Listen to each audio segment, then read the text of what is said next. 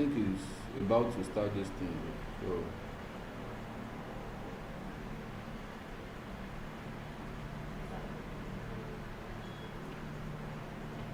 I go to one of the. I think it's so.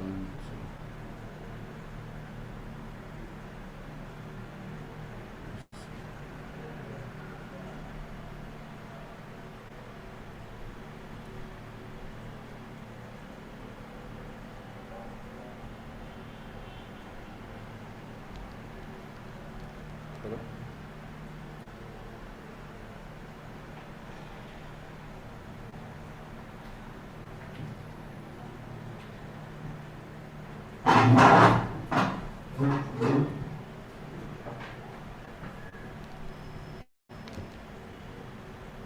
Well, hopefully, my can join. One keep in the start, Philip, to go in second person. Agenda on it. Ìjọ fún mi ní agenda, jẹ́ kí n sáré fún wa. Báyìí. Bẹ́ẹ̀ni.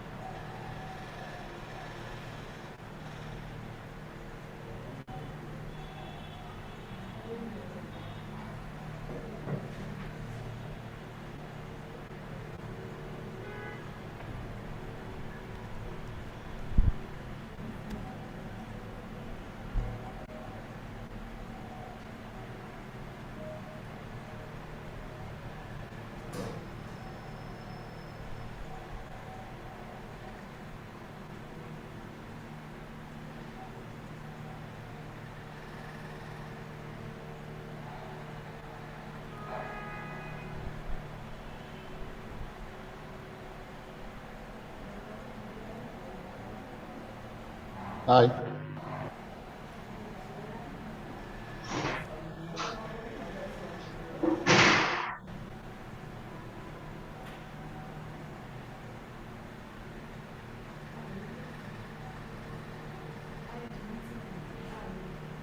Good morning. Register nìyẹn. None of you register with us. Good morning. Kí ni register nìyẹn. Look at your age. Oh yeah.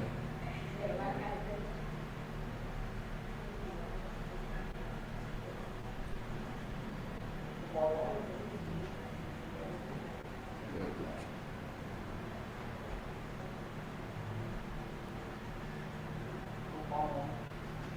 Good morning. Can you hear me, sir? Yeah, I can hear you. Good morning.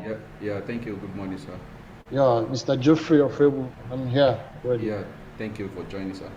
Okay. Yeah. Yeah. We're looking forward to a successful summit. Yeah. Thank you very much, sir. Yeah.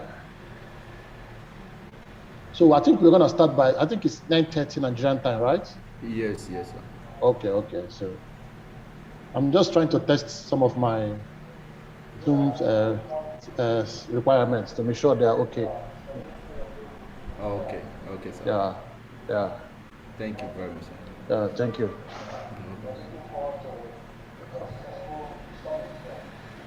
Oh.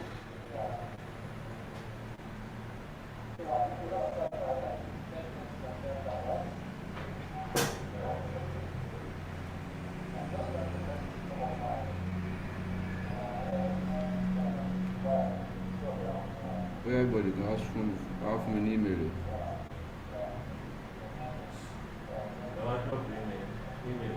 So the time will be but you have not joined.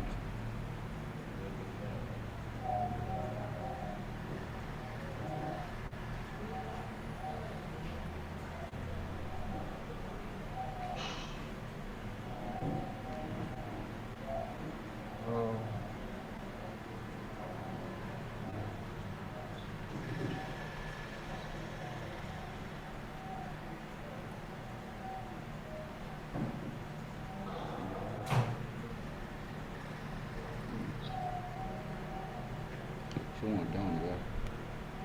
Oh yeah, I'm on the It's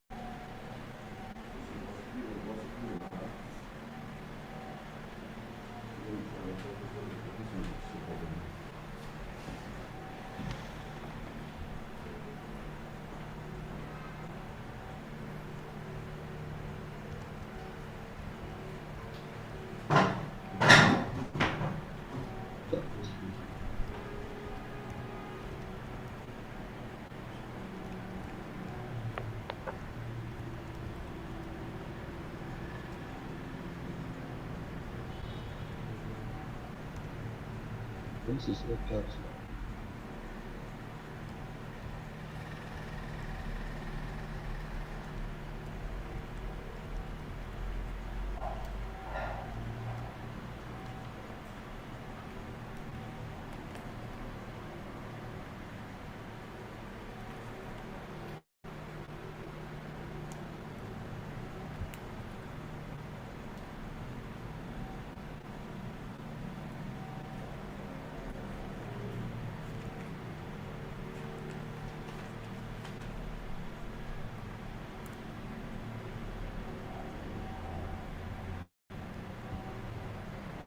Let me confirm. I want to confirm who it is.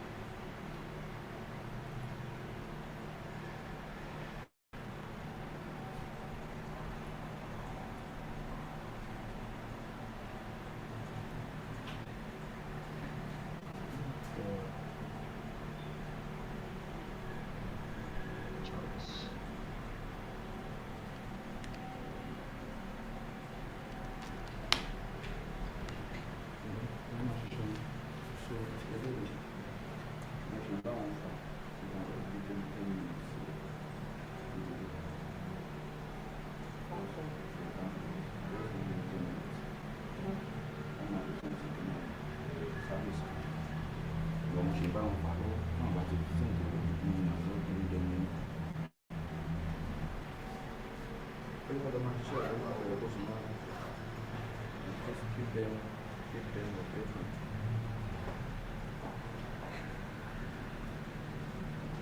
Mo ti bẹ̀rẹ̀ ní o mo ti ṣiṣẹ́ pé practice session máa ṣe ọ̀ so ìjọba tó wá bẹ̀rẹ̀ rẹ̀.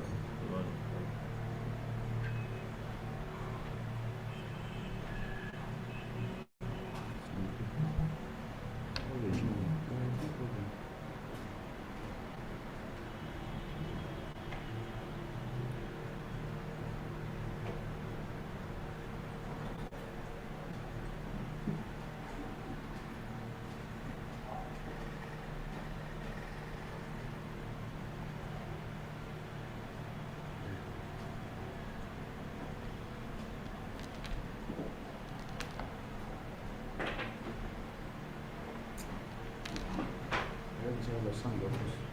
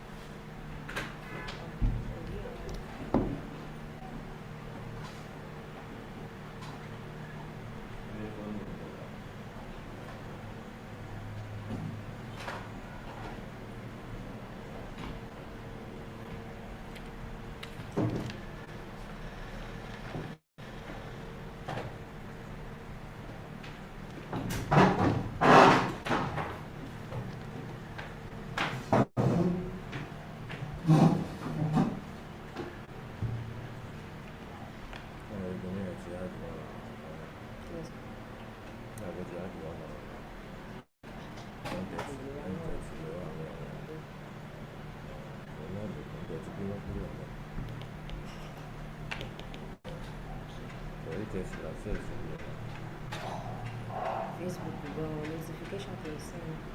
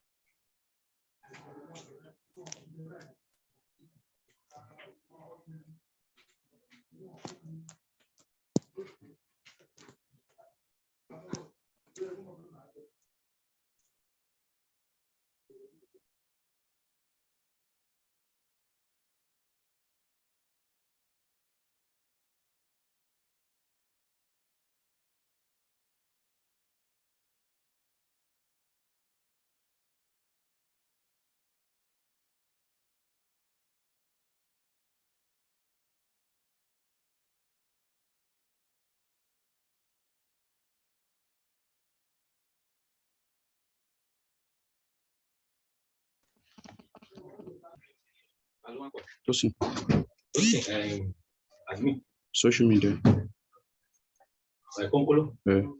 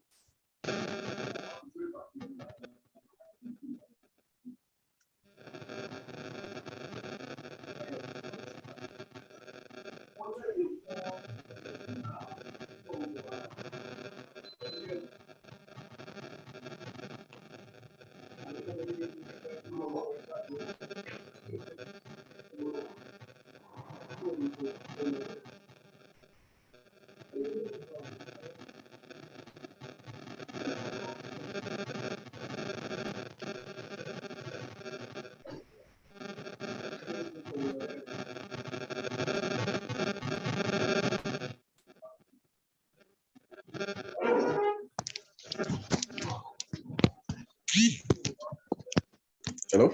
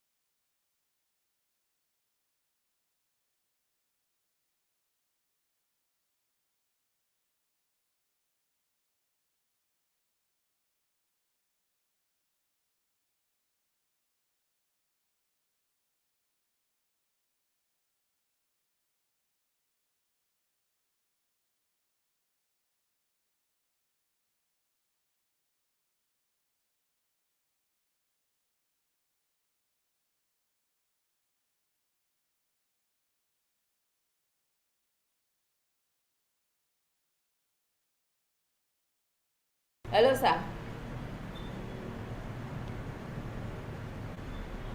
Oh, you are in a practice session. Practice very And practice Hello, sir. Hello, Mr. Olatunji Sylvester. Thank you for joining us. What do you have for us today? Hello, good morning. Hello, Mr. Koda. I don't know if you are talking to me. Good morning.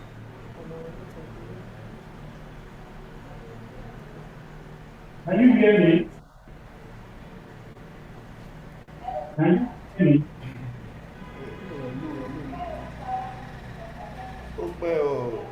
Transmission.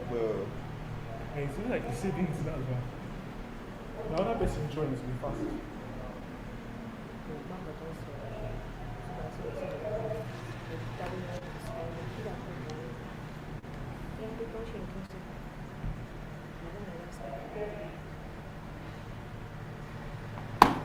Oh, okay. Mr.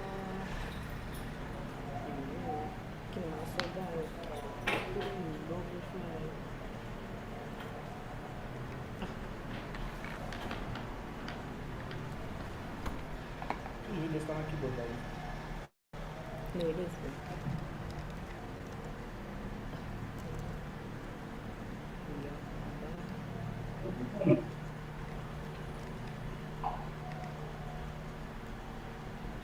Can you hear me?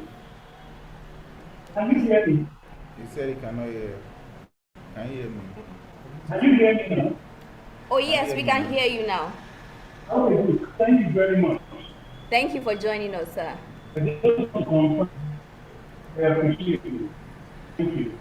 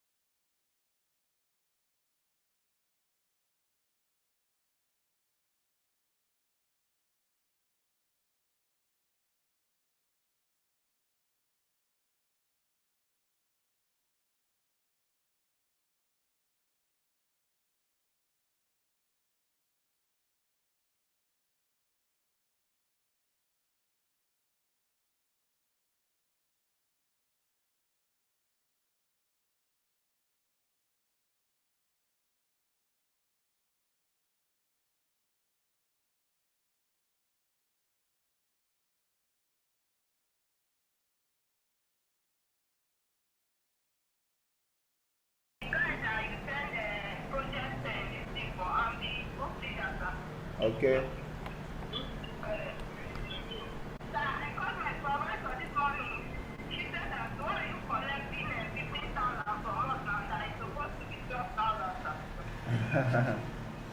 Wait, is it your supervisor that is doing project or you?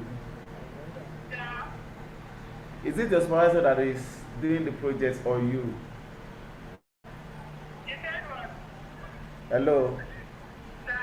Is it your supervisor that is doing project or you?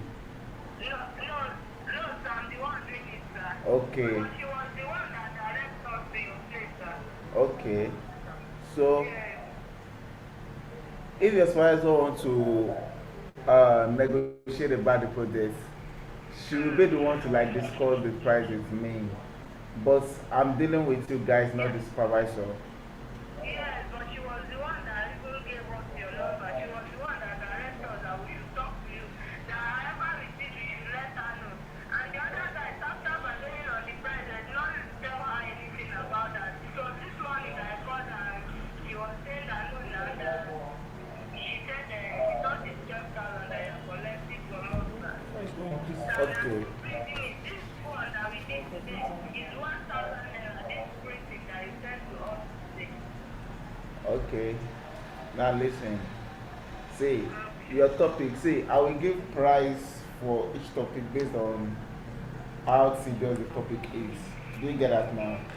So I give the price based on what your topic looks like. That's just it. So even when the supervisor called me, I will explain to her that this is why I believe this particular, certain price. The person that chatted with me, we negotiate now. I made him understand why I'm charging that price. It's not as if whether it's adding money to it or something. Their topics or anything about security. Something like, what do you think is the most rampant cyber crime? Kí lẹ ọ̀ṣun? Kí ni ìyàwó mi àmẹ́lá formal speaking? I just told you my price. See, this is a business and everybody just negotiates based on the price that favors them. Okay? That price favors them, that's why they do it, but it doesn't favor me and I can't do it that way. Do you get me now? Yeah. Thank you.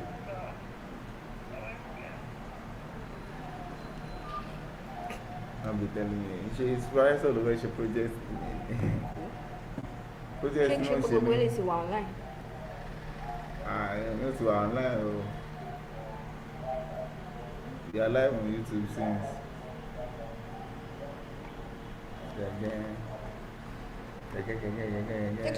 Hey, Chine's kids.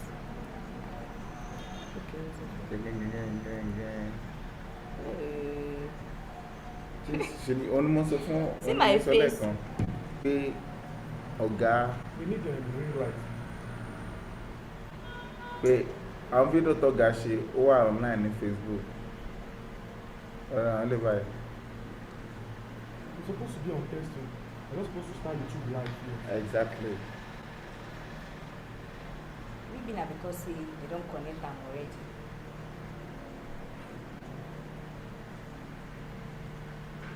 Hey, how about Start with you. every time you should not wash it? You should not wash it.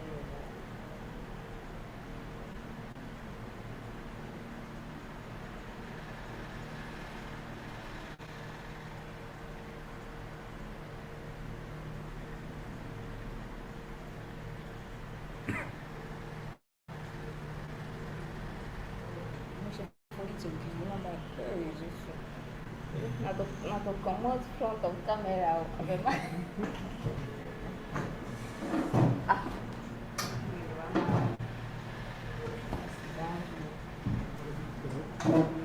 It's not easy to go. But you have been practicing it now. Let the practice come.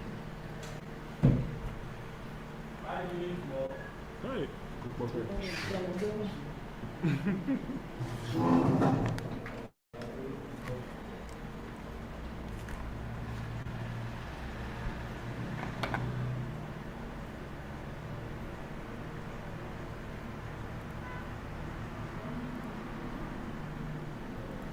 You didn't meet it though.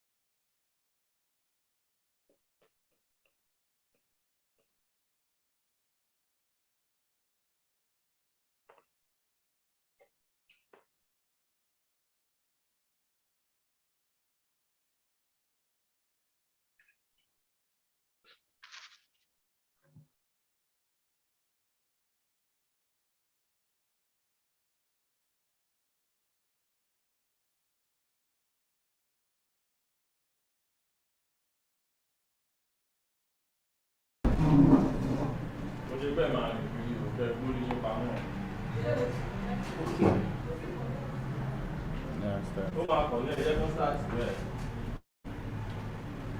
Okay.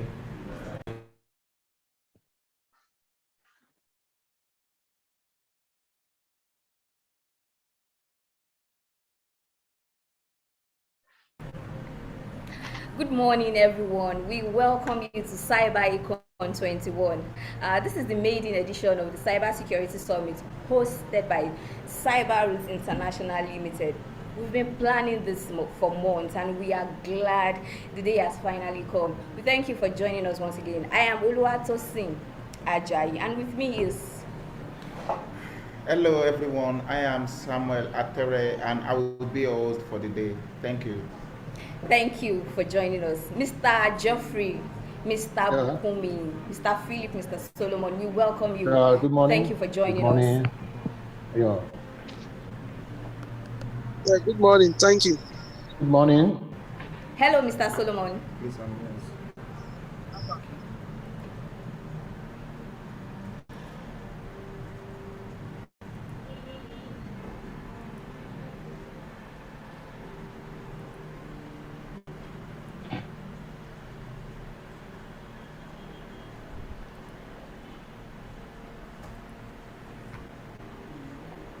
Hello, Mr. Geoffrey. Thank you for joining us. Good morning.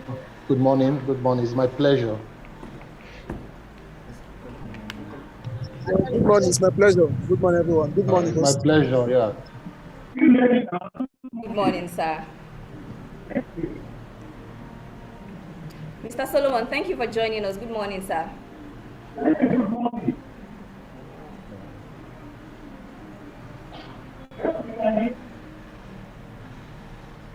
Hello, Mr. Hello. Good morning, sir.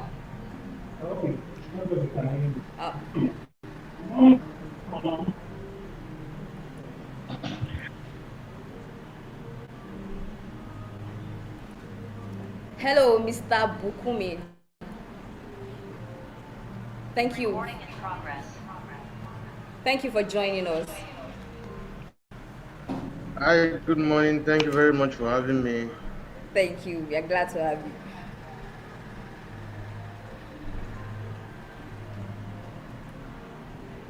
All right, we'll go straight into the agenda of the day. We'll invite Mr. Olatunji Sylvester, pardon me, sorry. He's the CEO of Cyberacon' International Limited. Let's welcome him on board to share with us his welcome speech.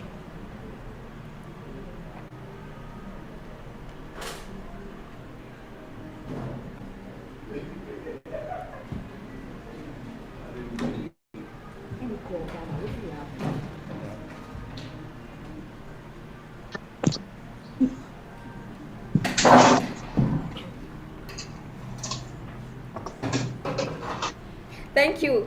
Let's have Mr. Olatunji Sylvester. Good morning. Good morning, ladies and gentlemen. Good morning. We want to welcome everybody in today's summit.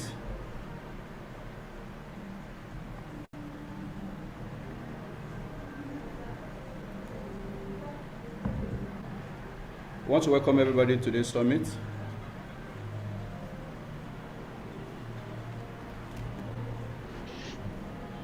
Sorry for the interruption. I want to welcome everybody to this summit.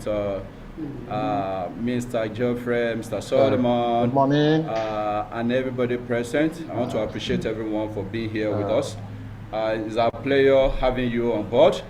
And basically, as we all know, that today we are having our cybersecurity summit, Cyberacon' 2021, and this is the essence. The essence of this summit is just basically for awareness, so other people will be able to learn better from us as an individual, as an organization, because cybersecurity has been an issue. Cybercrime also has been an issue to our society, to our business, to our organization. So, and I believe with the help of this summit, people will be able to learn and people will be able to hear from a resound speakers, all our speakers, and also not only that, they also be able to learn a better thing ahead from us. And I want you to want all our speakers, all our panelists to be in good stand, in which we have chosen you as one of the best people that can give us what we really deserve in our society and in our organization. So I want to welcome every one of you here. Thank you very much, and I pray God Almighty will help you all in Jesus' name. Once again, I welcome you all, and I believe today will be a successful one, and I pray God Almighty will see you all through in Jesus' name. Thank you. Amen. And I hand Thank over you, to thank you. my host. Thank you very much.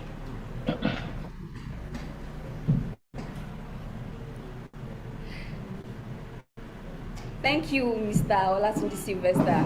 Thank you for sharing with us your thoughts concerning today's summit.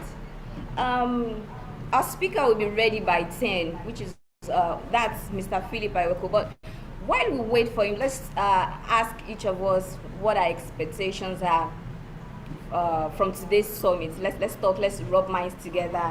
Let's just share. Let's share. Let's start with Mr. Geoffrey.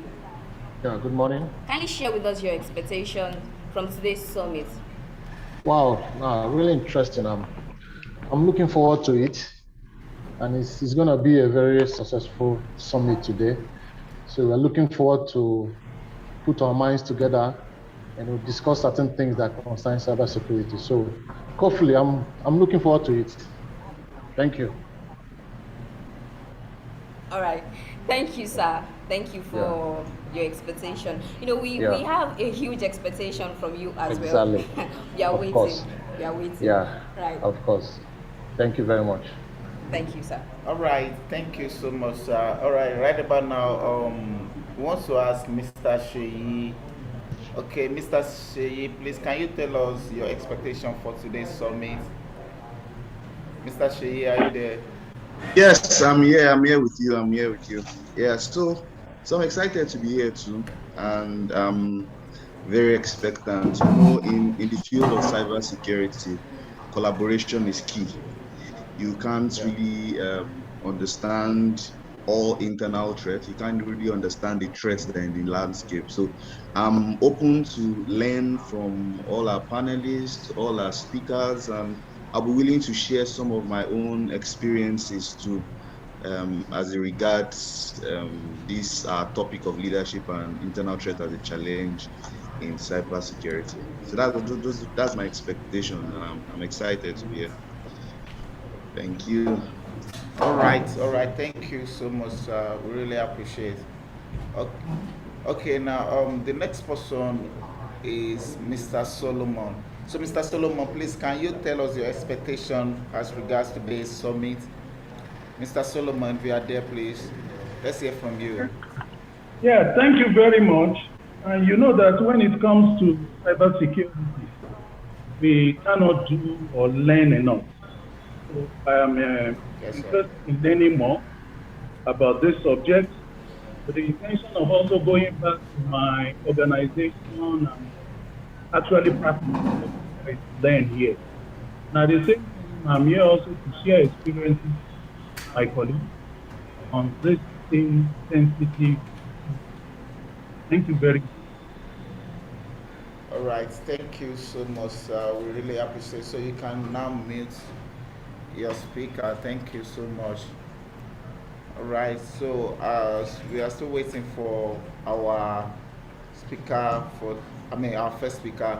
Okay, let me ask Mrs. Bukumi Ojo to share our expectation for today's summit. Ms. Bukumi, are you there? Okay, Mr. Bukumi Ojo, please, if you are there, want to hear your expectation as regards to this summit. Hi, good morning. Thank you very much once again for having us. One of the major expectations for me today is to meet with cybersecurity professionals and, of course, have a different view of what the profession is like from more experienced professionals in the field and get deeper insights on how to make the cyber landscape a more safer place for us to go about our day-to-day activities. So for me, that's just it.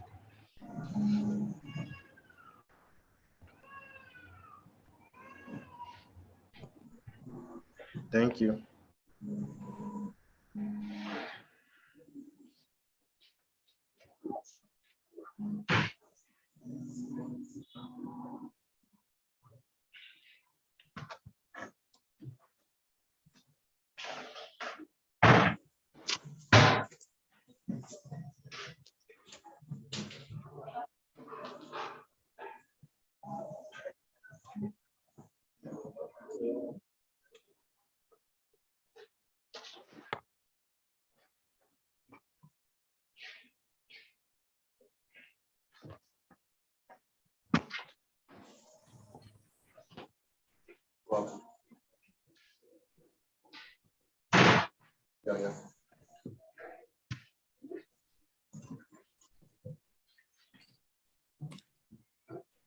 Yeah, hello everyone. Thank you so much for that. Okay, so let me hand over to my co-host.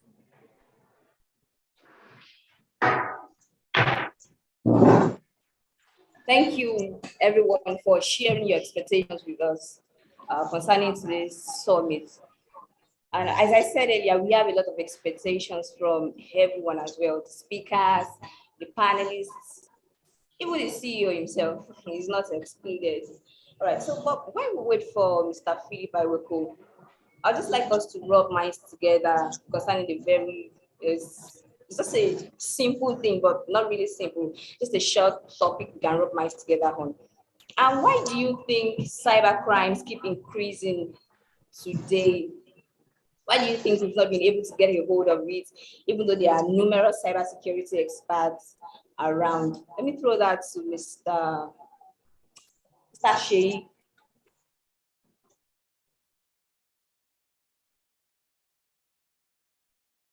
Hello, Mr. Shea. Yes, I'm with you. So if I get the question right, why is cybercrime on the increase? If that's right?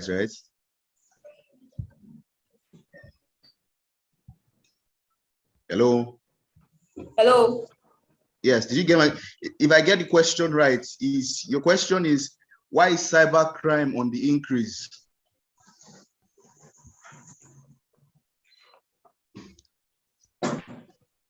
Are you with me? I think the network is. Hello? Yes. Can you hear me?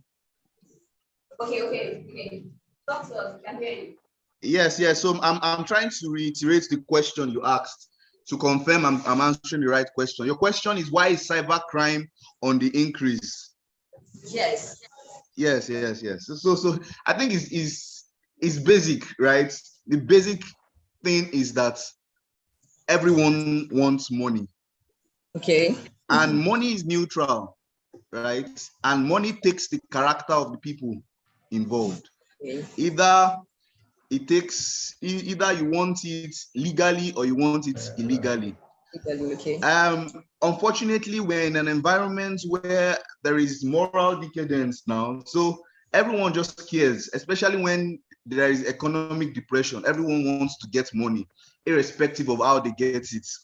Now, when it comes to cybercrime, the COVID-19 really helped us, or I would say help us, or I won't say helped us in that increased cybercrime, because everyone has to be on the internet now, whether at work, whatever you are doing, you have to be on the internet. And countries that are that are involved in so many other things, involved in cyber warfare, organizations, individuals really want money at a particular time and they cannot get it. So the best way for them is to steal it unorthodox ways. So those are things that lead to increase in cybercrime. And in the foreseeable future, it is going to increase as long as there is a need for money, as long as there's a need for power. That's in respect to countries, there will always be increase in the foreseeable future. So that's my own points and my own understanding of it. Okay, all right. Thank you so much, Mr. Shea. All right, okay. Thank you. You can miss now. All right. handing over to Mr. Geoffrey. Please, can we hear from you your okay. thoughts about how cybercrime has increased in society these days? Yeah, just to, Mr. Geoffrey. it's really very simple. Just to what, yeah, can you hear me? Can you hear me, please? Yeah, I can hear you, I can hear you. Okay, so just to add to what Sheyi has said, you just to add to what Mr. Sheyi has just said, you know, Hello, because of this COVID, can you hear me, please? I think the network is. Can you hear me, please? Hello? Hello? Yes, we can hear you. Go ahead. Network, I think network. Okay, can you hear me? Okay. Just to add to what Sheyi has said, COVID-19 has changed the way we work. So most times you notice that we are now working, most organizations are working remotely now. So, I mean, it has introduced more threats to the organization because internet is an unsecured network. That's where these cyber attacks and all these attackers reside on. So you can understand that the moment you leverage on external services, I mean, you are introducing more risk to the organization. And we are looking at now, it's another issue is we don't have really qualified personnel. I mean, we are in short of cyber security personnel to be able to address some of these malicious actors too. And we also need constant training and awareness among users, especially non-technical users, to be able to understand how to detect these malicious activities. You understand? And report them to the appropriate authorities. Yes, sir. Because, I mean, if you're not aware, as a user, if you're not aware, you can click any link, you can do something on it without knowing that it's going to introduce threat to your system and spread to other systems too. So we really need to train these users, you know, continuous security awareness to be able to modify their behavior towards security. So I think with that, it will help to, you know, contain this rise in cybercrime too. So that's my take anyway. All right. Thank you so much. Thank you. That you can now mute your speaker. Okay. Okay. The next person I want to talk about this is Mr. Victor. Mr. Victor, are you there? Okay. Okay. I think Mr. Bukumi Ojo. Hello, Mr. Bukumi. All right, Mr. Bukumi, please let's hear from you. What's your contribution to this issue of cybercrime that has rise in the society these days? Yeah, for me, I think one of the major reasons that is contributing to every other thing that the other speakers have said is the fact that a lot of people in the cybersecurity space, or even a lot of users, think that cybersecurity is maybe for a group or a particular group of people. So not everybody is taking enough initiative to see that they're really safe online. And the cyber criminals, they are aware of this. So they tend to really capitalize on that fact and exploit people from that aspect. So I feel if people like Mr. Godfrey rightly said earlier, that especially non-technical users, if they can take more initiative and be more proactive in being safe online, I believe we can do a lot better in fighting cybercrime. Thank you.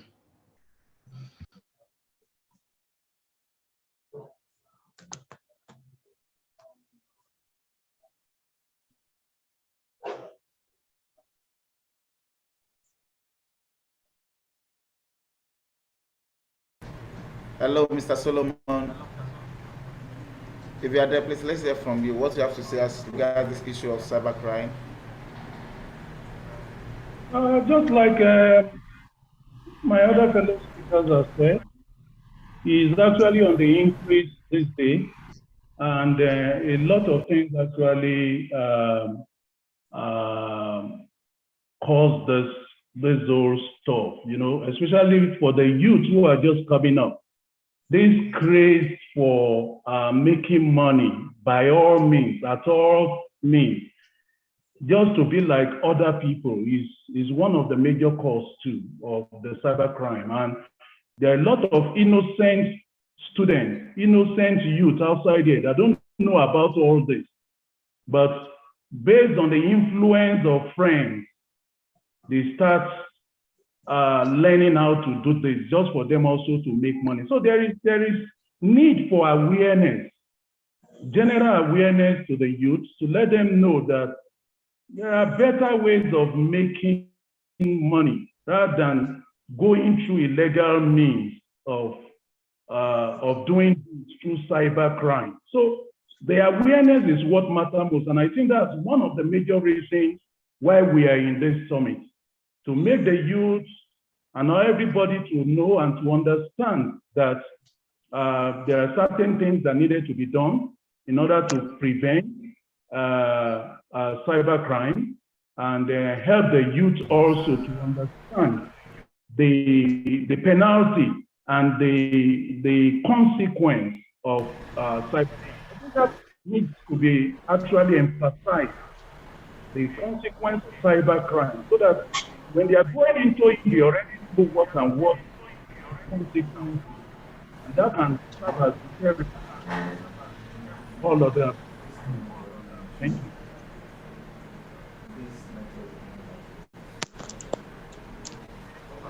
Hello. Hello, Mr. Solomon. Yes, I can hear you. I can hear you. Hello, Mr. Solomon.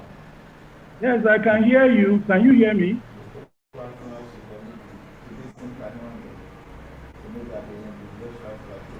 Oh. Can you hear me? Oh. Hello.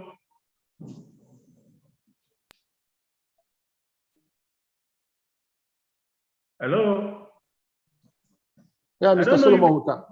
Hello, we Mr. can Solomon, hear you we now. can hear you. We can hear you, Mr. Solomon. Go ahead. Thank you very much.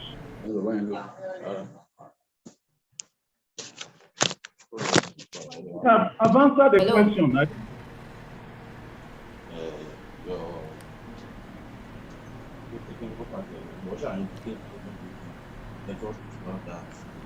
Hello, Mr. Solomon. Oh, I can hear you. Can you hear me now? Oh, okay.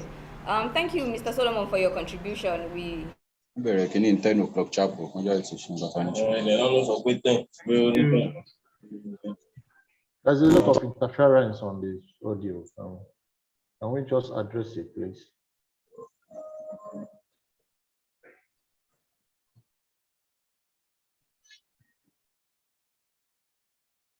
Good morning, everyone.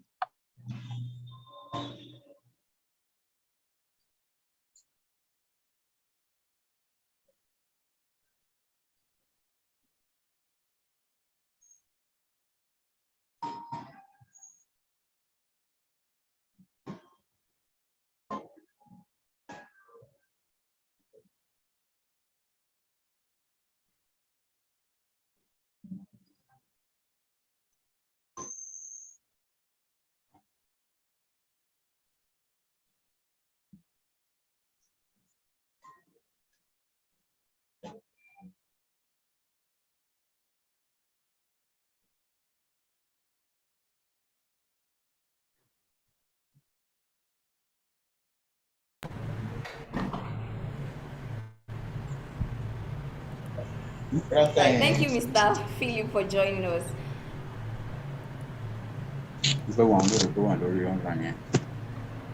Thank you, the host. Good morning, everyone.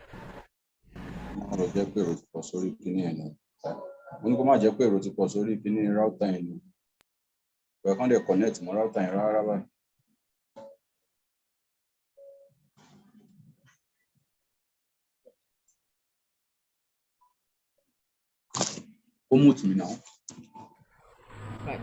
Thank you for joining us. Dr. Francis. Thank you for joining us too. Thank you for joining us. All right. It's time to welcome the first speaker. We've been rubbing minds together while we wait for him. That's Mr. Philip Iweko. Right, permit me to share my screen and read out his profile before he speaks to us. Thank you.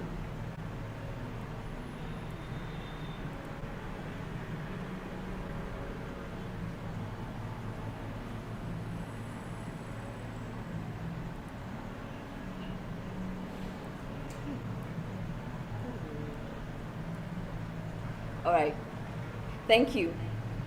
Mr. Philip is a Chief Information Security Officer and a Data Protection Officer with 13 plus years of experience.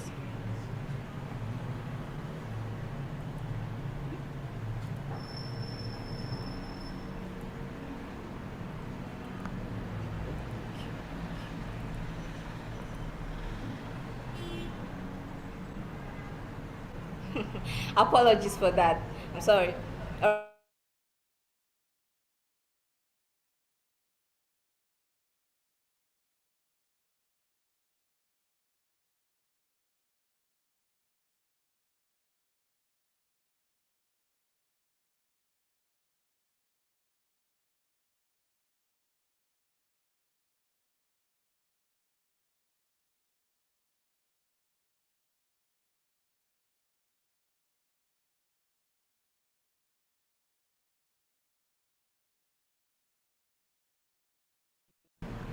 Information security management system and digital initiatives for major financial institutions in Nigeria.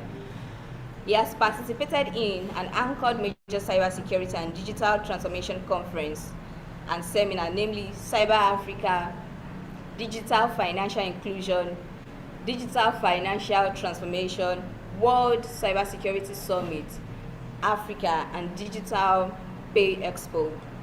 Currently, he is the head of cybersecurity department at Nigerian Police Force Microfinance Bank. I'm certain that when Mr. Philip Iweko is done with this seminar, or with this summit, he'll join that to his portfolio, just as he has Cyber Africa and the rest on his profile.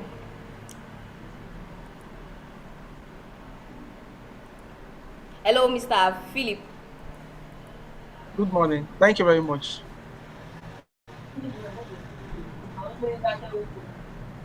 Yes, I said after this summit, you'd join our summit to the list of the summit you've attended on your profile. Isn't that right?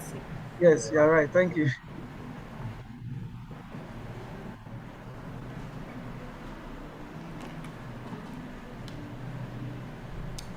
Hello, Mr. Philip. Yeah, I can hear you. I'm with you. Okay. Thank you. We'll hand over to you now to speak to us on what you have prepared for us. You start now as you speak to us Can I get a on permission to share my screen? the internal security threat, challenges, and possible solution in the financial sector. Over to you, Mr. Philip. Okay, Thank please you. grant me right to share my screen. Oh yes, please. Okay. Yeah, allow me share my screen, please.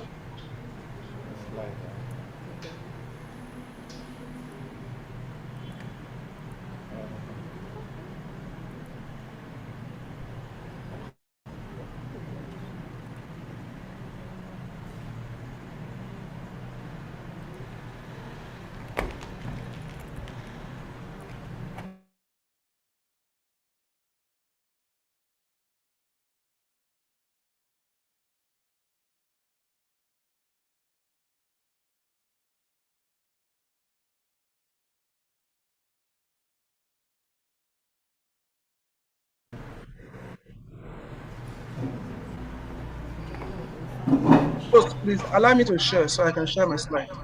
Okay, sir.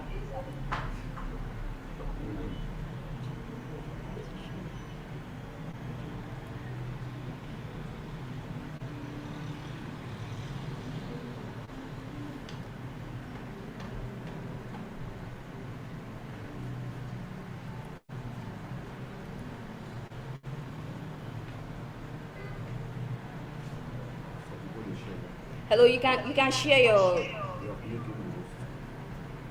slide now. You can share your screen now.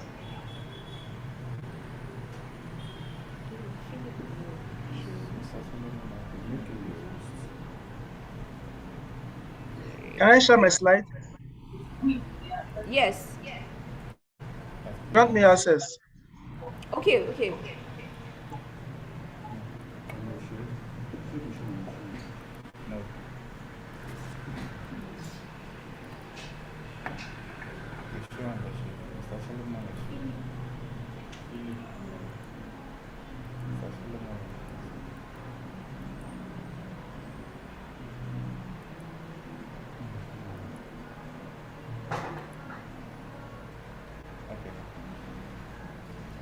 I think, Mr. Philip, you can share it now. Yes, I can see. Thank you. Good. Thank you.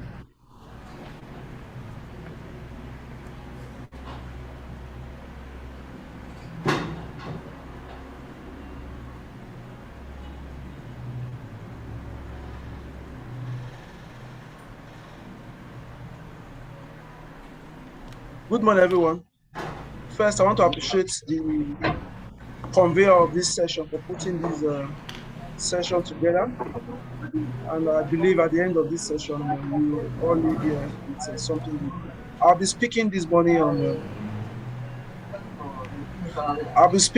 on internal security threats, the challenges and solutions in the financial sector.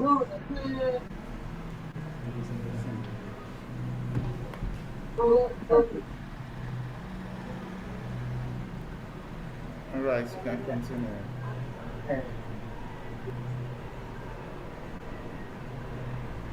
So, firstly, we just look at what internal security threats is all about as it relates to the financial sector.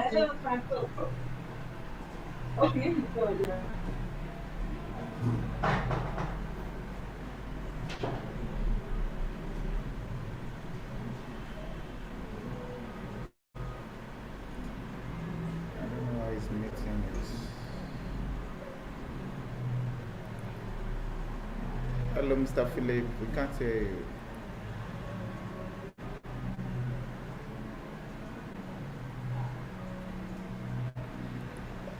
Mr. Philip,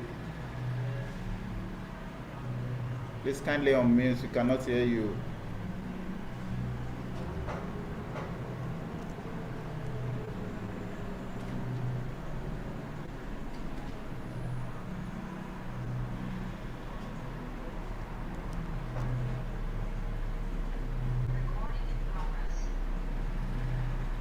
Hello, Mr. Philip. Okay, I can hear you now. Sorry. Okay. I was a bit distracted.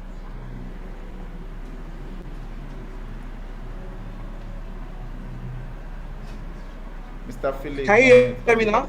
Yeah, I can hear you now. Thank you. Okay, fine. Sorry, there was a bit of distraction where I was. So I needed to change my office. First, I want to appreciate the organizers of this session for putting it together. So I'll be speaking on internal security threats, challenges, and solutions in the financial sector. Hope I'm audible enough. Yes, you are. Yeah. Continue. Yeah. Good, okay. So first, I'm Philip Cyberacon', CISO and the DPO for MPF Microfinance Bank. I don't need to go into more details on that. So we'll look at first what are insider threats. If we're looking at internal security threats, which are also what we refer to as insider threats. So from a definition, we'll be looking at how does it affect the financial sector? What are the impacts as it relates to cybersecurity? So from the definition we have on the slide, insider threats are more like malicious threats to an organization. They come from people within the organization majorly, former employee, current employee, contractors, or business associates who have inside information, meaning they don't have inside information about the organization. They cannot really carry out they cannot pose any security threats to the organization internally. But there are external threats also, but I'll focus on internal threats as it relates to what's the security of the financial sector. Then we're going to look at the categories of what constitutes the insider threats. So there are three major categories. Now, it could be from the aspect of compromise. Another aspect could be negligence. Another aspect could be for a malicious purpose. Now, we'll say compromise in terms of insider threat. We are looking at threat actors who have stolen or legitimate employee credentials to pose as authorized users. For example, a staff that have resigned from an organization whose profile have not been removed from the system, or even an existing staff whose credentials was compromised, he or she was not aware. Those are things that could lead to insider threats. Now, these are what issues of relate to what compromise. We're talking about negligence. Maybe an employee without security awareness, probably, for example, when creating a user, he was not properly taught on how to assign privileges and rights. He just created a user and assigned an administrative privilege to that account. Or, for example, you're supposed to disable a user. He's not disabled. Those are what insider threat as a result of what negligence. Then we look at malicious purpose. These are bad actors, such as they could also be current or former employee. They could also be third parties. One of the greatest aspects of organizations are facing a major threat now is issue of third parties. Now, they play a role in terms of insider threats to organization, in the sense that during the course of their work, they have access to one or two information regarding the organization. As a result, it's a threat landscape that also need to be given the attention to. Now, we're talking about malicious purpose, or using their privilege to steal intellectual property or company data, or to fraud or sabotage or espionage, or to even probably blackmail the organization. All these are the various categories that make up what insider-related or threats. Now, from the statistics, it's very important we look at statistics. The average global cost of insider-related threat has increased from 31% over the last 2 years, from 8.7 million in 2018 to $11.45 million in 2020, meaning there have been a sporadic increase in terms of number and volume. And the reason for this is, one, awareness is a major part of it. Then benefits. I heard the various speakers talking about we were asking about what is the reason for cybercrime and all of that. Financial benefit is also one of the major things. Employees who are disgruntled, probably they are not happy because of what they are being paid. When they see another staff being paid certain amount and they see what they are being paid, so those things also lead to insider-related threat. Now, 90% of this cost goes towards what? Containment, remediation, incident response, and investigation. Now, an average cost of an incident involving credential theft is between $1,700 Now, let's look at the statistics between negligence insider-related threats and malicious insider. Now, 62% as a result of what negligent insiders are most common and account for what majority of the insider-related threat. Negligence, meaning staff who are not aware. For example, someone doesn't know that, when a staff resigns, his access right need to be disabled.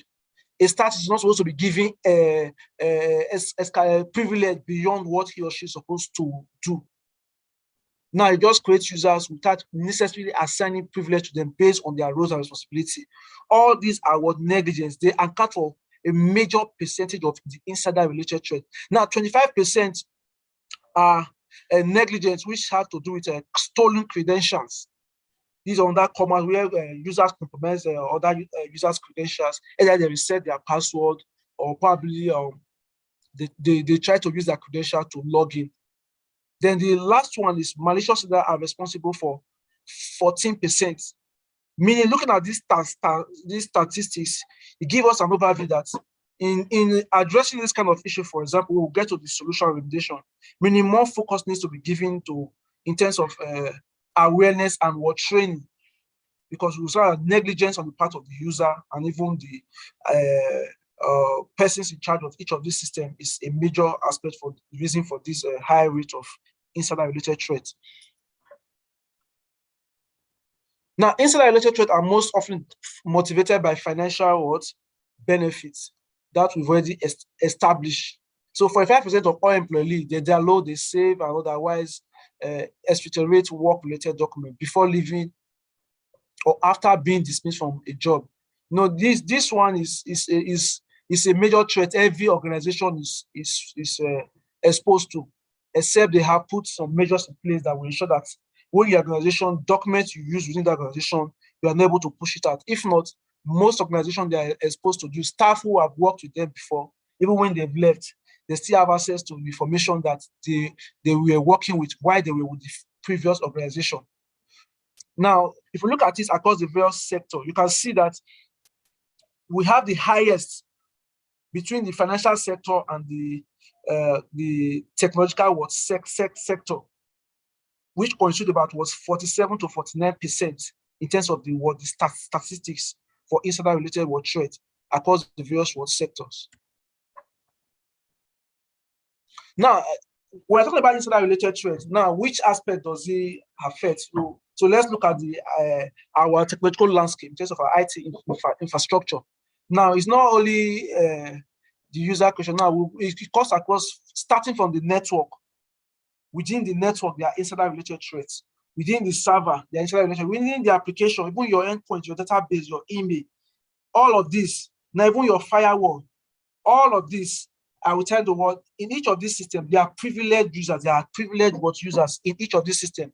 Now, if they are not managed, they constitute internal security threats to every organization. Now, within your network, you start asking, who are the privileged users? Who are the super administrators?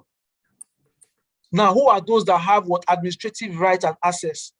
Their right and access, is it based on least privilege, or you just give everybody administrator? Because you have 4 network persons, the 4 network persons are administrator. No, it shouldn't be so. All these constitute, they pose risk to your network.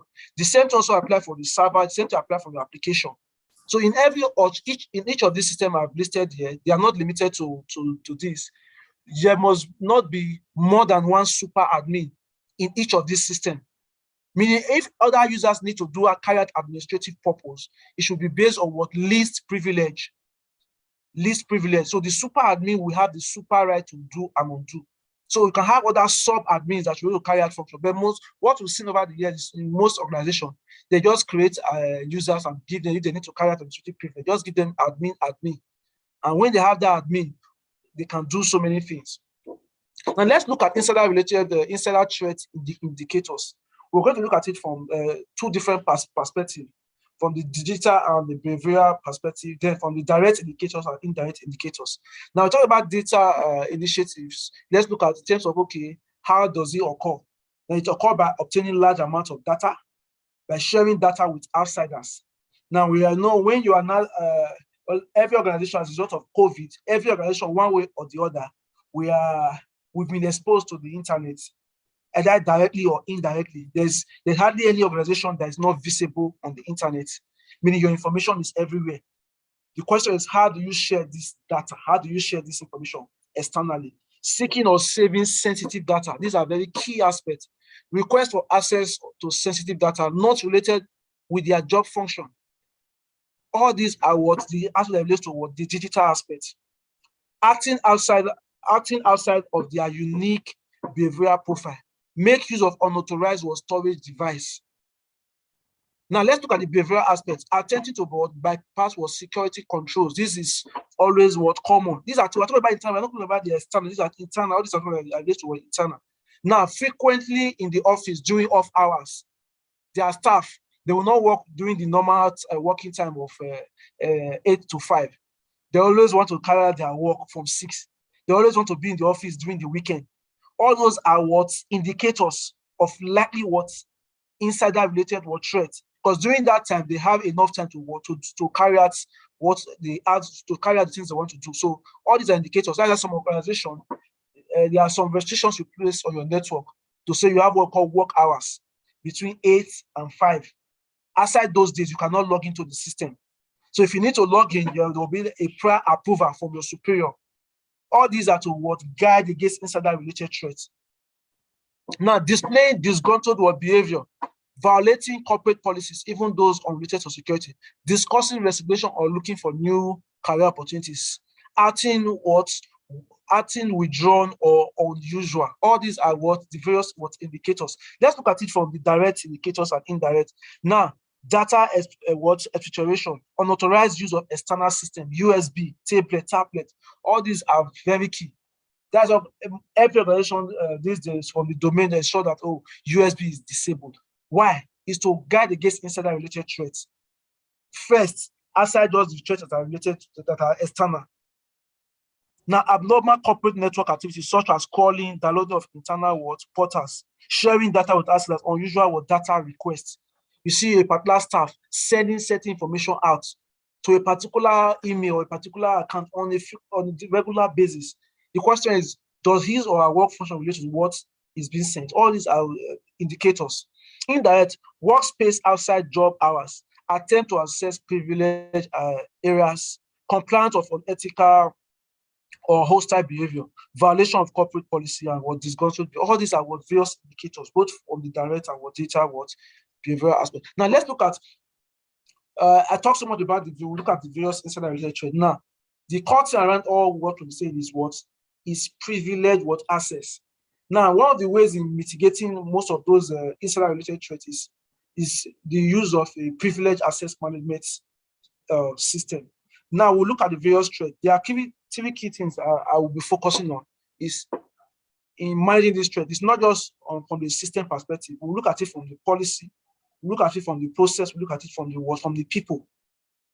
Now, from the policy, as an organization, do you have a policy that speaks around is a privileged user or administrative user, how they should be created, how they should be managed, if there are requests? There should be a policy around it. In that policy, where we define, okay, for every privileged user, they must create them with a defined name. Creating a user with admin is not allowed. Because why? When there's an incident, you will not be able to determine who carried out that action. So if it must be done, that admin should be tied to a user account. There's nothing like staff 1 or ABC or staff 2. No. If you are a staff, so if you need to carry the that admin privilege should be assigned to that staff account. Now we're going to look at privileged access management policy, how it helps to prevent insider attack. One, it helps you to keep credential of your most sensitive assets in a central secure vault. For example, part of the policy will be you must maintain a privileged access user list templates. For example, all your systems, you should have all your systems listed. Each of these your system, who are the privileged access users, you should know. Then you should know the assets that they have and their username. So when there's an issue, you are able to carry out proper auditing. Now you should limit privileged access to sensitive information. Meaning when you are granting access, should be based on least privilege. Now remove local admin. This one is very, very important. Where we will add system to the domain, we will have some endpoint that are joined to the domain. Now, there are local admins within those systems. Those local admins must be disabled.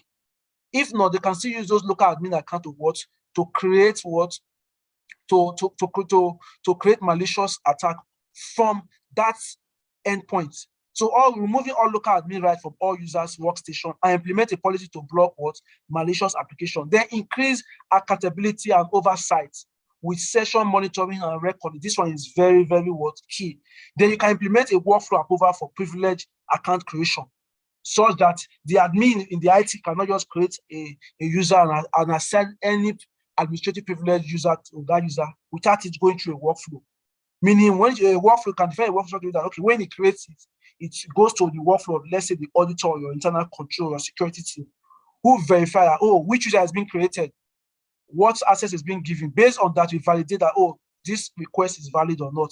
Then you should be able to monitor and log privileged access user to sensitive information on that and ensure that all users have adequate training. This one is very key to prevent unintentional mistake.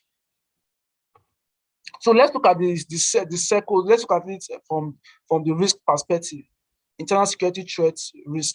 Now, first, we'll look at it from employee theft and sabotage. These are the kind of risk that your internal security threats, what it can pose to an organization. There are reputational risk, loss of income, security breaches, business disruption, disclosure of sensitive information, unauthorized access. All of these are the kind of risks that internal security threat poses to the organization. Reputation means, for example, when they get that information, they can start spreading fake information about the organization. and that puts the reputation of the organization at risk. Loss of income when there are breaches. We heard of the one that happened recently in Nigeria of a major institution, and that crime was well over some millions.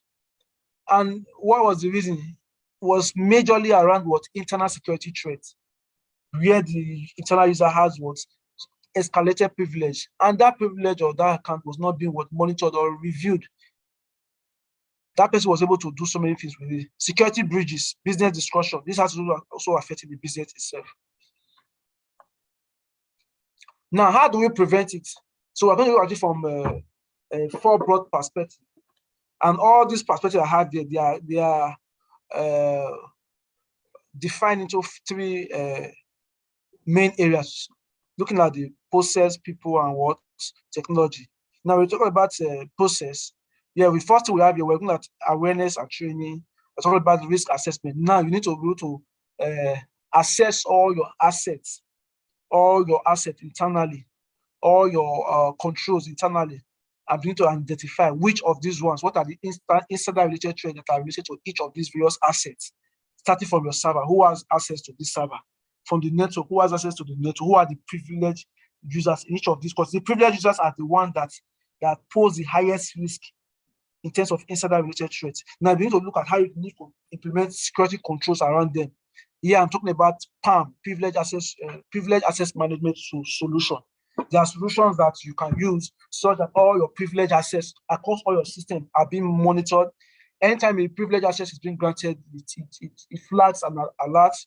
They need to have something like a SOC in place, security operations center, where we need to monitor activities of what users do across the various IT infrastructure, where you have for your NAC, your network access control, such that user is granted access based on what has been defined. They can need to see all the access every user has on the network.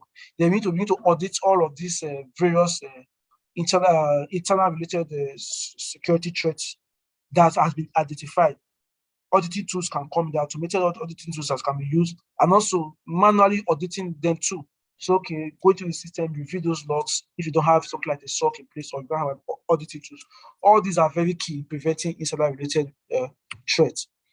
In conclusion, when we talk about cybercrime and banking in the financial sector, we tend to focus on external threats, but often organizational insider threats are more likely to be the more source of breach. This is very, very true. Because what we've seen over the years, most of the threats that have been perpetrated, majority are insider-related threats. Only very few are external. So in fact, if you can say insider threat pose a greater risk than external threats, as your employee already know where your company crown jewels are. This is very important. A staff that have worked in the IT department, he knows the assets that are the crown jewel.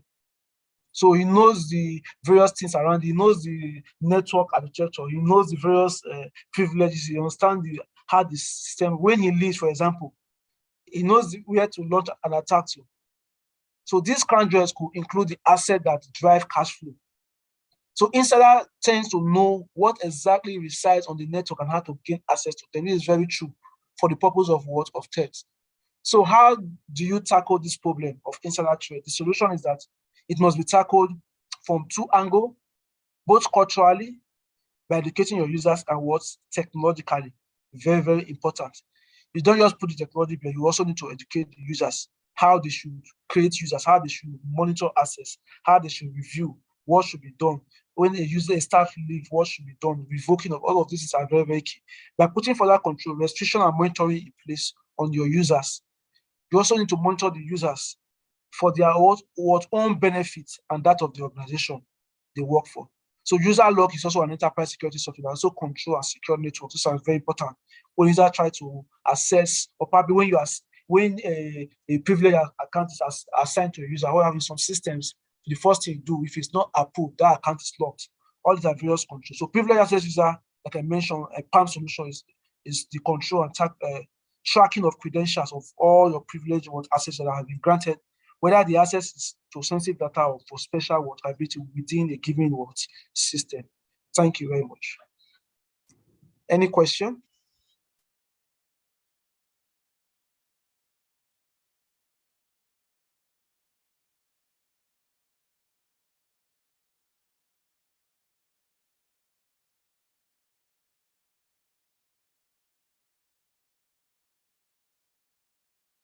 Thank you very much. I'm done.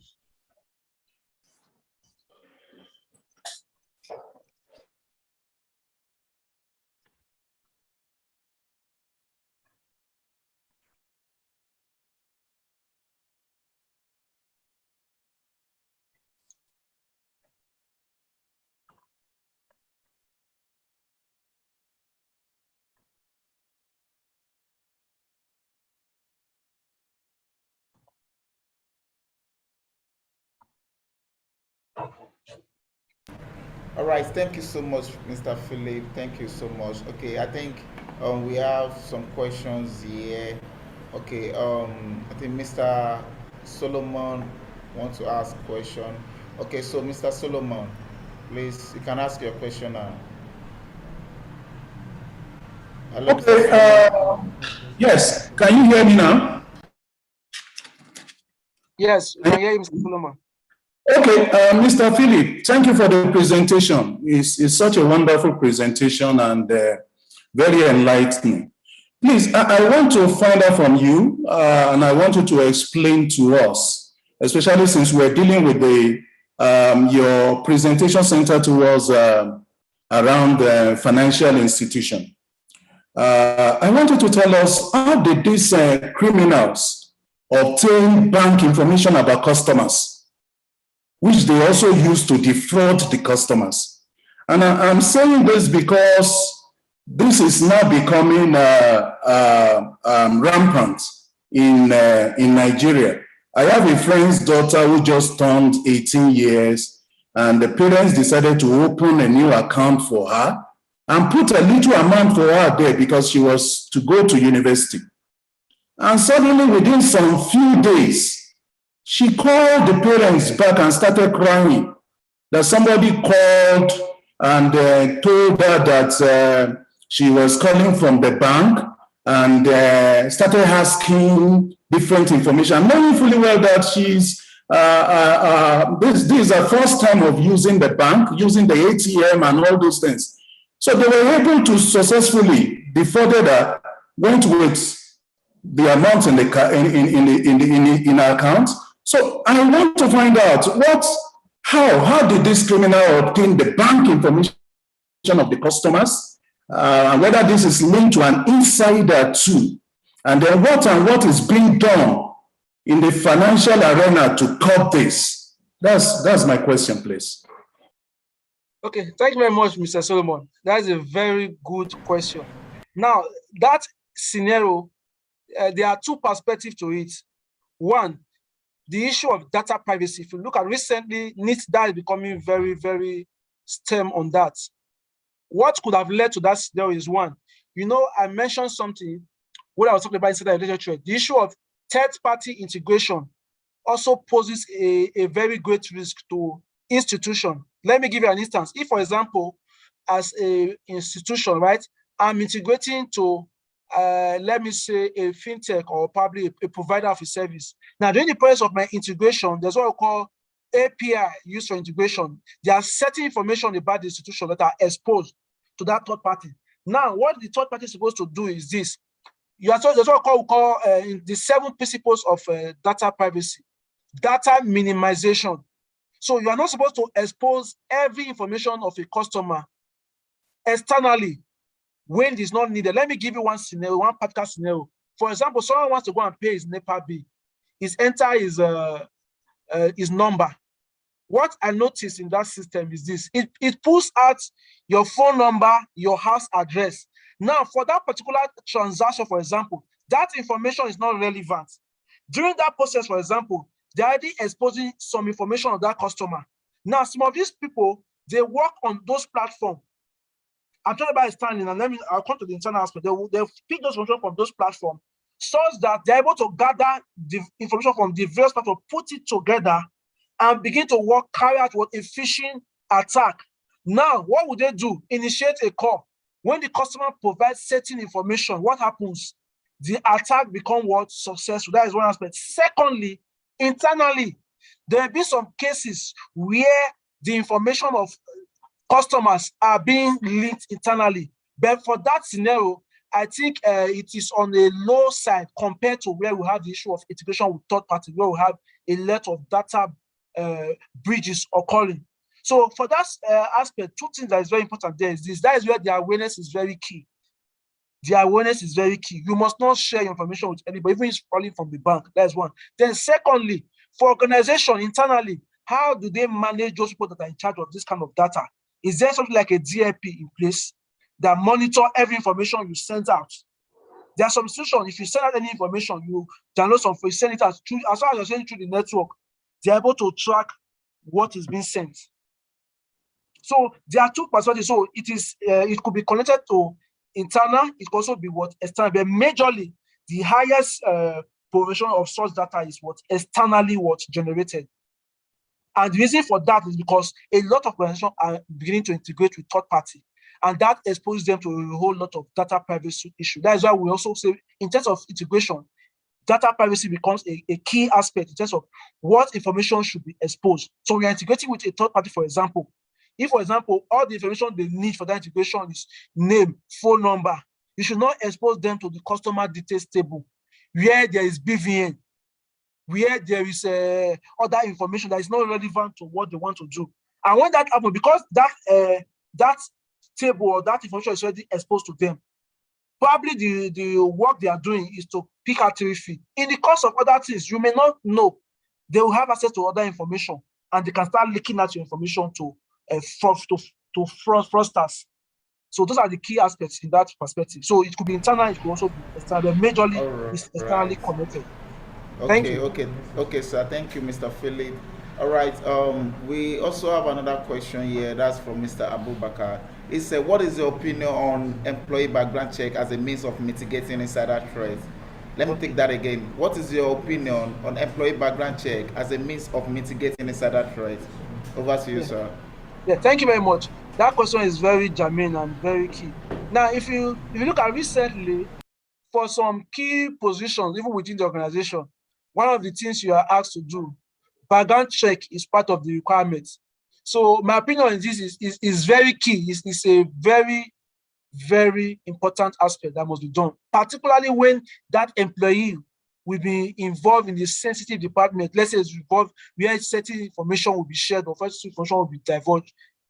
Background checks should be done to check about the test of their character, their history of what they've done before, if they've been involved in any crime. This will give you an idea of who that person is.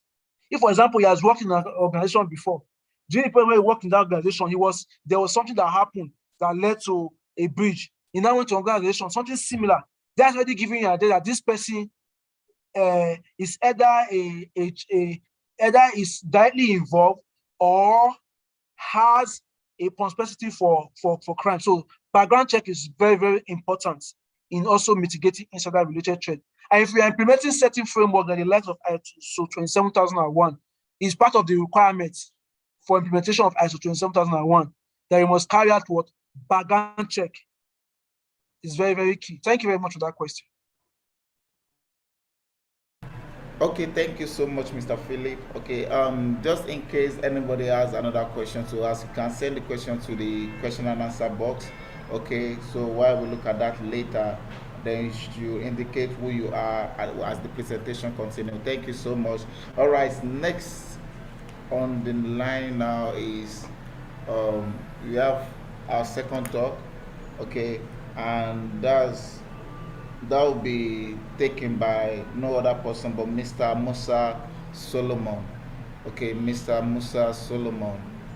And why I quickly read the profile of Mr. Musa.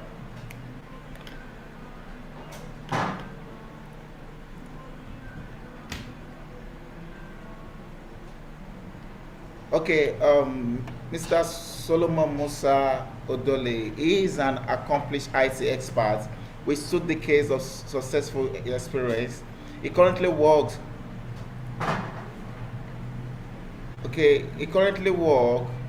with the Corporate Affairs Commission. Solomon is a fellow of the prestigious Nigeria Computer Society and holds numerous technology certification and membership. Okay, he has great knowledge and expertise of the technology industry. Also, he has championed numerous projects within and outside his agency. Prominent among them are the implementation of the National Identity Management Policies in Nigeria and National Societal Safety Net projects. Presently, he has just been appointed as the Coordinator, Ecosystem Coordination and Strategic Units, a World Bank ID4D projects under the Federal Government's Ministry of Communication and Digital Economy. All right, so you are welcome, Mr. Solomon. Over to you.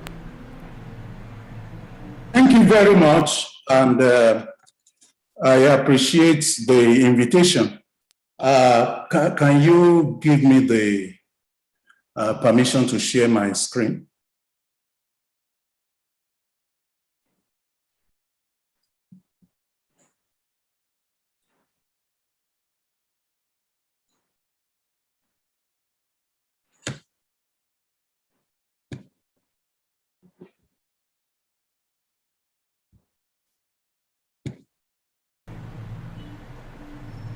Okay, I want to believe we can see my screen now. We can, thank you. Yes, we can see. Okay. Thank you for the introduction, and it's nice being in this summit.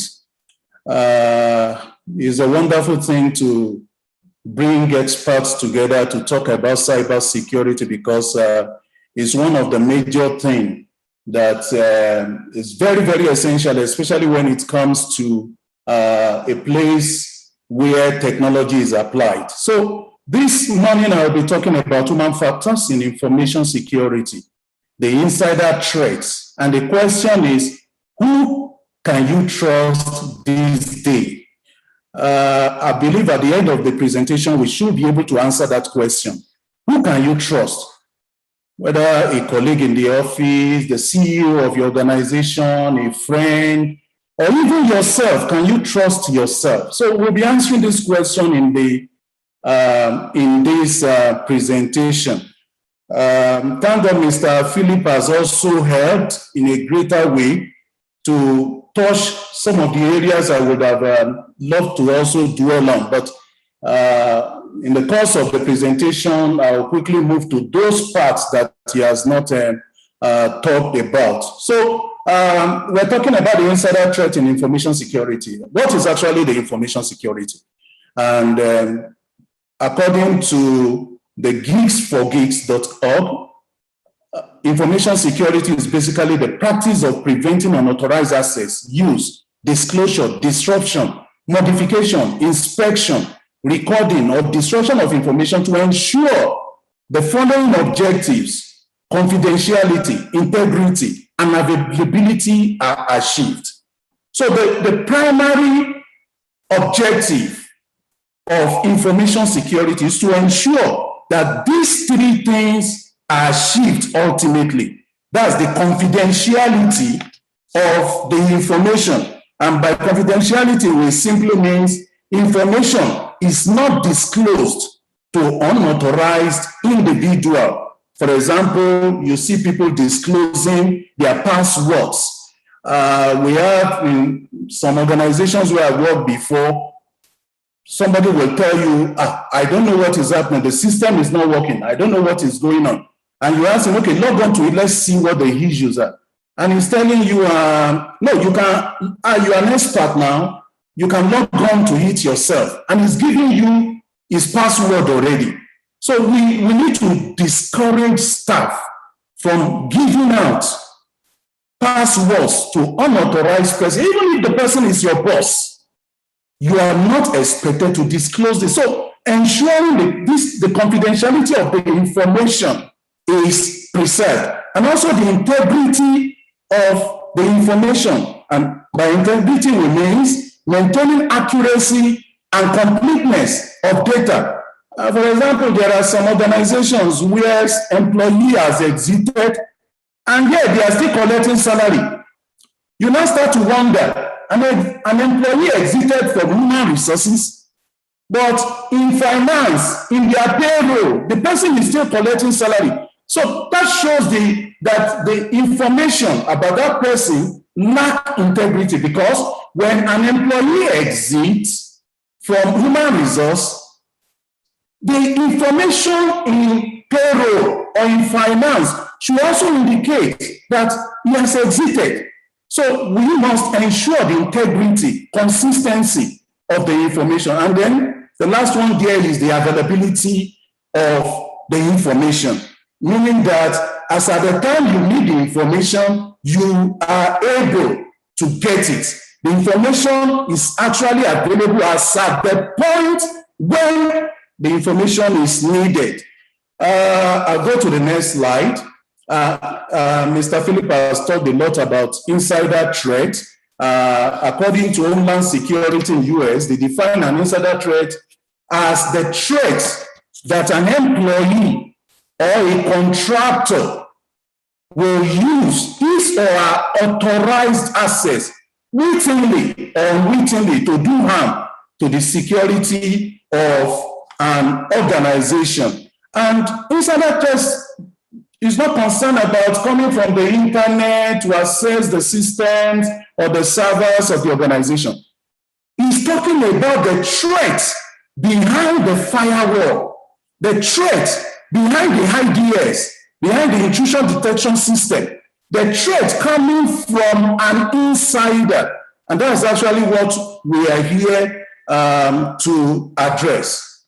And we should also know that, we all understand that there are literally three elements of a successful organizational transformation. And that is the people, the process, and the technology. Unfortunately, most organizations dwell more on the process and the technology.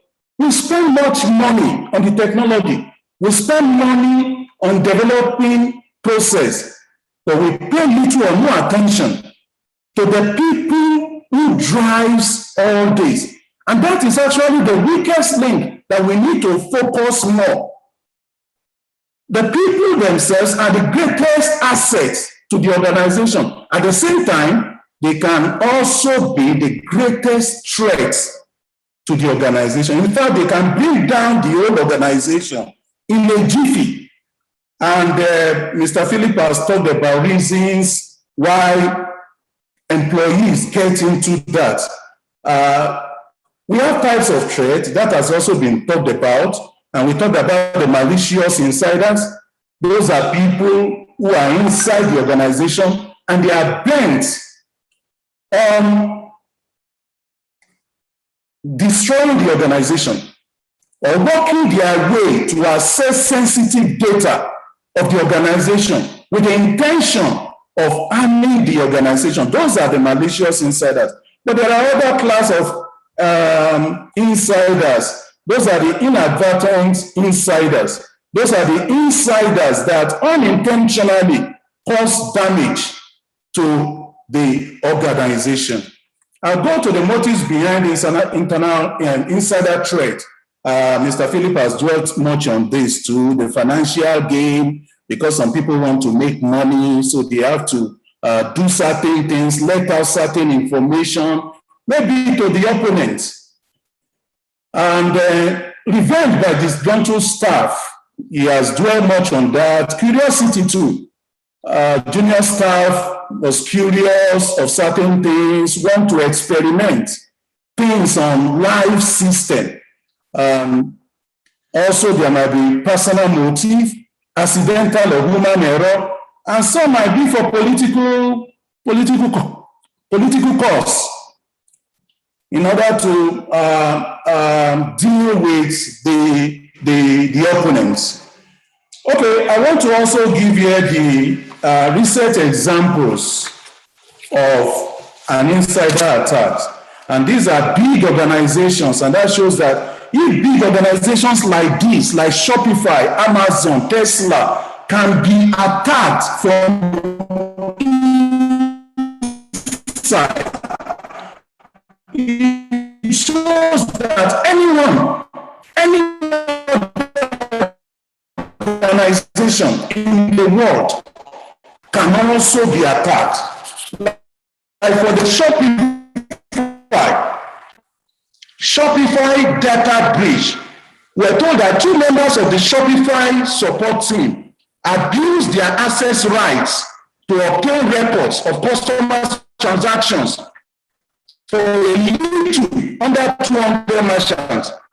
The data contained in customers' personally identifiable information, the increase to 1.27% in Shopify's stock price. And that actually happened in 2020.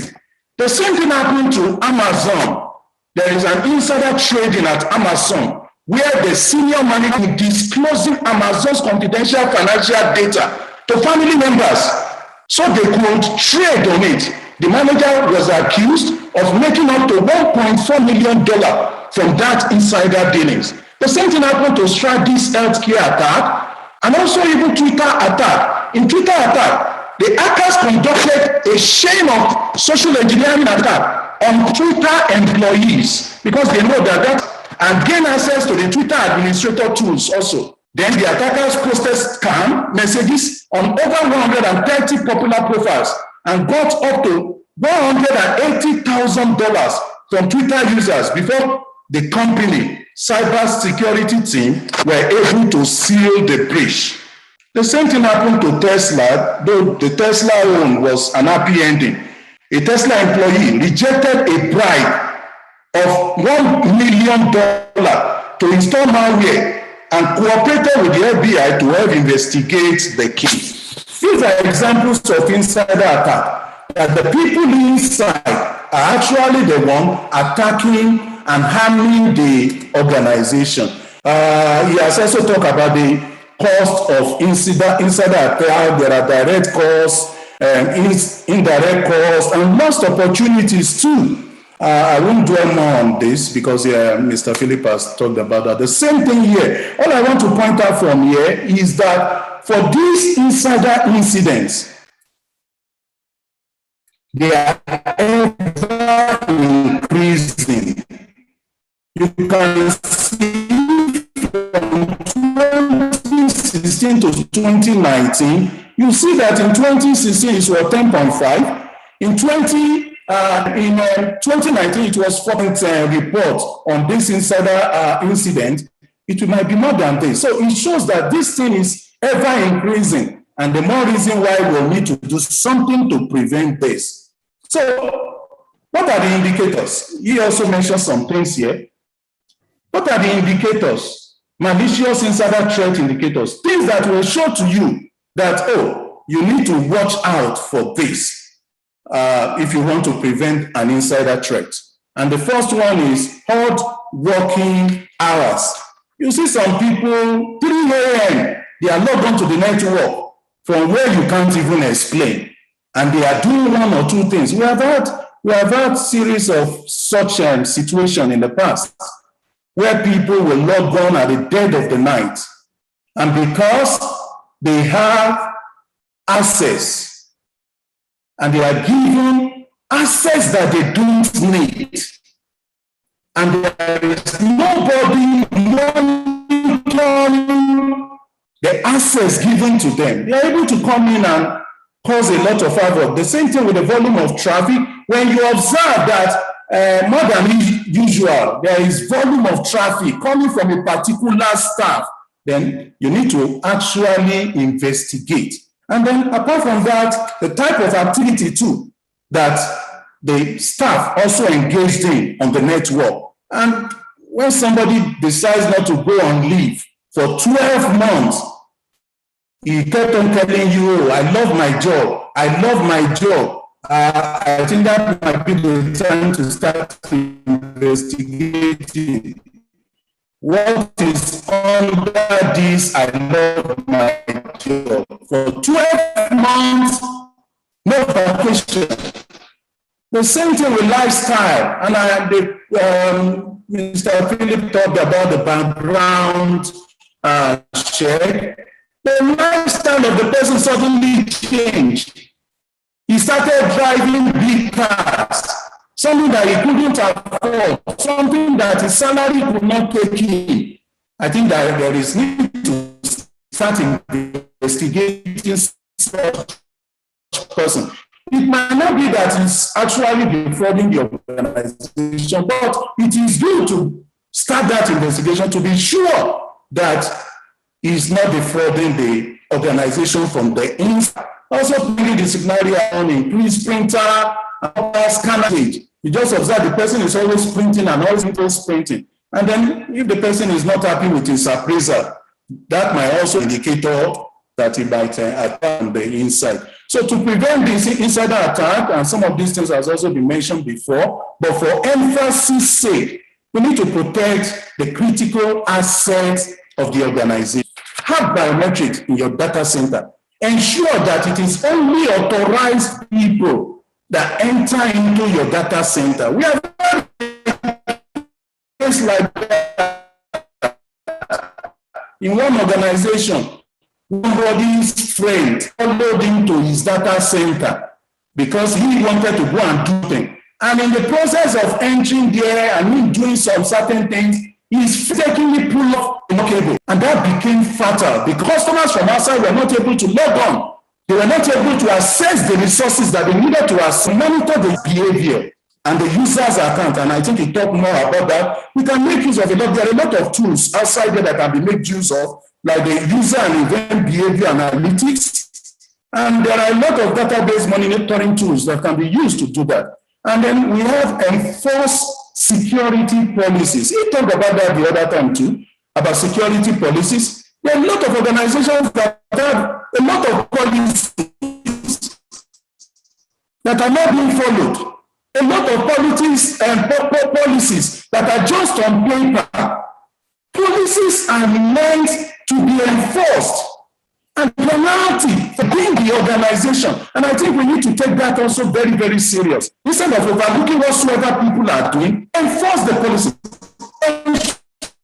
Ensure everybody, whether big or small, in your organization, follow the policy and analyze if there is any breach.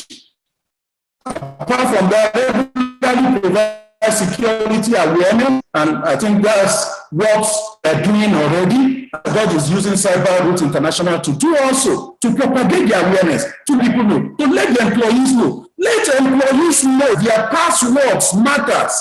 They didn't know. And some of them, when they are giving password or creating password, they will use the name of their son, they will use the name of their daughter, they will combine the names of their son and daughters together to make their password. Or some of them will use their pets, the date of we should let them know the consequence of all these things. And let them make that awareness everywhere to the people that there is Mr. Petro about that. There are party bills, financial institutions disclosing customers' information. If you have a top party, you hire the top party. The customer don't know anything about that top party. It is between you and that top party. And so you should try to see how you can also monitor the contractor, monitor your vendors to ensure that information will not get from your vendor. Because I will not, as I will not hold your or your I will hold you responsible, because if you have done your own due diligence as an organization I'm dealing with, I shouldn't be having my information flying in the workplace. And this also is very, very important. You shouldn't all be work. Be interested in your staff. Listen to your staff. Get to understand them. Get to know them. Because there are certain employees that are going through a lot from home. I'm not saying you should prognose into their marital affairs or their home affairs, but at least when they are in the office, because if they are good, the organization is good. If they are happy, the organization is happy. If they are comfortable, the organization is. You need to provide incentives to assist them. Go ahead to make sure they're okay. And when you discover that employees are having issues and monitoring it right there to make sure no one is disgruntled. And then the next one is implement secure backup and recovery process. And I'm telling you, so many organizations, they have issues when it comes to backup and recovery. Some organizations have backup. If you ask them, oh, we have a disaster recovery site. Oh, we have a backup. Oh, we have this. We have it. Are you sure when they use all the data back to where they were before? It's 11 o'clock. It's always good to test. Test your backup. And the last one here is develop an insider response plan. What are the steps to be taken to mitigate that? I think I will stop right here to take a few questions. Thank you very much, and God bless you.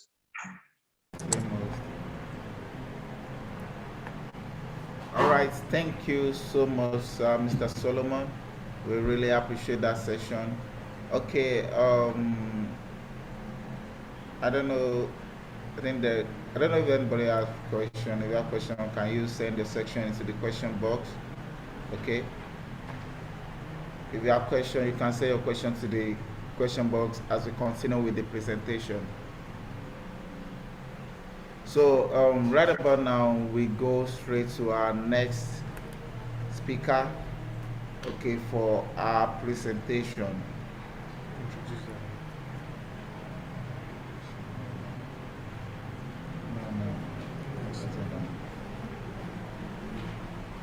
Sorry, please.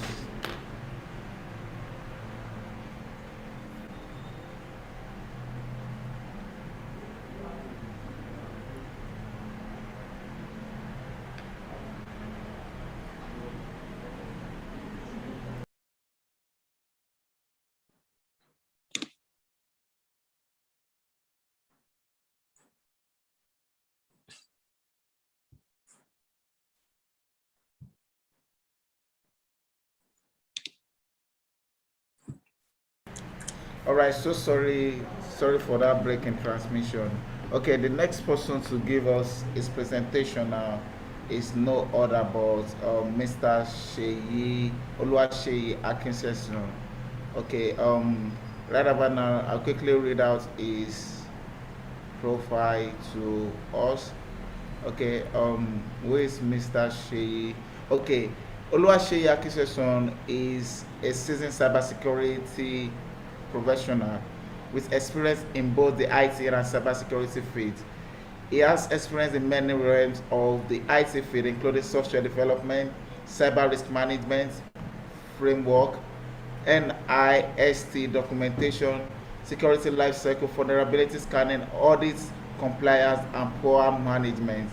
Also, he is committed to protecting the confidentiality, integrity, and availability of the information systems of the organization he has worked with. Okay, so Mr. Seyi, please, over to you. Mr. Seyi, over to you. You can give your presentation now. All right. Thank you very much. Thank you so much. I was thinking I was going to go later on, but what an insightful lecture from Mr. Phillips and Mr. Solomon.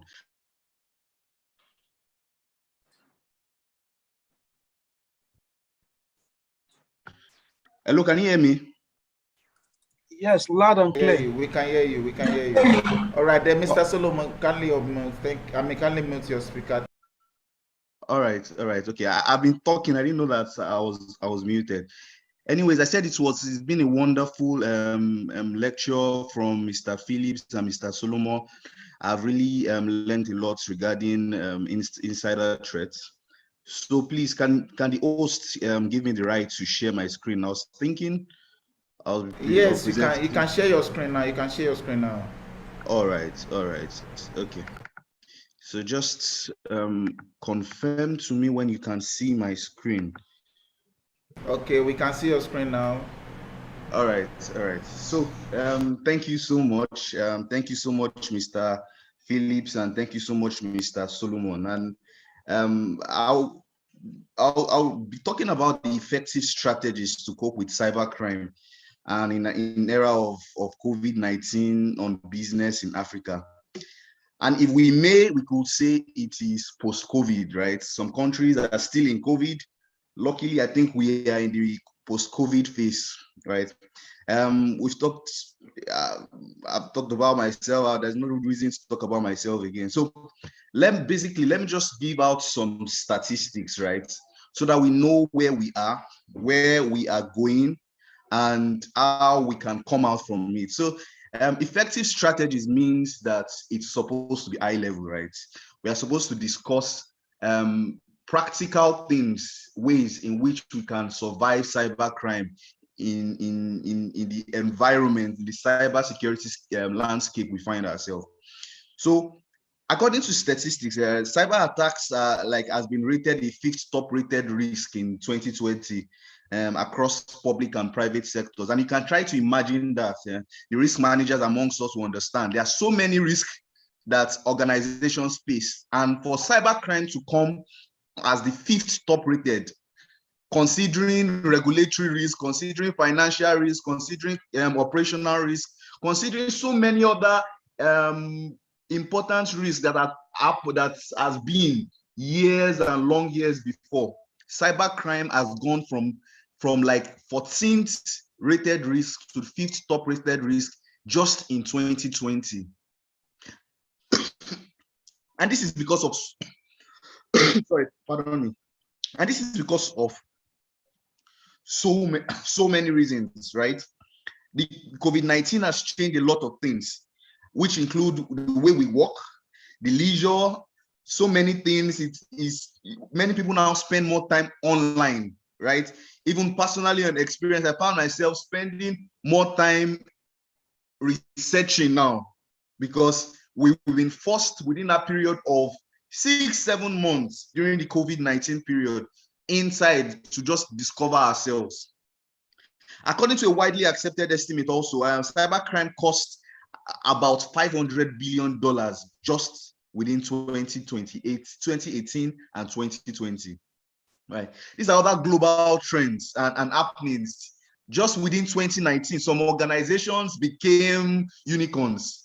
Who knew to Zoom in 2017, 2018? But because there was a need for collaboration, there was a need for connection with your staff during COVID-19 period, these organizations, Zoom, organizations like Pega, Zoom had about 200 million. That's about 535% increase just within 2019 and 2020, pre-COVID, December 2019 and the end of December 2020. Mobile money. Then, according to statistics, again, that's the VMware analytics, the work from home increased about 70%, right? And with all this positive increase in organizations scaling, becoming big, like Zoom, merchants like Paga increasing their users by 200%, working from home increased by 70%. Most of the attacks now were COVID-19 themed, right? FQDN, that's fully qualified domain names, were now classified as high risk. For data breaches just in South African banks, 1.7 million. You can just go through all these statistics. So many things were positive as a result of COVID-19, right? But there were still so many things. Attacks increased. 148% increase in ransomware attacks. You can just imagine what that is. Just between February 2020 and March 2020. It's just unbelievable. This is just to give you an understanding of where we are. What is the risk that we are currently seeking on? And this thing is not going to go off anytime soon, right? Daily COVID-19 related phishing emails is still constantly happening. Some people just tell you, send you want something regarding trying to get COVID-19, your clearance. I recently got one just yesterday night. You click it, you download packets into your system, phishing packets into your system. That's the scenario that we found ourselves. So these are just important points to understand, that things are changing dynamically at a fast rate around us. And a wise man once said, I think that is Alvin Toffler, that The illiterate of the 21st century will not be those that cannot read or write, but those that cannot learn, unlearn, and relearn. Meaning, in the situation we find ourselves, we have to be adaptable. The complexities of being socially distanced are deeper than we often imagine. People are getting depressed by the moment. People are trying to find any possible way to make money online. So we have to develop our adaptive response, and that could be fragile in any way. We have to design and engineer systems that will have a direct impact on the fluidity of our response, and the rate and sophistication of our cyber attacks as heightened with increased digital interaction. Those are the situations we find ourselves, right? This is another statistics 2020, just within 2020. You can imagine things that are happening every 11 seconds in 20. And the projections, even though this is pessimistic, the projection is that a business will be attacked by ransomware every 11 seconds. In the US now, it is just mind-blowing. 20 billion global cost of ransomware. Those are crimes. Those are things that there's even cyber, even some countries are involved in cyber terrorism. Some countries are involved in cyber warfare just to get people's data, exploit people's data, carry out identity theft, and just cause major havoc to people's economy and to countries' economy and individual personalities. So now to the core and to the bane of what we want to discuss about the effective strategies. These are going to be high level, right? And thankfully, previous speakers, Mr. Phillips, Mr. Solomon, talked so much on the importance of people when it comes to security awareness, right? It is just amongst the people, process, and technology. People is the most important, is the weakest link that you like often said, and people are the strongest link. Obviously, you cannot be a profitable organization without your people, and the same people can be what will bring the organization down. So it's a two-ended way situation.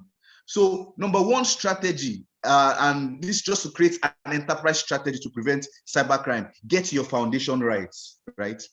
Focus on your people, right from your physical and from your physical security, from your access control. Carry out constant employee security training and awareness, right? I don't want to belabor this because Mr. Phillips and Mr. Solomon has talked about it. Now, they have a basic antivirus. Even antiviruses are not even sufficient as it were now, right?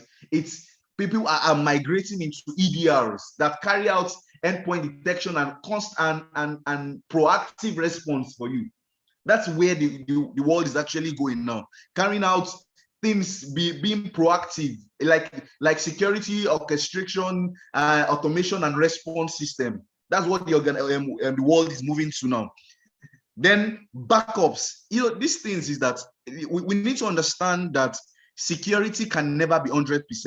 It's just impossible because countries, people, cyber threats are increasing daily. They are sophisticated.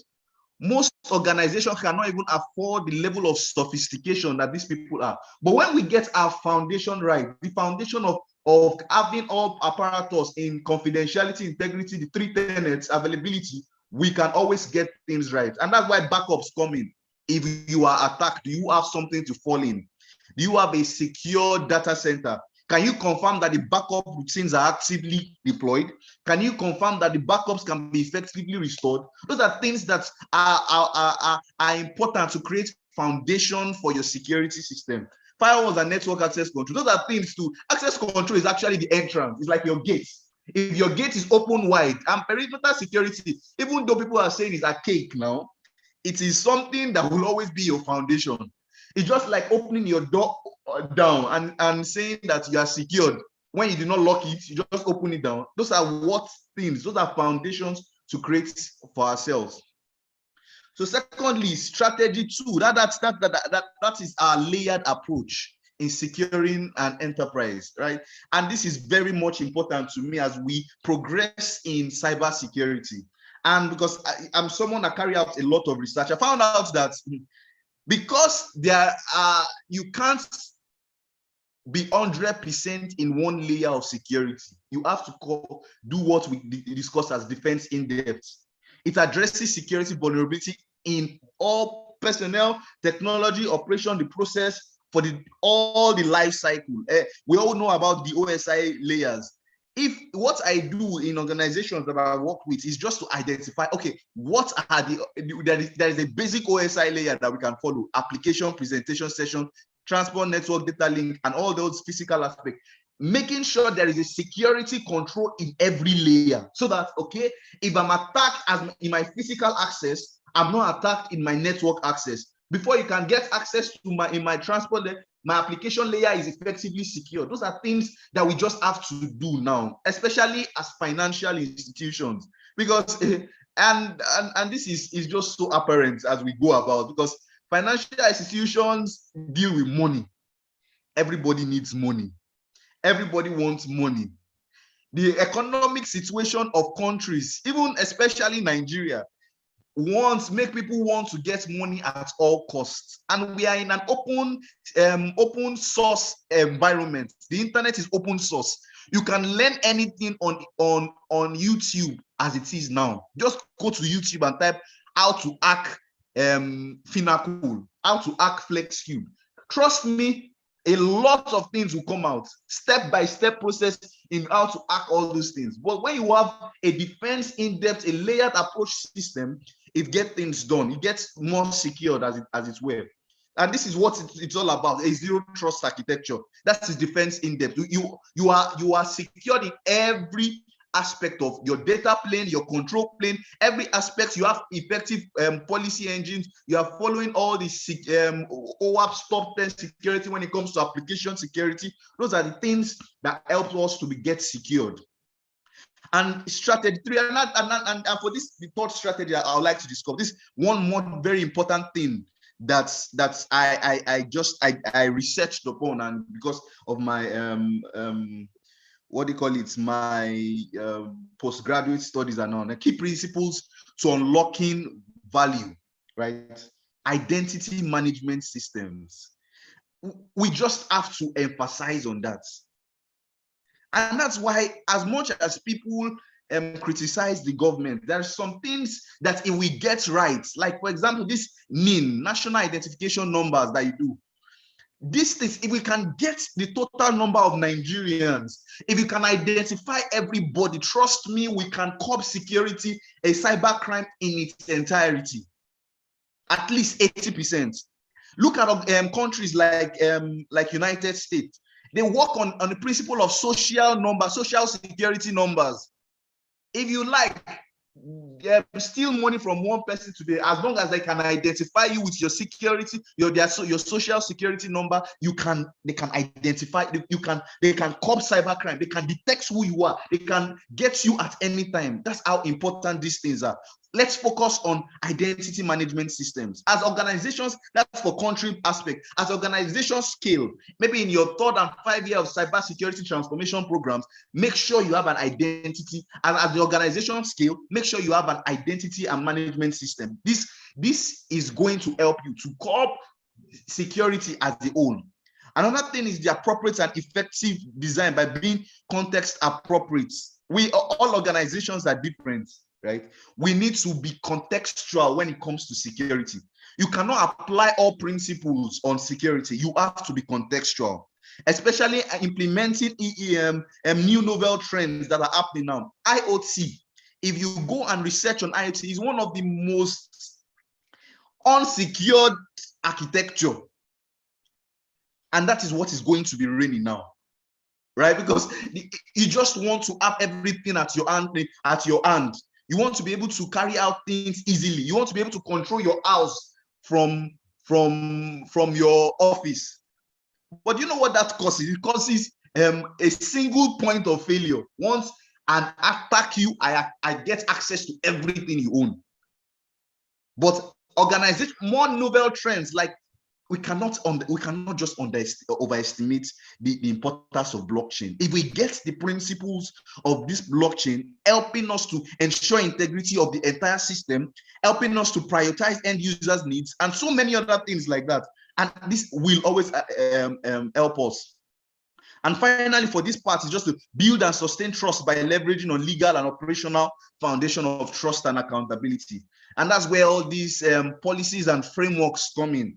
NDPR, GDPR, those things, if we well implemented, we are ensured that we are compliant with all these frameworks. Trust me, we can at least mitigate about 60% of PII exposures. That's the personal identifiable information exposures. So this is one of that. This is to bring everything together that we've been discussing so far. Security automation to scale, and these are strategies that we can do. Build a SOC. See, people say SOCs are a waste of money. At least even if you don't have a SOC, make sure you engage MSSPs, because information attacks are always constantly happening. How many people will you employ to resolve all this? Have an EDR, get a SIM, engage cloud security to ensure availability. Cloud security can help you with the unknown. 91% agree that utilizing cloud security helps you increase visibility into your network.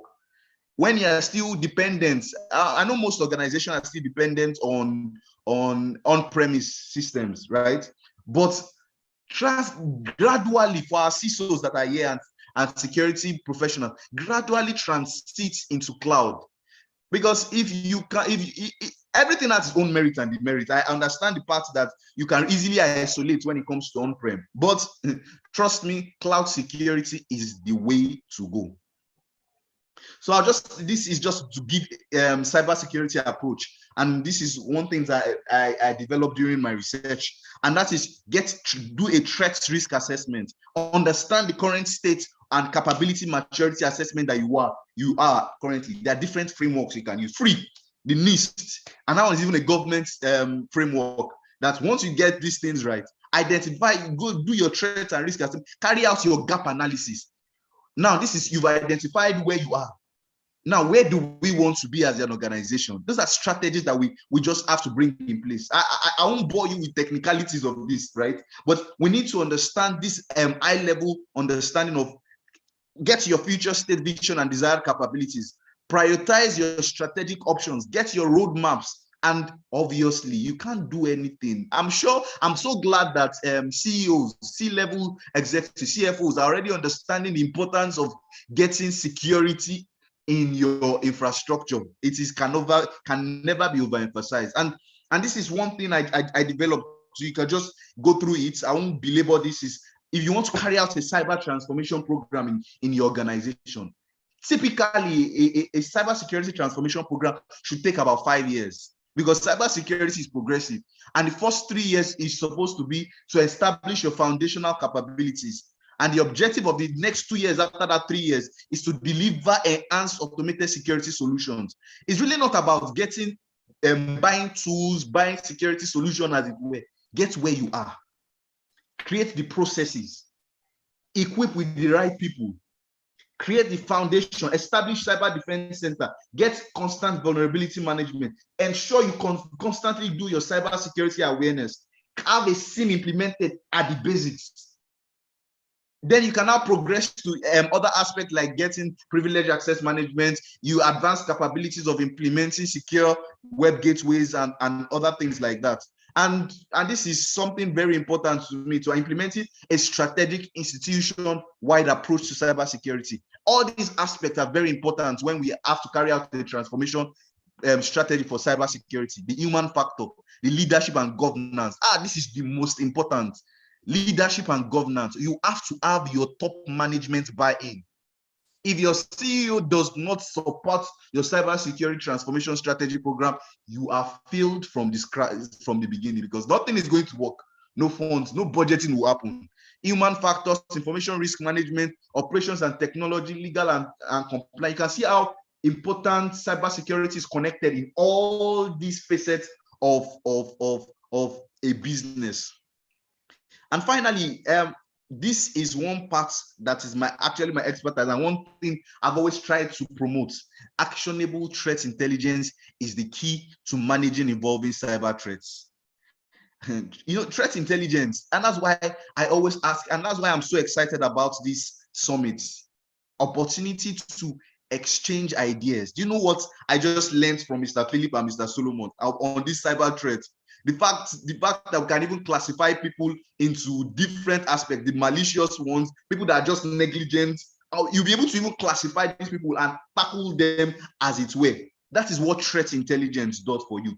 Do you have acquire external threat information? Make sure you're in constant contact with and that's where our network, a cyber security network, is very important.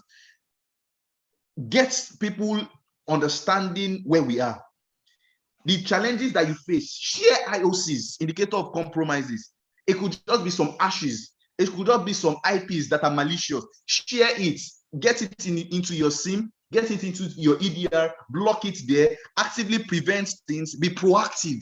In the situation, in a financial system, we cannot be reactive. We need to be proactive, and that's where actionable threat intelligence come in. Real-time detection of incidents and fraudulent transactions, and that helps us. It requires correlation of information and from various data sources. You cannot be depending on just one, and that's why I'm still always going to emphasize that collaboration is important. And finally, thank you. So much I would have loved to say, but I think I have just 20 minutes. But this is a very wonderful discourse that I would just want to leave us with and to get us thinking on how to solve our issues. Thank you very much. All right, thank you so much, Mr. Sheyi. We really appreciate that wonderful session. All right, thank you, sir. Okay, right about now we go straight to our next speaker, okay, which is Mr. Geoffrey. Okay, Mr. Geoffrey Ofuego. Who is Mr. Geoffrey? Okay. Good afternoon, I'm here. All right, hold on please while I read out your profile to all our viewers. Okay, Mr. Geoffrey has 10. Okay, just mute your speaker for now, please. Okay. Yeah, thank you. I've done that, yeah. Like you should mute it. I can still hear you. Okay, okay, can you hear me, please? Yeah, like you should mute your speaker while I read out your profile. Okay.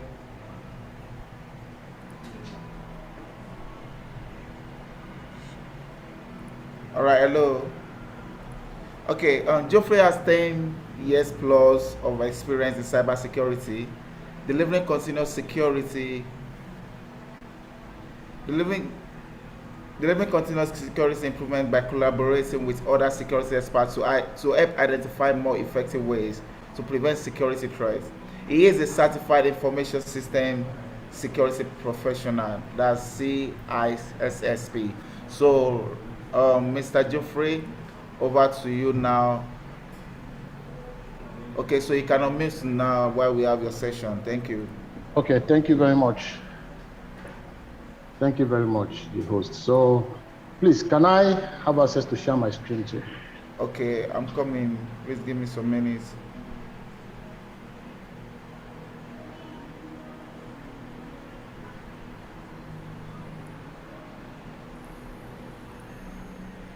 Okay, you can share your screen now. Thank you so much, sir. Yeah? Yeah. Yeah.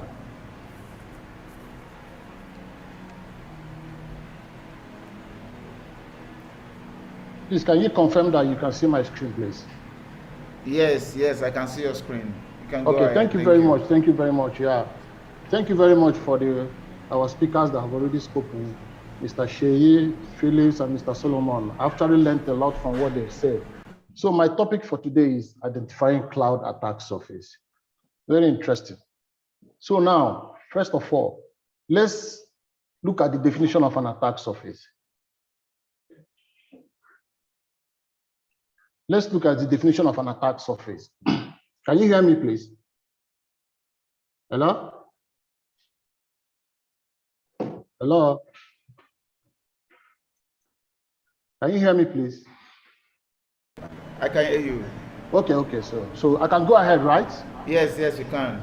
Okay, what is an attack surface? An attack surface simply means total number of all possible entry points for unauthorized access to an organization's corporate network.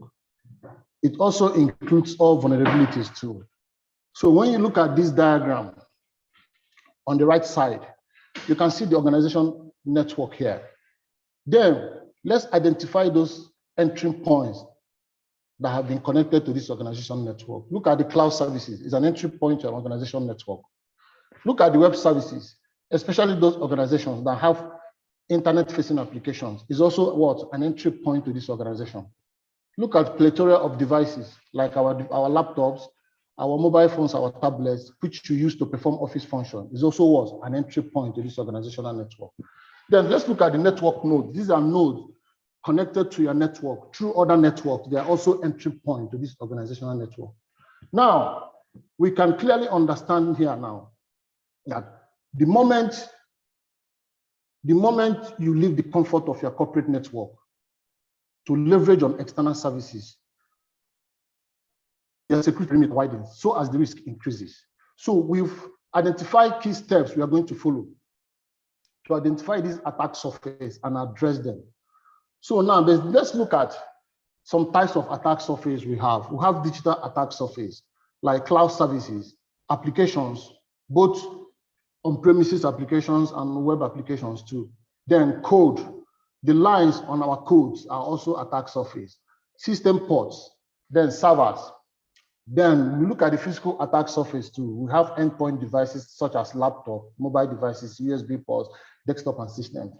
Now let's move into the fourth slide now. Cloud services, a scent or a necessary evil. Wow, really interesting.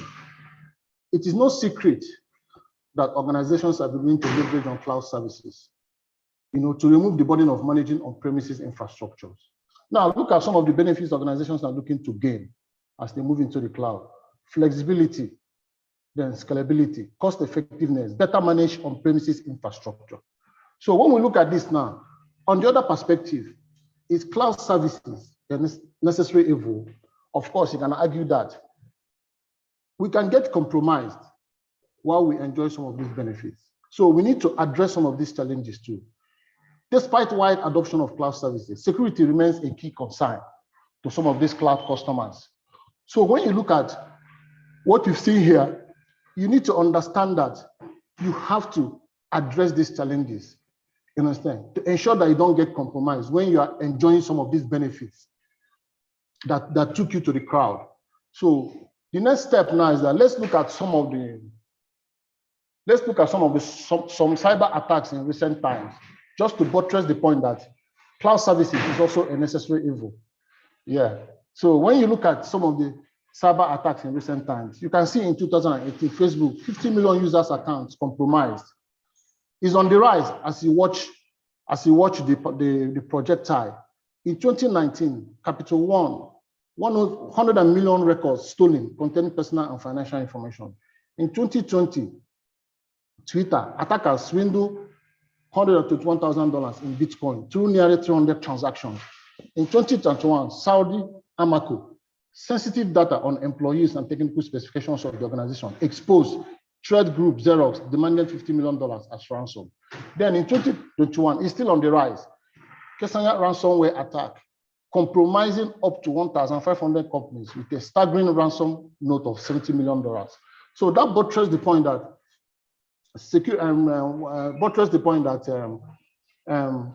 cloud services is also a necessary evil. So we need to address some of the issues so that we don't get compromised. Now let's look at now before we delve into these steps to identify the attack surface, there are key concepts we need to bear in mind. We need to apply zero trust security concept. In a zero trust security concept, what it means that we need to verify every component, everything that's going to be part of these cloud services.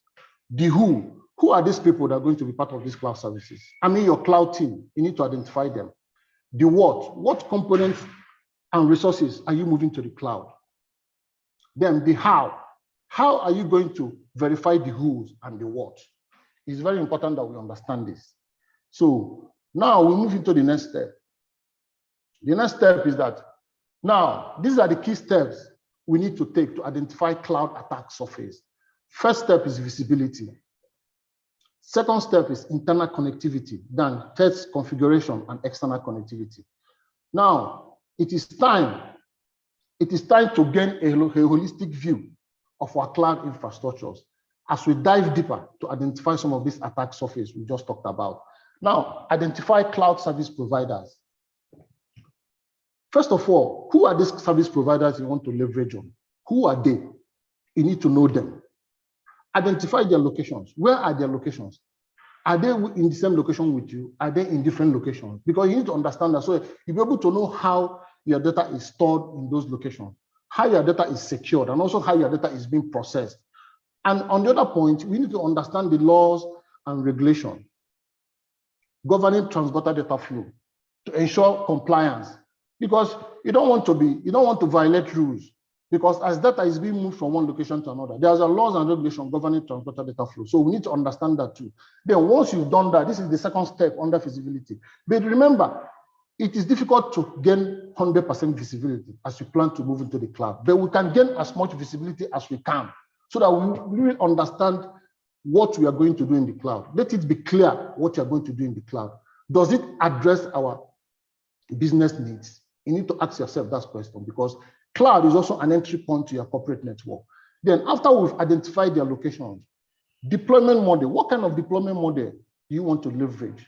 Is it public cloud, where you want to be part of other plus customers? Is it private cloud? You want to own your own private cloud? Is it community cloud, when you want to belong to a certain group that share the same security policy and the concerns? Or is it hybrid cloud? You need to be very clear. What you want in the cloud needs to be very clear to you.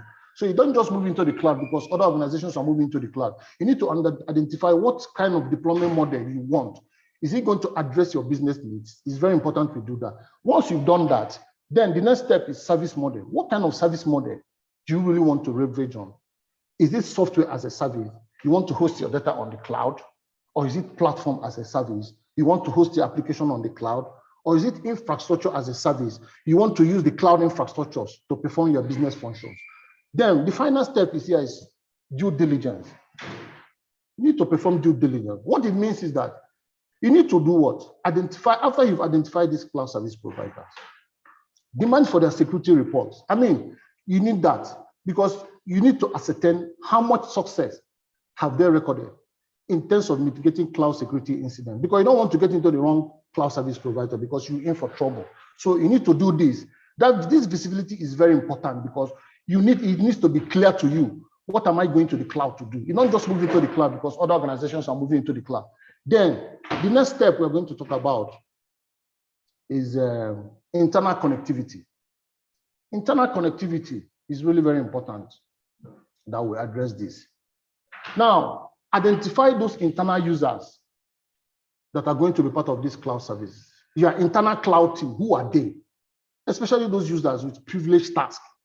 Because you know what it means when an attacker gets hold of privileged credentials. You know what it means. Meaning that attacker can do what? It can modify, it can disable, it can do what? It can bypass security control. I mean, it's going to be disastrous for the organization. So we need to identify these users. Constant training and awareness program is a continuous process. Introduce these users to the threat. Let them understand the threat methodology. You understand? How these threat actors act. They need to know that. And most importantly, modify their behavior towards security. It's very important that we understand that. So identify those users is very key. Then the next step under internal connectivities, identify internal devices. Identify those devices that's going to be part of these cloud services, especially those devices that will be performing privileged tasks, harden them with security products. Because you don't take things for granted, because cloud environment is a different ball game. It's a unique environment of its own. It's not the same with on-premises infrastructure. So you need to identify those devices. Now, BYOD, bring your own device. A lot of organizations have adopted this BYOD policy, where they allow their employees to bring in their tablets and their mobile phones to perform office functions. But reference 2021 Cyber Threat Defense Report published by Cyber Edge Group has identified BYOD as the major cause of what? Data breaches, since organizations started adopting this policy. So organizations, they need to look at this, review this policy to address some of these concerns we just mentioned now. Then the next step under internal connectivity is applications. Very interesting. This is another entry point to your organization network. Now, we need to understand what kind of application do you want to move to the cloud? Are you going to develop a new application? Or are you going to use an existing application to move to the cloud? Is this application, is it cloud compliant? These are the questions you ask yourself. Once you've identified what kind of application you want to move to the cloud, you'll be wary of some common vulnerabilities found in application. It's very important because application is also another major entry point to the organization corporate network. Now, one of the first vulnerability we're going to talk about here is poor input validation. A lot of applications are what? Are guilty of this first step. You need to ensure that client-side input is validated. It's very important. Client-side input is validated because it's an entry point to that application. Then broken authentication. A lot of applications don't secure authentication information of users, meaning that users' credentials can be stolen by these attackers. And once they steal these credentials, they use it to what? Take over the account. And you know what it means to the organization. Then broken access control. A lot of applications don't adhere to the principles of least privilege. We've noticed it. You notice that a user have more resources, more access to resources than he required to perform his duty. So we need to look at this broken access control too. Then sensitive data exposure. A lot of applications don't use strong algorithm, encryption algorithm to do what? To secure sensitive data as they move from one location to another. So which can lead to what? Sensitive data exposure. You need to ensure that even when the data is at rest, when the data is in transit, and when the data is in process, strong encryption is required to ensure that these unauthorized personnel don't get hold of this sensitive data we are talking about. Then these are under internal steps. Then let's move to configuration. This is the third step to identify cloud attack surface. Configuration. Statistics has shown that 80% of cloud security incidents comes from the customers due to misconfiguration. So now look at the first step under configuration, default configuration versus security needs. Of course, every cloud platform comes with a default configuration, but the big question here is, this default configuration, is it going to address your security needs? It's a big question. If yes, then you can go ahead, you're good to go. But if not, consider configuring your cloud platform to suit your needs. It's very important that we do that. But before we move into the configuration aspect, it's also a good security practice to perform what we call security categorization. What it means that you need to assign metric values to your security objectives to be able to identify which security objective is the most important to your organization. Every organization is unique. Some organizations prioritize confidentiality, some organizations prioritize integrity, some organizations prioritize availability. So you need to understand which of these security objectives is the most important to this organization. That doesn't mean that the other two are not important. So during your configuration, configuration must align towards this security objective to ensure that that objective is achieved. Then after configuration, then the final step here is external connectivity. This is very important. External connectivity. Sorry. Under external connectivity, the first question is, will users access the cloud services through public network?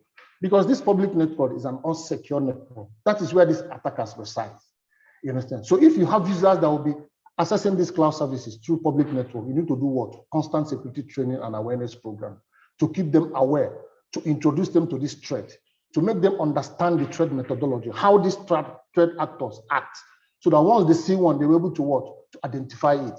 Then we devices connect to the cloud environment through public network. If you have devices that are going to be accessing these cloud services through public network, you need to harden these devices with security products. It's very important that we do that because that is where these attackers reside from, unsecure network. The moment you are there, you are at the mercy of these attackers. So if you don't do the needful, you get compromised. There's no two ways about that. Then the final step is we external vendors, contractors, suppliers access the cloud environment through the public network. Listen, this particular step is nice. One thing I noticed about this particular step is that once you connect a third party to your corporate network, you've inherited what we call downstream liability, meaning that you are liable to any data breach that might occur as a result of third party connecting to your corporate network. You're not going to say, oh no, it's not coming from me. I mean, our corporate network is tight. But you have third parties that are connected to your corporate network. So you have inherited what you call downstream liability. You are liable to anything that's going to happen as a result of those people being part of your network. Then, because of that, you need to perform what you call third party risk assessment to manage risk through supply chain, because supply chain attacks are on the rise now. It's very obvious. A lot of organization has been compromised through what? Through what? Third-party vendors. Then review and assess their security policies and documents. Is you right? No, you're not paying this third party, you are paying them for their services. They're not doing it, they're not doing you a favor. So demand for their security policies documents, of course. Assess their security control to ensure that if they meet the minimum security requirement, requires to be part of your corporate network. You need to do that, it's very important. Then finally, let's look at this. What remains to be seen now is whether all these entry points and preventive measures we just mentioned is enough, is sufficient to do what? To do what? To handle emerging threats and malicious actors. It's a big question. What if an attacker eventually finds his way into your corporate network? Because you can't continue leveraging on preventive measures all the while. You need to also leverage on detective tools, like just like the last speaker just said. Endpoint detection and response tools are very important in our everyday network now. Then your intrusion detection system is also very important so that you'll be able to detect any data breach when it occurs. Then network segmentation is also very important. It's a good security practice to do what? To logically segment your network, because it will help to what? To contain attackers' lateral movement. Because attackers, they can move from one system. Once they compromise the system, they start jumping from one system to another, then from one network to another. So the moment you segment your network logically, you understand, you'll be able to contain attackers' lateral movement. But remember, effective segmentation is not just dividing your network into smaller networks. It's how you control the flow of network traffic from one network segment to another. So it's very important that we leverage on this network segmentation while we plan to move into the cloud. Then BCP, your business continuity management, that is under BCP, BCM will have business continuity plan and DRP, meaning that you must have a BCP and a DRP plan on ground to be able to show resilience even when a data breach occurs. Because you don't want a situation whereby once your corporate network is compromised, the business is down. You don't want to hear that. So your BCP and your DRP plans must be on ground. So even if data breach occurs, that organization, that business should show that resilience to continue operating while you're trying to address some of these issues. Then your DRP plan will also help you to do what? To recover from those data breach as the business is moving. Then most importantly, user awareness. There's a constant user awareness program to introduce users, to ensure that these users understand malicious activities. Once they notice any security event, they should be able to report before it turns to a security incident. So once users are aware, especially the non-technical users, once they are aware the way these malicious actors act, they should be able to detect some malicious activities and report to the appropriate authority before it becomes a security incident. Then finally, remember this, attackers are resilient and persistent. Once they need something from your corporate network, they must find a way around it. So it is highly unlikely you will prevent every data breach, but the resilience is key. Now, the last step is here. Someone may argue, why do I have to pass through all these steps? You understand? Since I have a cloud service provider with a highly robust security as part of their cloud services. The simple answer is this. You have the primary responsibility to secure your workload in the cloud. That is the truth. Because it's your workload. You need to do something to make sure that your workload is secure in the cloud while you enjoy some of those benefits we just mentioned earlier. So thank you very much. I have to stop here now. Thank you so much. All right, thank you so much, Mr. Jeffrey. Thanks for that powerful session. We really appreciate that. Okay, please, again, I want to announce, if you have any question, kindly send it to our question and answer box, okay, while we read it out for each speaker. Okay, the next person to give us his talk is no other but Mr. Larry Olatunde. Mr. Larry Olatunde. Now I'm going to read out his profile as to know who Mr. Larry is.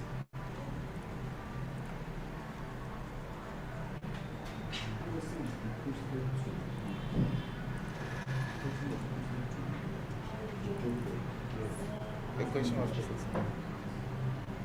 okay.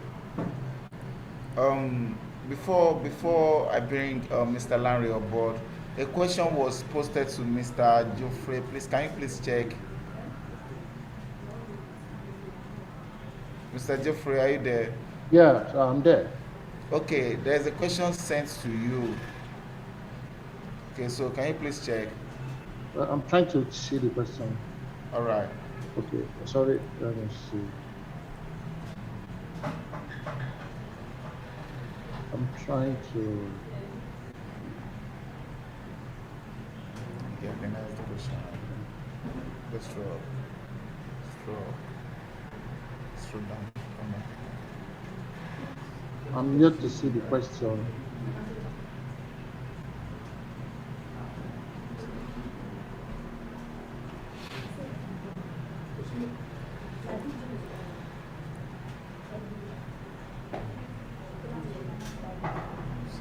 I'm trying to see the. I can't find the question. You can't find the question, right? Yes, I'm trying to see. Is it under question and answer? I can't find it.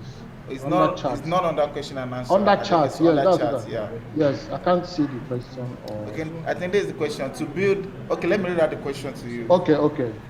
Okay, I'm sending the question now. Yeah. Okay. All right. So I've sent the question. Can you check now? Person said to build a strong security architecture around cloud infrastructure, can identify top 7 key things every organization must do to ensure the security of their cloud. 7 key. Okay, let's look at now. As you're moving to the cloud. Sorry, excuse me. I have a bit internet connection. The line is breaking. The line is breaking. Okay, but we can hear you clearly. Yes, okay. So to build a strong security architecture around cloud infrastructures, can identify some key steps every organization must do to ensure security. Before you move into the cloud, first of all, we call it 4-phase approach we are going to follow. It's a 4-phase approach that is standard. First is what research and pre-planning is very important because this is going to help you to bring a strong security architecture. Then planning and purchasing, because when you're planning, you also need to purchase, the kind of cloud service platform you're going to purchase. The next one is execution and operation. So these 4 steps is a standard procedure that you have to follow to ensure that you build a strong security architecture around your cloud infrastructure. Thank you very much.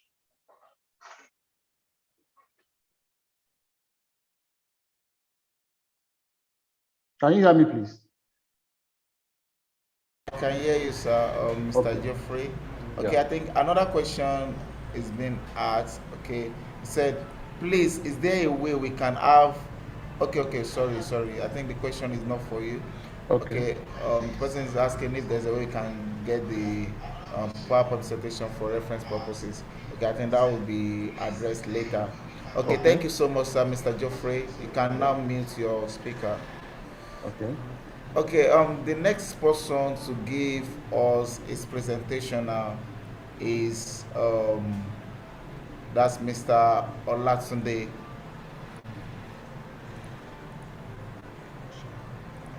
He's not allowed. Yes.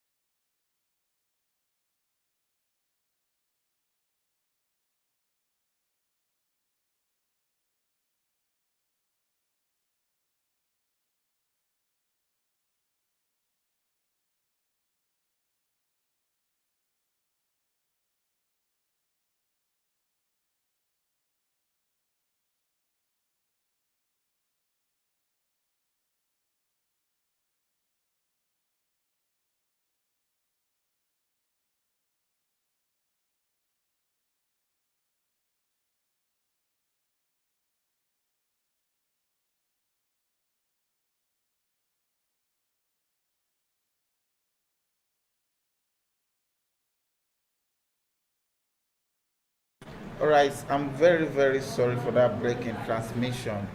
Okay, the next person to give us his own presentation now is no other but Mr. Lanre Olatunde. Mr. Lanre Olatunde. Okay, who is Mr. Lanre? Mr. Lanre sorry, is an information security and risk management professional offering 12 offering more than 12 years experience across MEA in financial services, that is banking, pension and insurance, and telecommunication, consumers and military industries. His experience spans across information and cybersecurity, IT risk and compliance, IT policy and governance, IT strategy and security architecture, systems audits and controls including SOX, data privacy and protection, that is NDPR and GDPR. Okay, business continuity and disaster recovery and implementation of standard including COBIT and PCI-DSS and ISO. He currently serves as the Chief Information Security Officer, Head Information Security in one of Africa's foremost leading financial services firm, incorporating gap assessment and remediation skills in information security risk management within the organization. So over to you, Mr. Lanre, while you give us your presentation now. Thank you. 20 minutes, please. Thank you very much, guys, and pleasure to be here. Please, if you could enable me to share my screen so that yeah, you can share your screen now. Thank you, sir. All right, so just a minute, I'll put up my slides.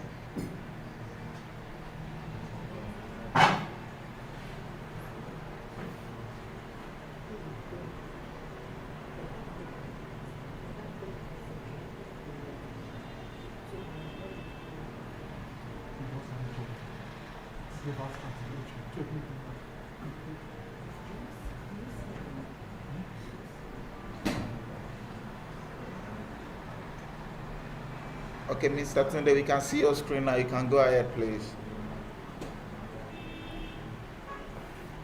Can you please unmute Good afternoon, your speaker? everyone, and welcome to Cyberacon' 2021.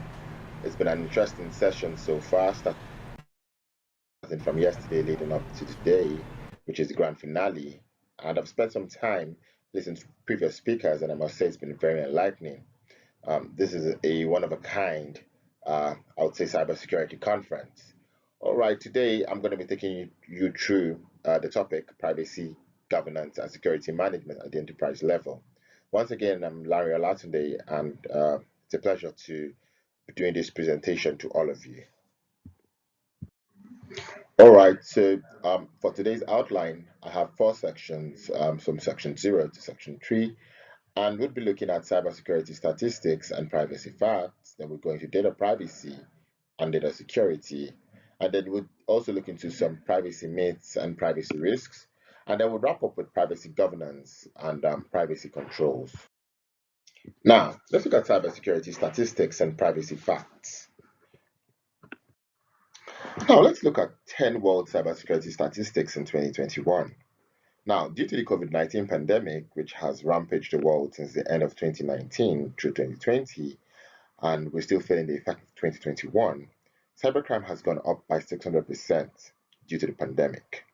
And the other thing that has also gone up due to the pandemic is remote working.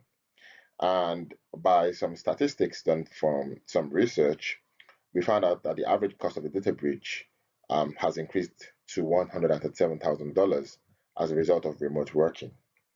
Now, 43% of cyber attacks target small businesses.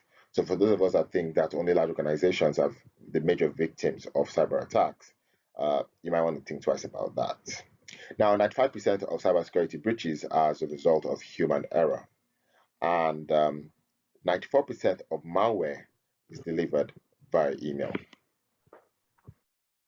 Now, let's go into some privacy facts.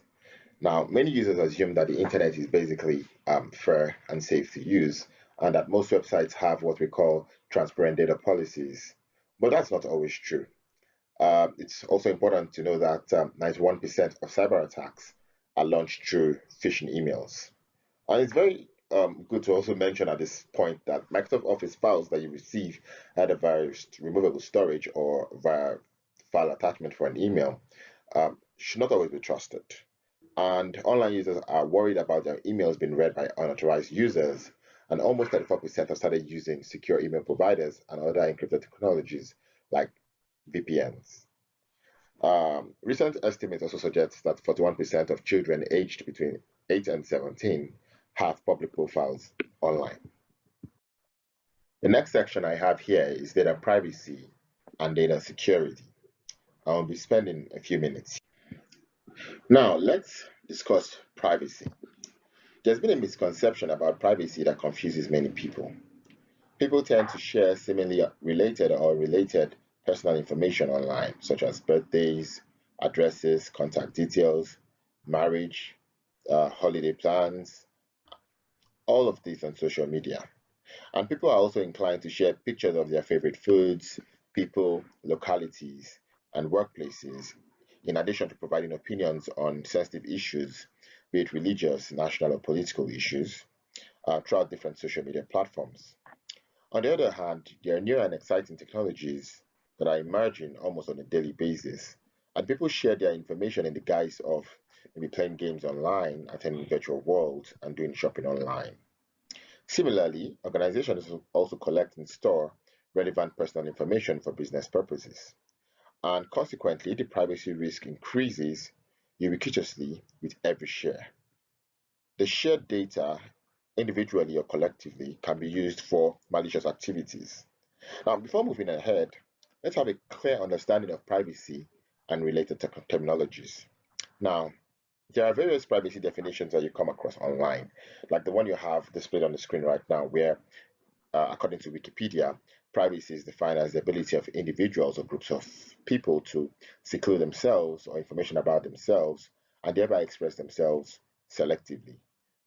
In other words, privacy is an individual's fundamental right to have control over the collection, usage, and dissemination of personally identifiable information. But let's look into other definitions, and then you see that data privacy or information privacy is concerned with proper handling, processing, storage, and usage of personal information. It's all about the rights of individuals with respect to their personal information. And privacy in general is an individual's right to freedom, freedom from intrusion, prying eyes, or the rights of the person to be left alone. Another source also says that privacy is the ability of an individual or group to seclude themselves or information about themselves and thereby express themselves selectively. And that's the same one I read from Wikipedia one more time. So, personally identifiable information, for a number of us who might be new in terms of data privacy, personally identifiable information is information that directly or indirectly identifies an individual.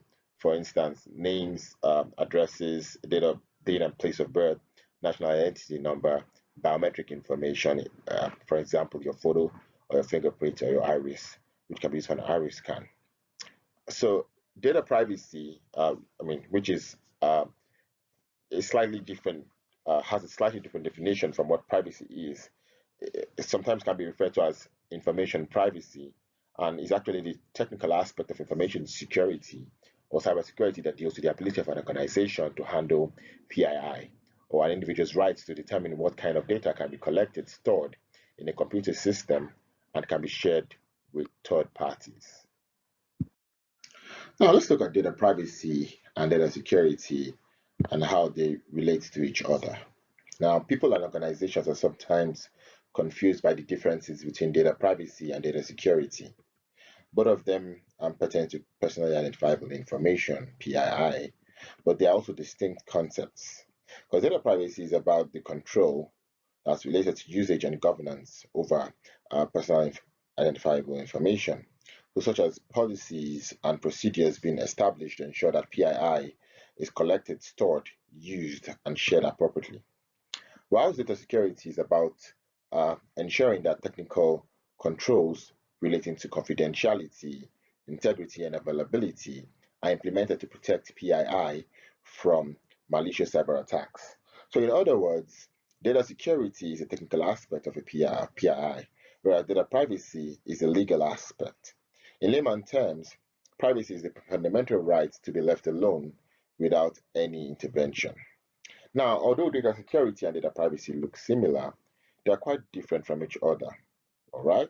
So, data privacy or data security rather deals with the protection of data from cyber criminals, while data privacy deals with how data organizations or individuals legally gather, store, and use data. According to Tech Target, a popular online forum, data security and privacy are part of information technology dealing with an organization or individual's ability to determine the data in a system that can be shared with third parties. And furthermore, it helps organizations protect data in the office and in the employees' hands while reducing the vulnerabilities that hackers can exploit. Now, why is data security and privacy important? There are a lot of reasons why data security and privacy are important for organizations, and some of them are it helps reduce the number of data breaches that an organization can suffer from, and it also helps prevent loss of revenue.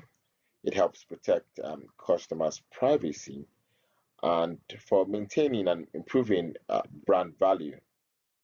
It also supports an organization's code of ethics and it gives competitive advantage over other businesses. Data security and data privacy are strongly interconnected, but not the same. Knowing the differences is important for better understanding how they work and what they each mean to your business. Consider a scenario where you've gone to great lengths to secure personally identifiable information, PII. The data is encrypted, access is restricted, and multiple overlapping monitoring systems are in place. And however, if that PII was collected without proper consent, you could be violating a data privacy regulation, even though that data is in your possession and is secure. Right? So that's exactly how data privacy and data security relate to each other. In this section, I'll be taking you through some privacy myths and some risks. Now, some of the privacy myths I'll touch on here is information leak prevention is the security administrator's problem. That's a myth because information leak prevention is a responsibility of everyone in the organization. And a lot of people believe that if they block instant messaging, web-based email, and external storage devices, they don't need to worry about information leaks. And this is also a privacy myth. And you also see scenarios where they say only regulated industries need information leak prevention technology. And that's also a myth. And I would like to also mention this one, which says that my employees understand what they can and they can't send out of the company. You'll be surprised that most of your employees do not know what they can and they can't send out of their organization. Going into privacy risks, which I have about 10 of them here, which I've curated from the OWASP top 10 privacy risks. OWASP is short or an acronym for Open Web Application Security Project, and they are popularly known for releasing the OWASP top 10 annually. Well, what they have listed as the top 10 privacy risks are what I have displayed here on the slide in front of you.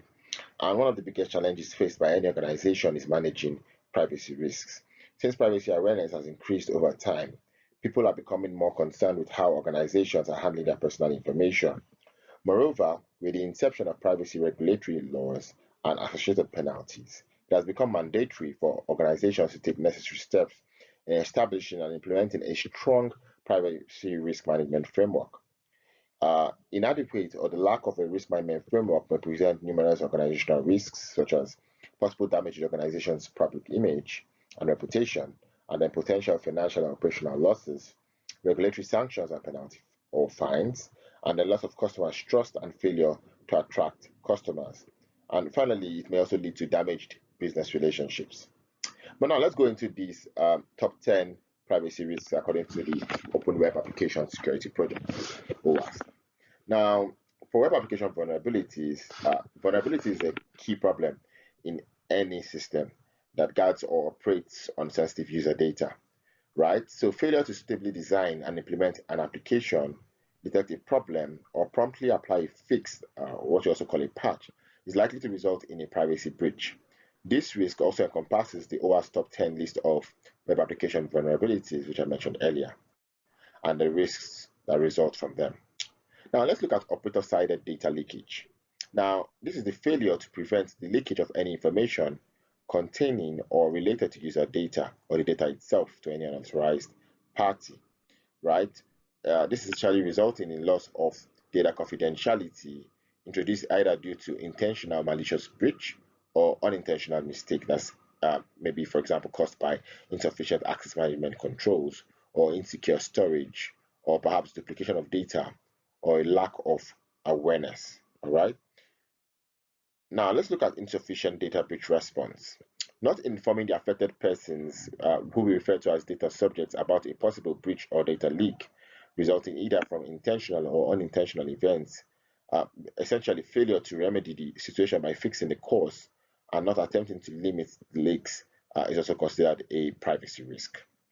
Now, many organizations usually do this as consent on everything, and it's a huge privacy risk when you apply consent on everything. This is because most times organizations do not want to deal with individual privacy clauses, but they just want to have a blanket consent, obtaining a blanket consent from the data subjects on data privacy. Now, when we look at consent on everything, insufficient deletion of personal data. Now,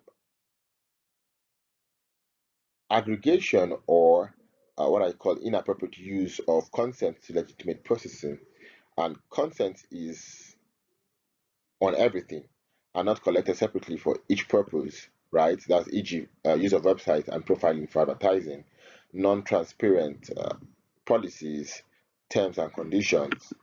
All these actually constitute what we call privacy risks. So now let's also look into non-transparent policies, terms and conditions. So a number of organizations also do not have what we call transparent policies or terms and conditions, and this is also considered as a privacy risk. And we also have the part of insufficient deletion of user data. So failure to effectively and or timely delete personal data after termination of the specified purpose or upon request. This is also going to result in a huge privacy risk. And then we also have privacy risks around insufficient data quality, which basically speaks to the use of outdated or incorrect or bogus user data, and also missing an insufficient session expiration, which is basically failure to effectively enforce session termination. So session termination could be related to you if you're using an application or your system and you experience 5 minutes of inactivity, the system should automatically log you out or ask you to re-authenticate. But if your application does not have that feature, then it can pose a huge privacy risk. Now, inability of users to access and modify their data is also considered as a privacy risk. So users that do not have access to or the ability to change or delete data related to them may not also be in our best interest. And then finally, collection of data not required for the user consented purpose would also represent a privacy risk, because collecting descriptive demographic or any other user related data that are not needed for the purposes of the system applies also to data for which the user did not provide consent. And now we are here, the final section of today, where we'll be looking at privacy governance and control. Now, what are these privacy governance practices and controls that can help us to manage privacy risks? Okay, so I'm just going to be taking us through what I would say 9 recommended good privacy governance practices, and starting off with informing you that digital records of PII demand unique forms of protection at each part of their life cycle, and it is paramount for an organization to implement effective privacy programs that includes the following good governance and controls in order to access or to address the privacy risks that you have here that we discussed earlier. Okay, so the first part we'll be looking at is privacy governance. And the first part of privacy governance is to have a formal corporate governance structure to determine the level of privacy risk appetite acceptable for senior management. Number two, you also want to have a privacy framework containing policies and procedures relating to privacy of personal information to address data classification, record management, retention, and destruction. Three, you want to also ensure that you have a privacy risk management framework which will be developed to identify, analyze, and evaluate, and also treat privacy risks. You also want to ensure that you have defined the roles, responsibilities, and accountability related to the privacy program during its life cycle. Now, let's look into data collection. And basically, we want to document the business purposes for collecting personal information to ensure that PII, which are not required, are not collected and retained. Now, six, identify what kind of PII the organization is required to collect, who will collect that information, how it should be collected, and who will define what is personal or private. Now, let's look into permissions. And first, you have to be well aware about where all personal information is stored and who has access to them. And we also implement a technical solution to set different permission levels for employees based on what PII they need to access, such as public, private, and restricted access. And then if you look at data confidentiality, which is number 4 on the screen, data confidentiality assurance, you want to ensure that PII is encrypted at rest and in motion, and also throughout the life cycle. PII should be encrypted at various levels, whether it's database level or network level or system platform level or application layers, and even business as a business process or functional levels. You also want to identify the disclosure rules of PII to relevant third parties and not disclose to unauthorized entities, that's people and systems. Now, data governance and education. You want to ensure that you define an awareness program to provide employees the privacy awareness training and have guidance on their specific responsibilities in handling privacy requirements, issues, and concerns. Employees who handle or have access to personal information must have undergone the required training, and you want to ensure that skilled resources are available to develop, implement, and maintain an effective privacy program. Now, privacy compliance monitoring framework. You want to establish a compliance monitoring framework to periodically verify the compliance level to ensure that privacy policies and procedures are being followed and detailed enough to meet new or current requirements. You also want to ensure that you perform an assessment of privacy laws and regulations currently applicable for the organization, or which one will be applicable in the future. Now, we also want to ensure that you have in place a privacy incident response plan. Basically, you want to develop a privacy incident response plan in the event of a breach or attempted breaches or of personal information, and to report such breaches to the authorized individuals or regulators or anyone who have been affected by a data breach. This includes breaches that occur on the part of third parties. Now, we also have what we call the data flow map, which is basically a document or map that covers what kind of information is subject to transfer from one location to another, such as between departments, between individuals, to and from third parties, and also through geographical borders. We also want to ensure that you have privacy technical solutions, which are basically software or system or technology to be used for privacy.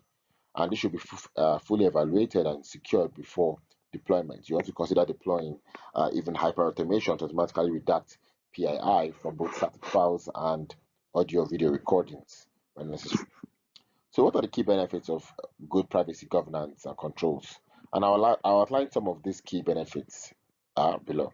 So protecting the organization's image and reputation, protecting valuable data of the organization and its customers, employees, and business partners, achieving a competitive advantage in the marketplace, right? Complying with applicable privacy laws and regulations, and avoiding regulatory penalties, enhancing an organization's credibility, and also promoting confidence, right? So protecting privacy cannot be separated from technological development. And these days, organizations are inclined to invest in security technology to reduce the risk of privacy exposure. However, there is no technology that will prevent and eliminate the risk of every data privacy breach. So organizations should fully understand the nature of risk and take a layered approach to improve their security posture, especially by taking time to understand PII and reevaluate how the privacy data can be managed and protected.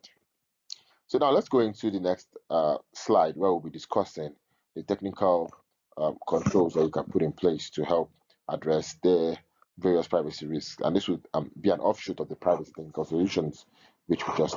So now privacy controls. You'd see a number that I have here. We have about 10 of them. And the first one is identity and access management. Now, having the proper IDAM controls in place will help limit access to personal data for unauthorized employees. The two key principles in IDAM is separation of duties and least privilege. To help ensure that employees have access only to information or systems applicable to their job function.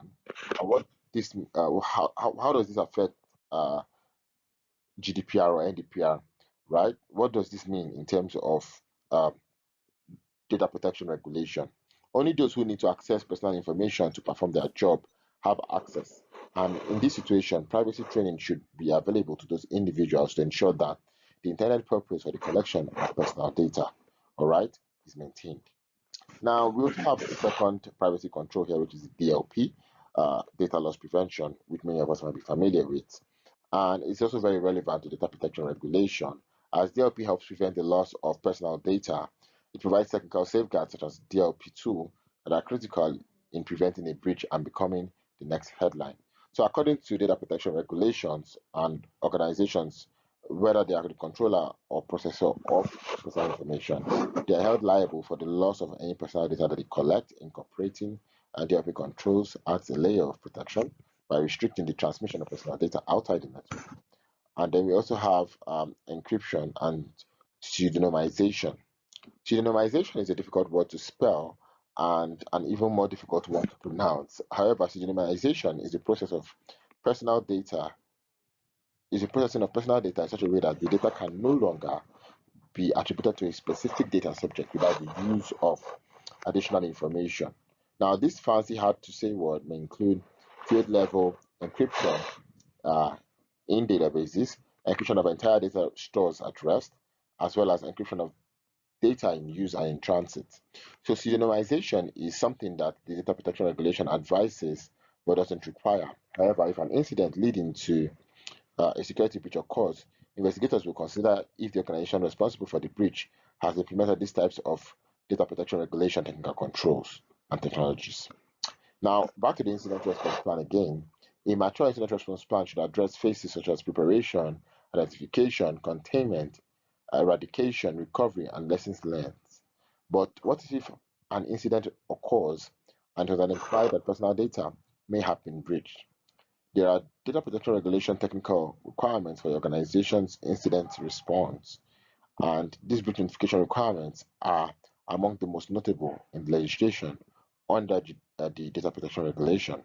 In the event of a potential data breach that involves personal information, an organization must notify the data protection authority without undue delay within 72 hours if feasible, and after becoming aware of the breach, and communicate high risk breaches to affected data subjects without undue delay.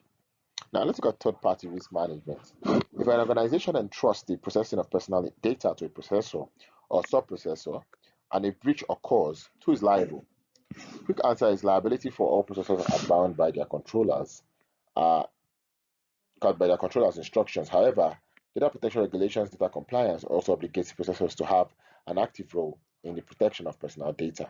So regardless of instructions from the controller, the processor or personal data must follow data protection regulation and can be liable for any incident associated with the loss of unauthorized access to personal data.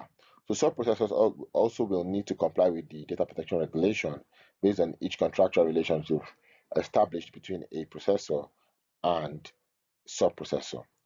As you can see, data protection regulation, cybersecurity compliance is just as important for third-party relationships as it is internally for an organization, as long as those third-party processes store or transmit personal data of concerned data subjects. Now, we also have policy management. So while this is the last concept covered here, it's my personal favorite, right? And policy is the teeth, the hammer, and an accountability partner for the previously discussed data security controls.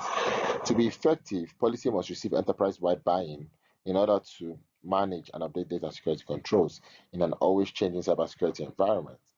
So for best practices, organizational policy acknowledgement and um, training ensures policies are properly communicated and understood. Now, know your data. It is essential to know what information is being collected, how it is being used, and whether it is being sold to or shared with third parties. Since different types of PII and their combinations are not equal in their value, and some types of personal data become sensitive in certain contexts, you need to classify your data using a quality data discovery and classification solution. Now, you also ensure that you get control over your data stores and backups. Make sure you don't keep personal data without a defined purpose. Develop retention policies and minimize personal data according to its value and risk. Safeguard against unauthorized access. Implement and strictly maintain the least privilege principle to ensure that users can access only the data that they need to do their jobs, and monitor your systems for suspicious access attempts. So devices, computers, and network drives should have adequate security controls in place, such as access controls, encryption, and antivirus software, and the likes. Finally, manage and control risk. Data privacy protection needs to include a regular risk assessment. Instead of building a framework from scratch, you can adopt a commonly used one, such as the NIST Risk Assessment Framework documented in the special publication SP 830. Now, this brings us to the end of today's session on privacy governance and security management and the enterprise. I hope you had a great time. I hope you're able to learn a thing or two, and I look forward to speaking to you again sometime soon. Thank you very much, anyone. At this point, I'll take a bow. Thank you. All right, thank you very much, Mr. Lanre. We really appreciate you for that session. That was a powerful one. Okay, right about now, before we move to our next presentation, Mr. Lanre, please, I would like you. There is somebody, our chief executive officer has a question for you. Okay, so over to you, sir. Mr. Sylvester, over to you. Hello, sir. Yeah, we can hear you, sir. Go ahead. Thank you, Mr. Larry. There is an issue that I want you to help us to clarify based on certain things and based on what some people have been getting involved, most especially on data privacy. You know, there is those company that's always borrowing money that they always require people access to their contacts. You know, what is your advice to this set of people when it comes to data privacy? Because we realize most times, you know, they call all the contacts on that particular, by the time that individual accepts to let them have access to their contacts, you know, you see different text message, different calling, is most especially they keep on bombarding those that didn't know anything about the loan, and they will keep bombarding them with messages. So in that case, what do you think we can do at that instance? Okay, thank you very much for that question. So, all right. So first of all, I mean, going by the contents of the data protection regulation and also looking at from a data privacy point of view, these loan companies that actually gain access to contacts or what I would call personal information of their customers are actually in breach of the data protection regulation, simply because the data that they're procuring has nothing in relation to the transaction they're having with that particular customer. So essentially, most times, I mean, data protection is more focused on the organization than on individuals. And how do I mean here? So the same way the data protection regulation would apply to organizations that store customer data, the data protection regulation does not say much in terms of individuals that store personal data. So in the case that you gain those loan companies gain access to the contacts, personal information of other data subjects that are not related to that particular transaction, especially for the fact that they didn't get their consent or permission, then absolutely they are consistently in violation of that. And I think very recently, NICDA has been campaigning or probably released some media article or publication concerning this. So essentially, it's very bad practice from those organizations, because I'm very familiar with this. They go ahead to reach out to contacts of the defaulters to more or less like broadcast. It's almost like a form of social shaming to say that this person is owing a loan, blah, blah, blah, can you help reach out? So it's a violation of data privacy, and it's a violation of data protection regulation. Thank you, sir. So can we say now they have the breach of contract, or what can you say about that? So it may not be a breach of contract from the perspective of between the customer and the organization. Reason being that for most of these organizations, before they can gain access to your contacts, is actually explicitly seek your permission. You may not even be able to use their app without granting that particular permission. However, sometimes they also hide this within the terms and conditions which the customer has actually signed under to actually for them to actually reach out. So I mean, a lot of people do not actually go ahead to read terms and conditions in terms of what the organization will do and not do. So in two scenarios, in a scenario where the loan company did not disclose that, it's definitely a breach of contract.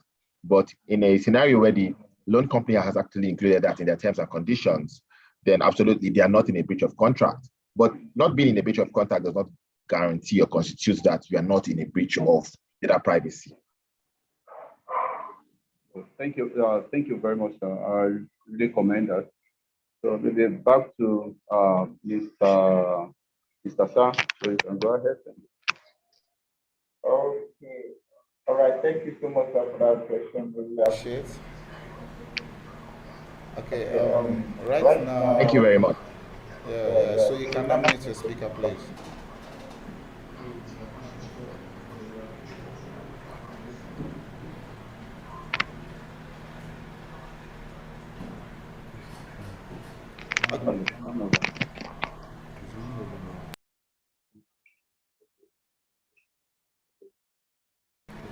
All right. Right now, we want to bring Mr. Tessie on board as he gives his presentation. Okay, so Mr. Tessie, please over to you.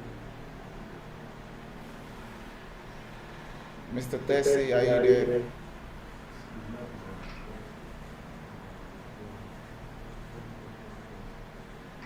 Mr. Tessie.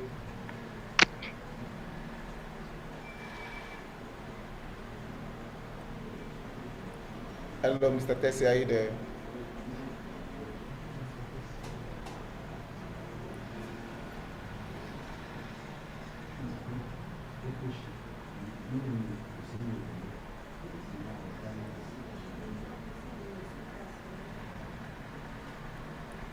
Hello.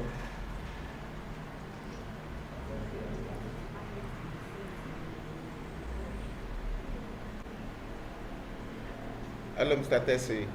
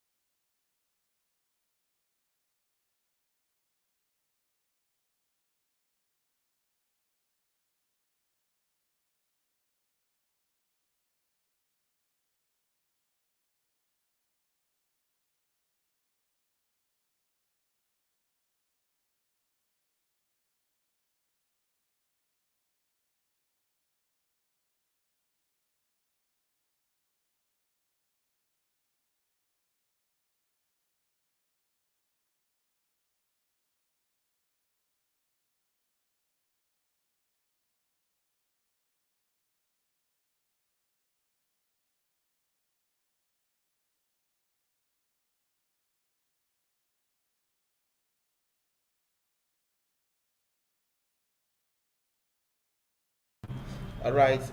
Very sorry for the break in transmission. Okay, while we are still waiting for our next person to present, we would like to ask all the speakers or that is online some questions, please. Okay, so while we invite one of our staff to ask those questions, Mr. Victor, please, over to you.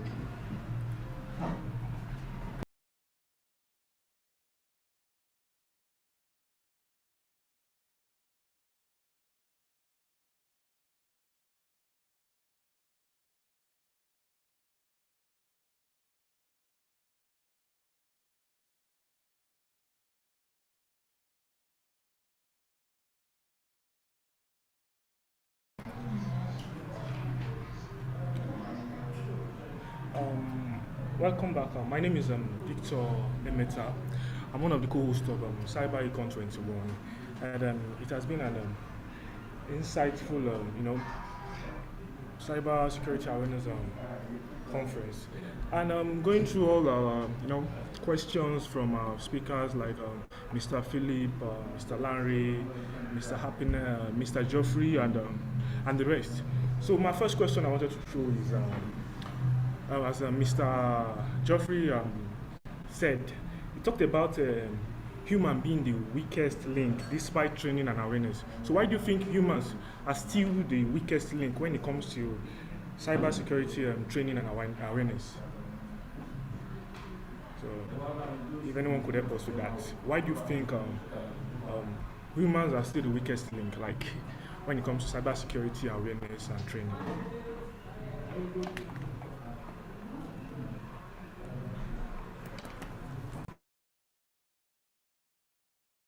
Hello?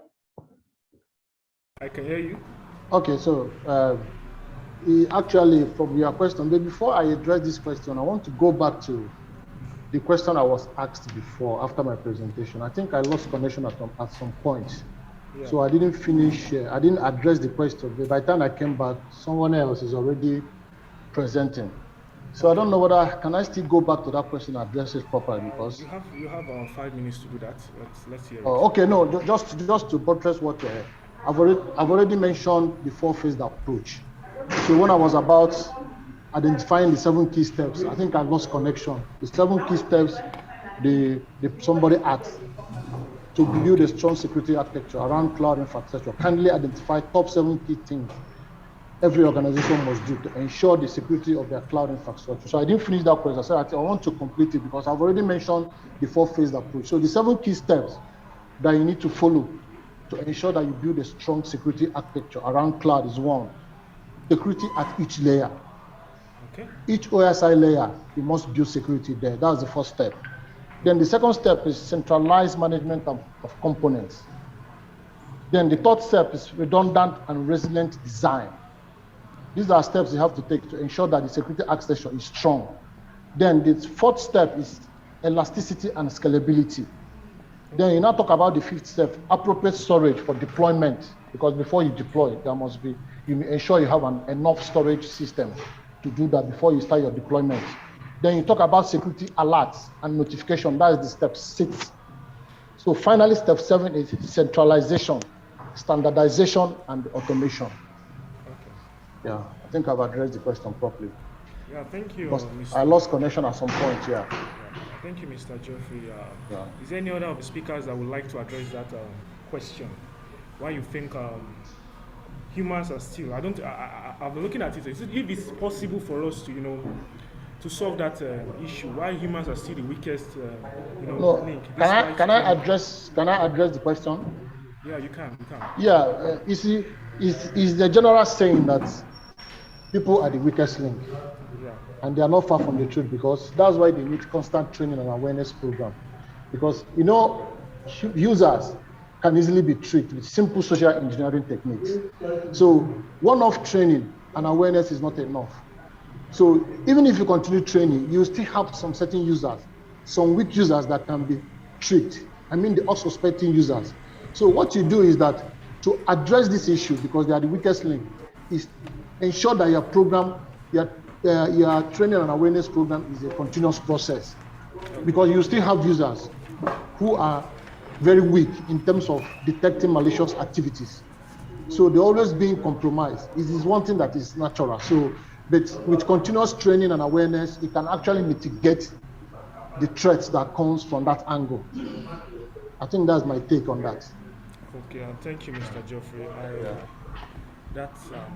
Is there any other speaker that would like to buttress that or talk about it? Mr. Philip?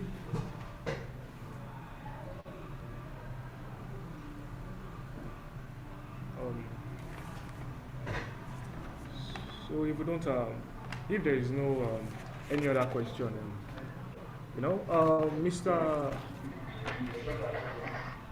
Concerning the COVID-19 era, talking about improving corporate cybersecurity approach, leadership responsibility, and accountability.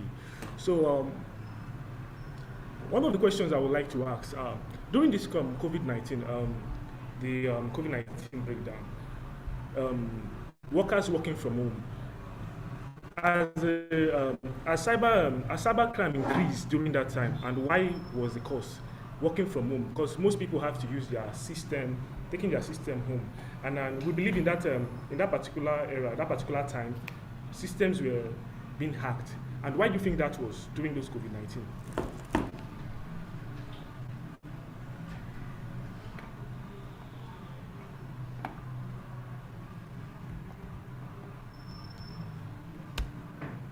Anybody to buttress the point for us? Is it for any speaker to answer, or is it directed to? Okay, let me just add my own view on that. Internet is an unsecure network. Yeah. So that is where these attackers reside. So it's due to there is not enough training and awareness program for these users, especially the non-technical users. So there's every tendency that they can be tricked into releasing sensitive information, or even their credentials can be stolen. So because internet is an unsecure network, the risk is high. Yeah. That is the truth. The risk is high. So what we need is that some of these users are not aware.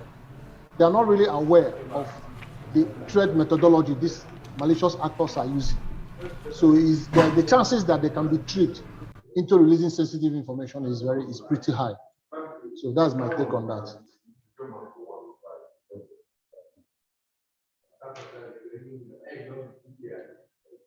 Thank you, Mr. Geoffrey. And Yeah. well, our next speaker will be coming up soon, and that's Mr. All right.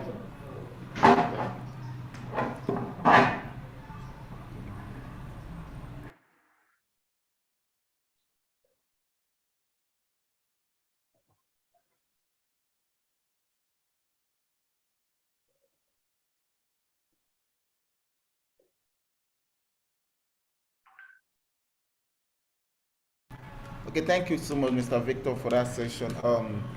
Right now, we want to bring on somebody to talk to us as regards one of the topic we've been discussing in this summit. Okay, and the person to do that is no other but Mr.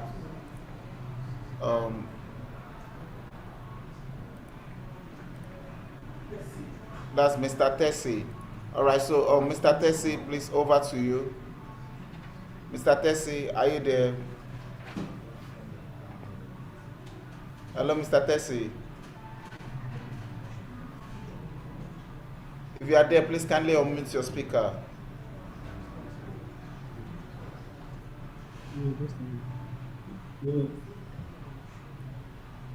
Hello. Good afternoon, everyone. All right, good afternoon. We can hear you. Yeah, my top discovery maybe James, not Mr. Tessie. So that was why I got confused. Okay, it's not Mr. Tessie. Yeah, Nubi Oludayo James from Farm Connect. Oh, okay. So sorry for that. So sorry for that. All right, Mr. Nobiolu Dayo James, can you continue, please? Okay. Thank you very much for having me on the call today. Once again, I'm Nubi Oludayo James from Farm Connect Nigeria. So may I share my screen? Permit me to share my screen, please. Kindly hold on, please, while I allow you to share your screen.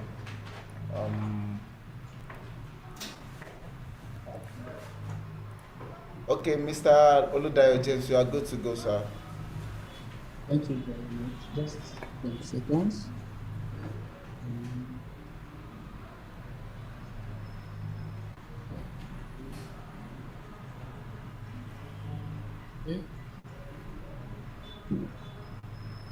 Okay, can you all see my screen? Yes, we can. Okay, once again, thank you very much. I am Nubi Oludayo James from Farm Connect, and thanks for the opportunity given to me to be here today. Today, I'll be talking about Farm Connect and figures. So Farm Connect Agribusiness Nigeria is an... Hello, can you hear me? Yes, we can hear you, please. You have just 10 minutes for your presentation. Okay, We can hear you.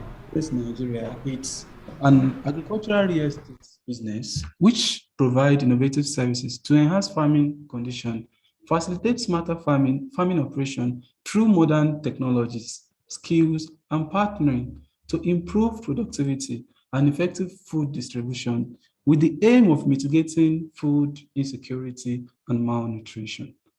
Here at Farm Connect, we believe that small-scale farming is only an hobby, and we can make an impact on global food shortage. Therefore, we develop a concept of agricultural real estate, which enables us to leverage the power of economies of scale towards food production. Using food as our panacea. We believe that when there is enough food for all, there is less violence. That is, when we have enough food, we can maintain a standard of national security. So when we have enough food, that was why we came about the motto, which is agriculture is peace. Because when there is food, when there is less poverty or no poverty, everybody will be comfortable. There will be national security. So that is why we call it agriculture is peace. So the background of Farm Connect started with started far in 1990, as back as 1994, where a young man was serving as an apprentice in a small aquaculture farm in Mokola GRA, Ibadan, Nigeria. The experience of this young man developed into underlying passion of aquaculture, which eventually spilled over to other areas of agriculture, starting with single fish ponds. And at the place of apprentice, this business grew gradually and became what we call Farm Connect today. So our vision at Farm Connect, our vision is to make profiting from agriculture easier and consistent to all and sundry without limitation by boundaries, time, space, social and financial status. So our vision as Farm Connect is to make agriculture very easy for everyone, irrespective of your boundary, the time, the space, or social or financial status. So our mission is to contribute immensely to food security and national through and nutrition through agricultural real estate of modern technologies and methodologies. Our core values. One of them is integrity. We have our main core values are integrity. At Farm Connect, we describe integrity like a ball. We call integrity, we describe integrity as a ball which maintains perspective from all angles of view, which reflects it in a facet of our business and services. Competence, the next one. A modern agriculture demands practice in accordance with global standard. Anytime less will eventually fail. Anything less from that will eventually fail. So our competence actually describes who we are. Simplicity. At Farm Connect, the next one, simplicity. At Farm Connect, we make things easier by eliminating complexity. And the next one is equality. Equity. People should be commensurately rewarded for their efforts. It's of importance to create a level of playground for people with diverse background and status. So we maintain equity, we reward people, we commensurately reward people according to their efforts.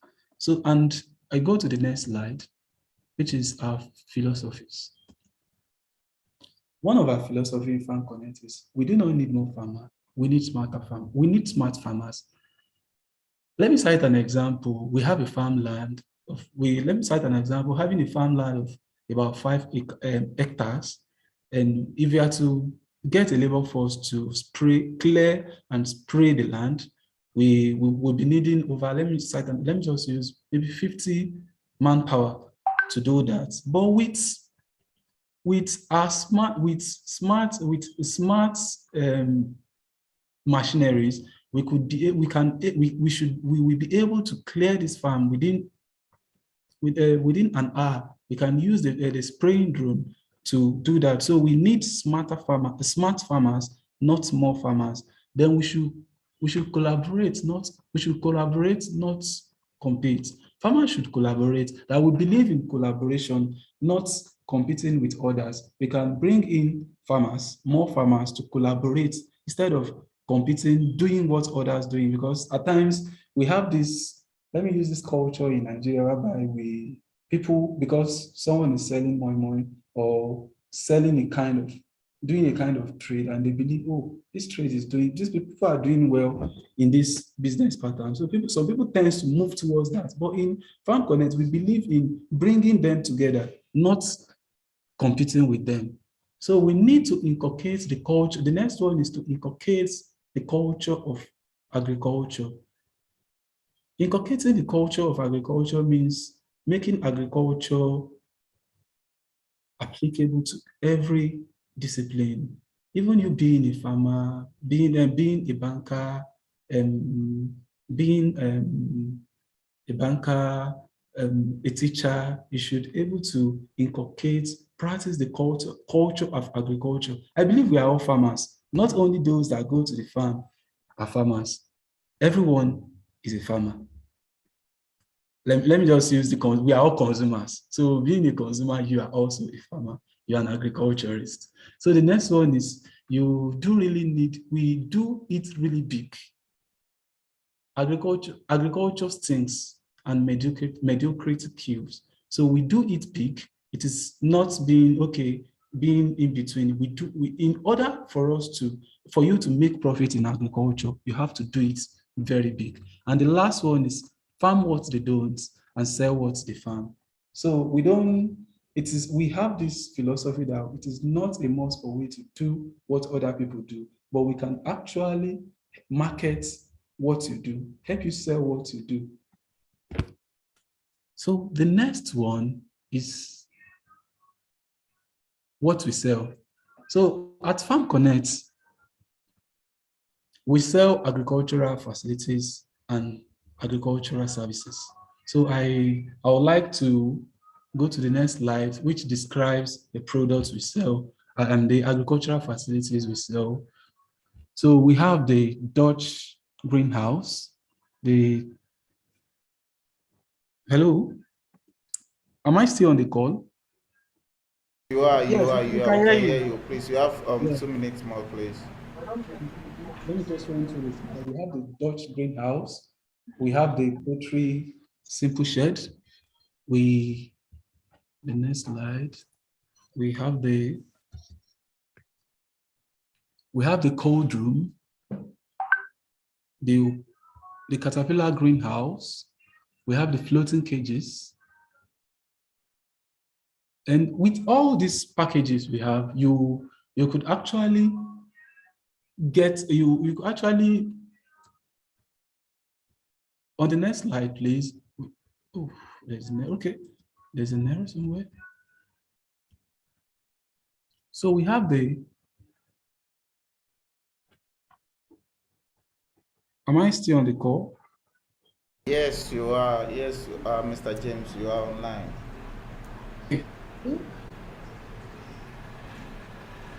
So we have the floating cage. The floating cage has a capacity of 6 million fishes, which over 4,000 pieces of 600 kg fishes. The lifespan is for 7 years. Setup time is for 3 months, and we can actually 3 months. Potential return for this is 40%. So all these packages are being run on different agricultural real estate model. We have the Mudaraba, we have the Green Flex, Green Fix, and co. So then so we go to the next slide, which is Figures. Figures is a baby to Farm Connect. It is the agricultural. It is the farm. Figures is Farm Connect agricultural. Okay, Mr. James, please kindly be rounding up, please. And the main vision of Figures is likely the same with Farm Connect, where is the same with Farm Connect, where our vision in Figures is to make agriculture profiting. And in order to make agriculture profiting, we need to inculcate the habits of smart farming and precision farming. With this, and precision farming is a practice, is a science of improving crop yield and assisting management decision using high technology sensors and analysis tools. So our services at Farm Connect, like I said earlier, we have two products we sell. We sell agricultural real estate as service, agricultural real estate, and we also offer services. So part of the services is the farm directory. The farm directory has the list of all farms across West Africa. That is one. We have the Agrivent. Agrivent is a platform which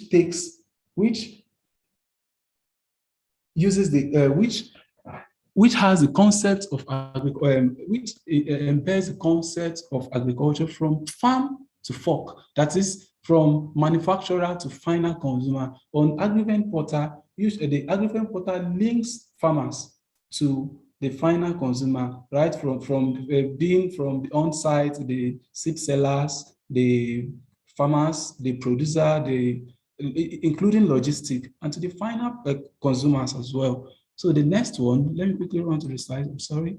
We have our other services we offer, the on-site services. The on-site services like with the test of water quality. We have the water quality analyzer to test the water quality, fertilizer analyzer to test fertilizer.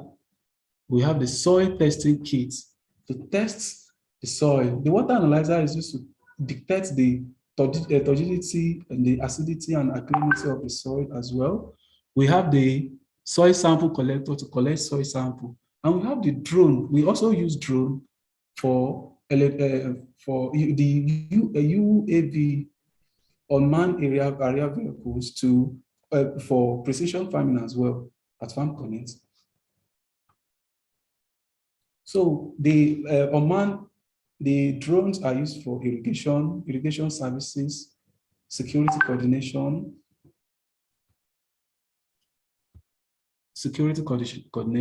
Well, thank you very much for having me. That is all.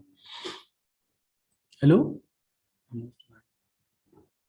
Yeah, thank you so much, Mr. James. We got to very clear. All right, thank you so much for that. All right, can you please unmute your speaker now? Mute your speaker now. Okay, thank you, sir. The next person to Mr. James, please mute your speaker. Okay.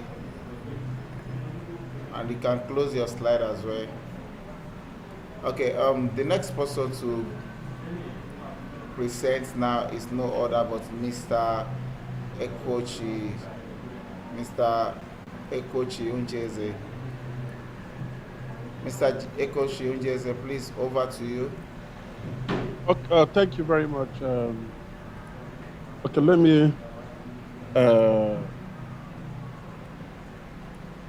let me just share my slide, my deck. Okay, hold on, please. Let me make you. All right, so you can share your slide now. Okay.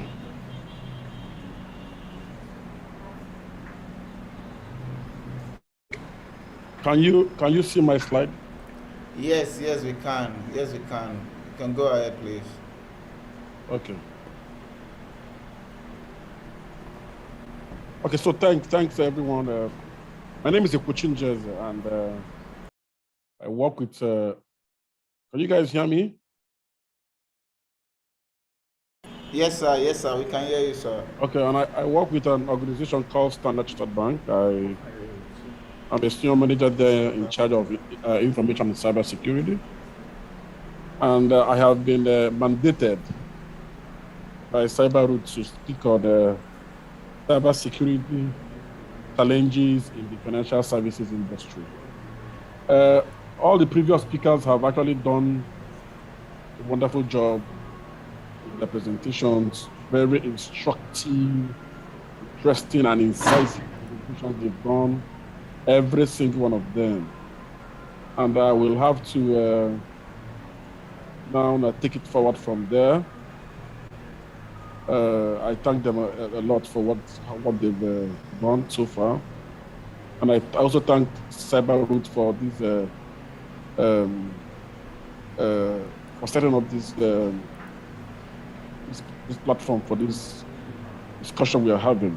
It's there's no gain saying that cybersecurity is actually everyone's business. People should be sensitized. People should be made aware of their responsibilities with respect to cybersecurity, just like it is with any other security initiative, be it physical security, be it security of your assets, I mean physical assets. Same premium, the same attention should be given to cybersecurity. Now, going into the crux of why I'm here. So I have to give a little bit of a background of why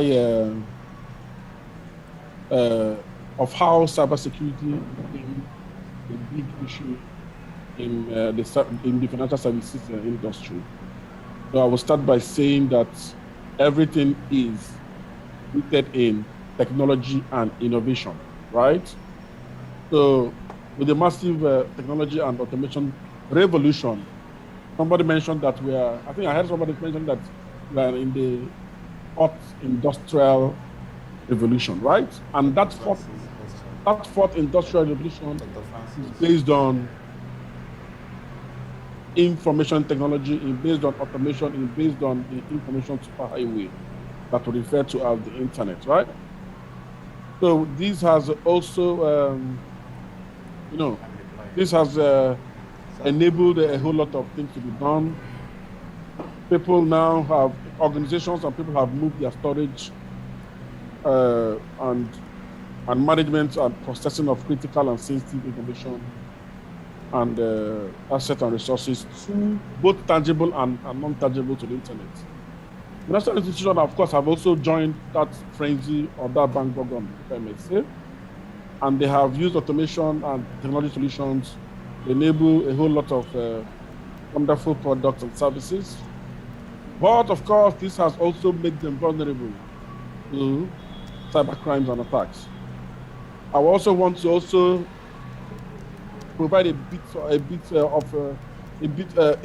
little definition of what the internet is, because when we talk about cyber security, we are talking about security,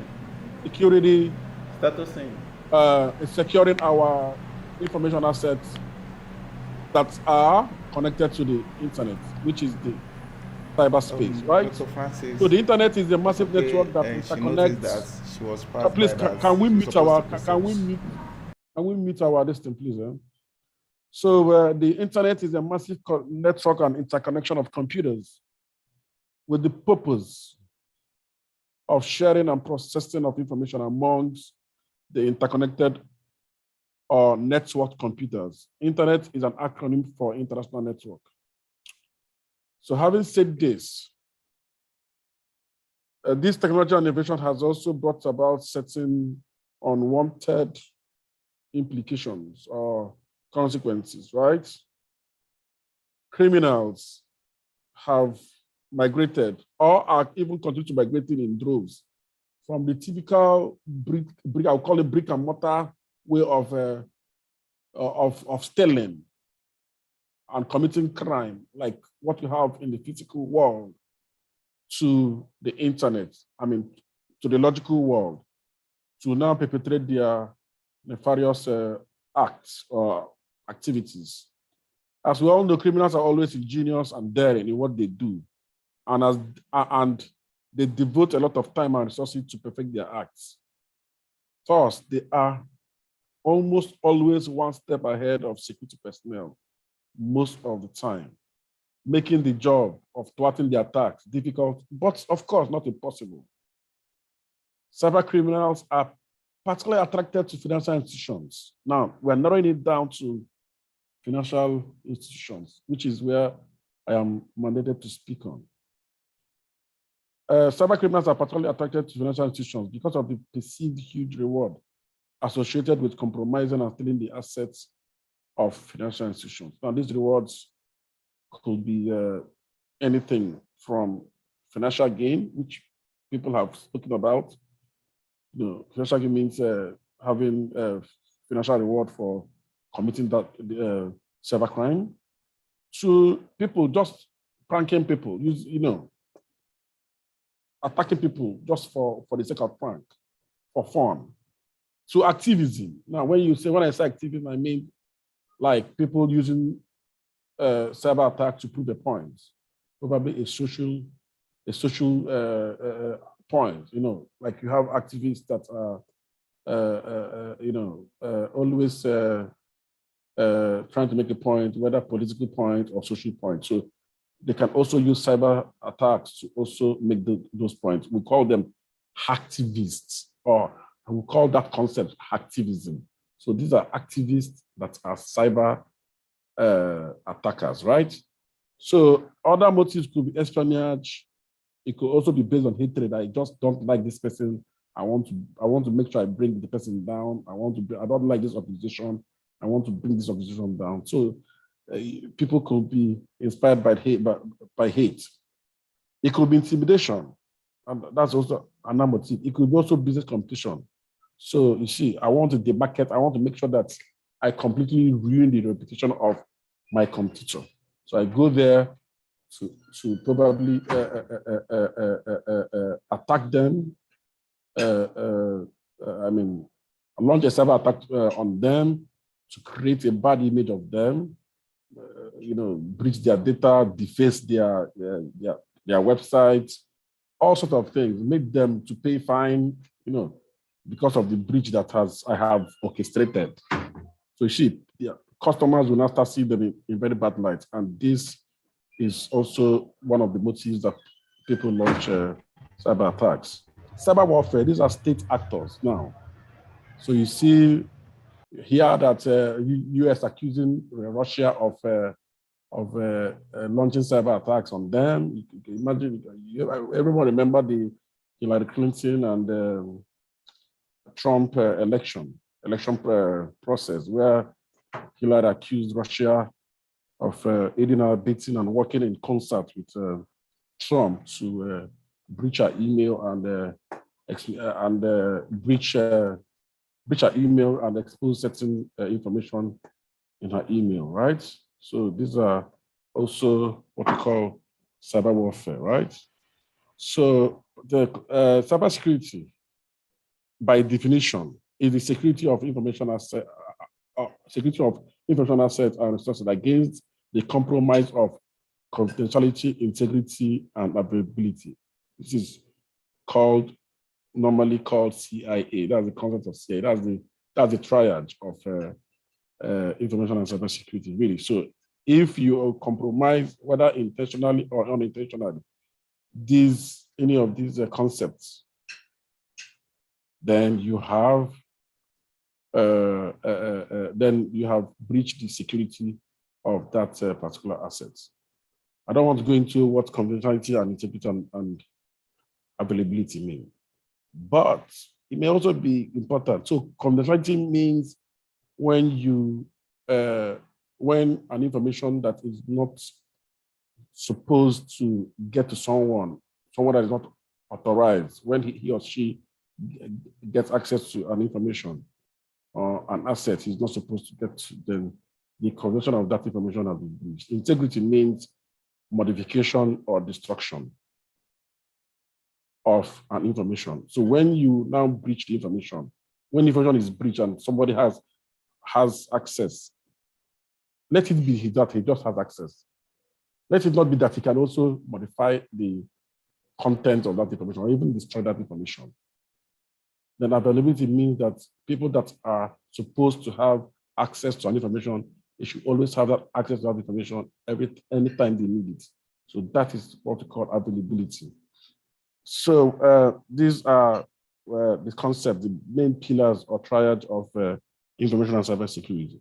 The compromise could be, like I mentioned, intentional or unintentional. In the following slides, I'm going to show or project or portray some of the various impacts of cyber attacks on organizations, right? So here we have cybercrime is a growing threat. People have already spoken about threats. Threat that is anything that can exploit a vulnerability, right? Threat agents are those things that are now being used to do that exploitation, right? So cybercrime is a growing threat to corporations, and consumers who are increasingly adopting and dependent on mobile and digital technology to run their business and lives. So it is estimated globally that the cost of damage through cybercrime, for example, in 2015 was $3 trillion. In 2051, it's moved from $3 trillion to $6 trillion. So you can imagine. So it grew by 100%, right? 100% from 2015 to 2021, huge. So that is what organizations, countries, and whatever, agents, entities, people, human beings, lost as a result of cyber attacks, right? So, and there are different damages that organizations, entities can incur as a result of cyber attacks. One of them is financial losses. I mentioned that, right? When we say some people are motivated by financial gains, right? Then damage to reputation. That's also another loss you can suffer. Loss of data is also another loss you can suffer. Disruption to operations is also another damage or loss you can suffer. Regulatory fines is also another loss you can suffer, because these days, regulators do not have tolerance for organizations that do not protect their information assets and resources. So they have imposed very severe fines on organizations, particularly in the financial sector. The central bank, who is our chief regulator, has imposed a lot of fines on not meeting certain information security standards. So they've rolled out a whole plethora of information standards that banks must comply with, from ISO 27001 to PCI DSS to ISO 22301 to all sorts. So if you don't comply with any of these standards or frameworks, you'll be fined. And it's even made worse. If your customer data or any sensitive data is breached, you also pay fine. So you see, so this is also a very good example of a very huge damage that an organization can suffer as a result of cyber attacks. In the following slide, you will see typical examples of fines that some organizations have suffered as a result of data breaches and all and their likes. So this year, this day reported that in the last, so the chief strategy officer of Deloitte has stated that Nigeria lost 5.5 trillion to fraud and cyber crimes in the last 10 years. That is huge. That is huge. I can remember as at 3 years ago, our total budget, annual budget in Nigeria was less than 5 trillion. I think it was about 4 trillion. So you can imagine our total budget as a country being stolen or lost in the last 10 years. And I'm sure it will continue to grow. So this is an example of damage and loss that can be suffered by a country, really. Yeah. So, and this is now speaking to Nigeria specifically. So 12 months of cyber attacks. So in the last 12 months, starting from September 2020, these are examples of organizations that have suffered serious cyber attacks and the consequences that they suffered. So we have Citrix, we have an Indonesian fintech data breach, we have South Korean supply chain attack. Somebody mentioned supply chain. So in the previous presentation, how it is important that your third party that you deal with, you ensure that they meet certain minimum or baseline cybersecurity controls, so that because the truth is that if they are breached, invariably you will suffer. If their security is breached, any third party or partner that you deal with in the course of your business, if they are breached, you that has employed them or employed their services will suffer. So these are some of the organizations that have suffered huge cyber attacks in the last 12 months up until August 2021, and some of the monetary losses that they also incurred, right? I don't want to start reading through them. This is just a dashboard that you guys can just see, right? So in 2020, 2020 is a year of cyber attacks, and it is actually primarily because, not primarily, but really primarily, the increase is because of the pandemic. So a whole lot of people, organizations, moved their office, practically, their office to the internet. So you can imagine that. So that exposed them to a whole lot of cyber attacks. So 2020, and has also continued in 2021, these are a year of huge cyber attacks, both in terms of value of the what in terms of currency that is being lost, or monetary loss, and also in terms of information that is lost as well. So regulatory impact. I mentioned regulatory fines as one of the losses or damages that organizations can suffer, right? All right, Mr. Egochi, please begin to round up because of our time. Thank you. Okay, so these are some of the losses some organizations were, incurred, right? So I have to rush here now. So Google, 15 million euro. Marriott International, Marriott is a hotel chain, 125 million USD. British Airways, 230 million USD. Equifax, 505 million USD. Impact of cyber crimes.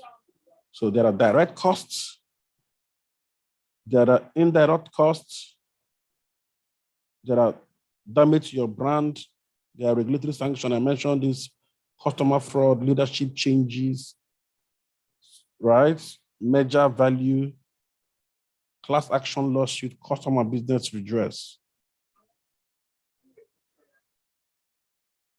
Top cybersecurity challenges specifically with financial institutions. One is how dynamic threats are. So the threat environment and threat actors continue to change. And it is very, very, very challenging meeting up with these threats. Identifying themselves is also a very huge task. And let alone trying to mitigate their impact. So this is the threats are quite dynamic, and they are universal in nature. So they are everywhere. So that's a huge challenge. There's customer expectation, compliance, regulation. They also add pressure. So customer expects you to do the impossible. They keep demanding for changes in services. They want their life to be easy. The regulators also come up with a whole lot of regulation. They churn out regulation upon regulation that you must meet. So this adds pressure to the organizations in terms of cybersecurity, right? So institutions face very strict expectations from regulators and consumers alike. Regulators require that financial institutions meet an array of compliance standards. I mentioned PCI DSS, I mentioned ISO 27001, I mentioned ISO 22301, which is BCP. There are a whole lot. So organizations are required to meet all this. So it poses a challenge. Then there's also the third-party security risk. I had mentioned that. Somebody else had mentioned that this is a very huge risk. A lot of cyber security attacks emanate from this. Organizations and people on individuals should watch out for this. You can protect your organization, implement wonderful controls, but if you do not also ensure that the organization you deal with are also protected, then you will also be in trouble. So insider threat is the biggest challenge we have, because the truth is that an insider has already breached your firewall, your intrusion prevention, whatever, all your layered security. Somebody mentioned layered security. An insider is already inside. So if he's already inside, you can imagine if the person, first of all, is of malicious temperament, or is not properly trained. You can imagine the havoc that insider will wreak. So organizations should ensure, first of all, they conduct proper due diligence on whoever that they are recruiting, and they train them properly and continue to monitor the activities always. Thank you very much. And I will entertain any question you may want to pose. I have to make this as short as possible. All right, thank you very much, Mr. Ekochi. Really appreciate you for that wonderful presentation. Okay, we have some question. I think we have a question from Mr. Sylvester. So, Mr. Sylvester, over to you, please. Thank you, Mr. Anthony. Yeah, from your slide, you made mention of leadership. Sorry, I can't hear you well. I don't know if it's only me. Yeah. Okay, sir. I said you made mentions of leadership during your presentation. Of leadership. Yes, leadership. Okay. Yeah. Change of leadership. So, yes. I believe is part of the reason why cybercrime is much more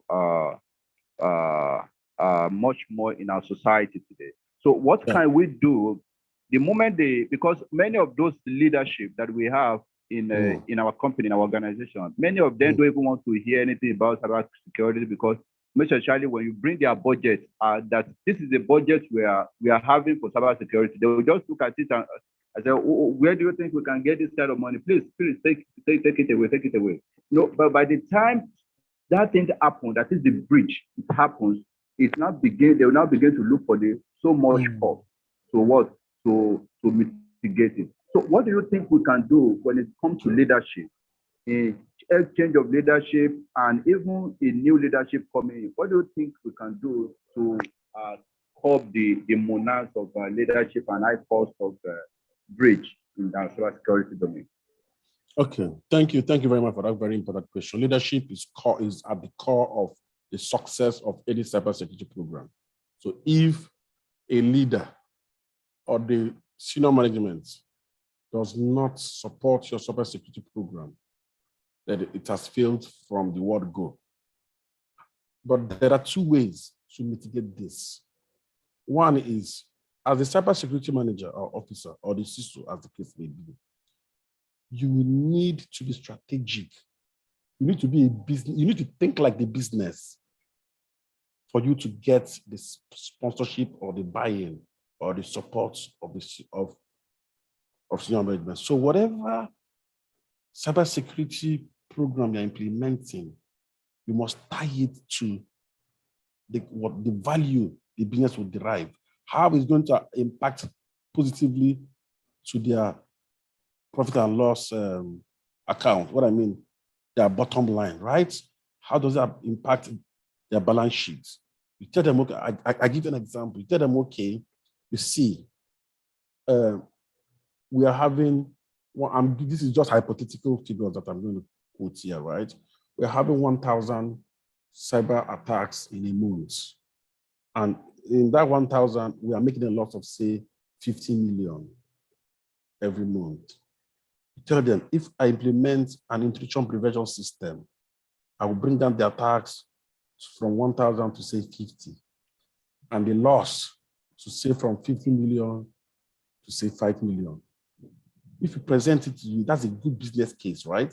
If you present it to senior management that way, they will buy it.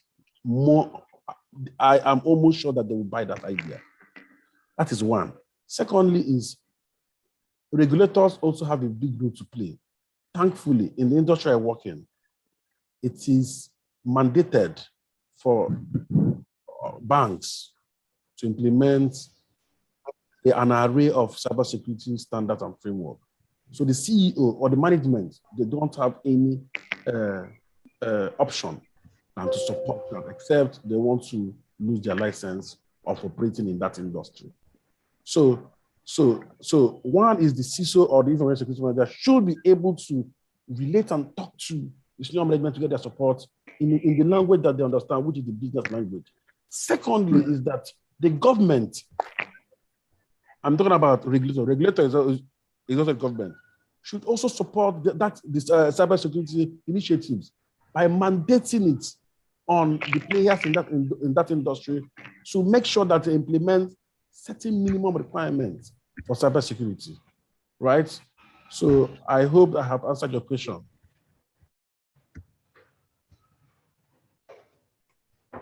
I hope I've answered your question. Thank you very much. You have really answered it. Thank you. All While right. I hand over to the host, thank you very much. Okay. Thank you very much for that session, Mr. Sylvester. Okay, quick announcement, please, for all the panelists so far that has presented, kindly share your, all the speakers so far that has presented, please kindly share your PowerPoint slide via our chat, like privately. Okay, so please kindly share your slide. Okay, why also the panelists should please be preparing for their session. Okay, so why we bring on board another speaker for the day, which is no other but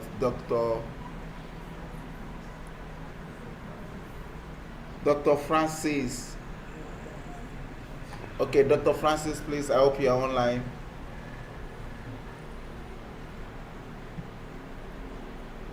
Hello, Dr. Francis, are you there? Yes, I am. Good afternoon. All right, good afternoon, ma. You're welcome on board, ma. Thank you. Okay, please hold on while I share your profile with all our listeners this afternoon.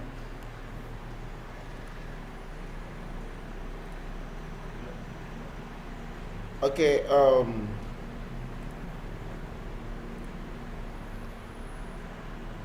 please, some minute, please. All right, Dr. Francis Nkechi Udeliko. She has over 21 years experience in information disciplines, technology systems, governance, risk security control, audit, compliance, and assurance. She holds the following professional certification: CFIP, CDPSE, CISA, CISM, CRI, SC, COBIT, ISO 22301, and OCP. She has attended several foreign and local trainings, workshops, and conferences in the course of her career advancement.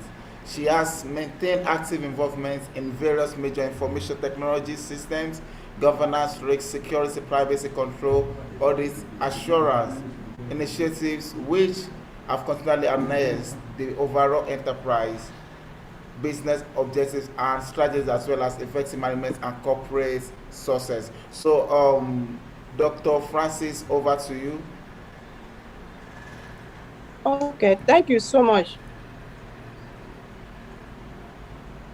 Can you transfer control to me so I'll be able I've to done share that. my... I've done that, ma. Please, I've done that. Okay.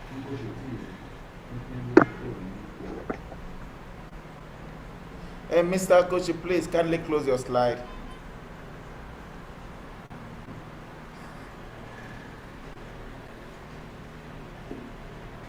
Mr. Kochi, please close your slide.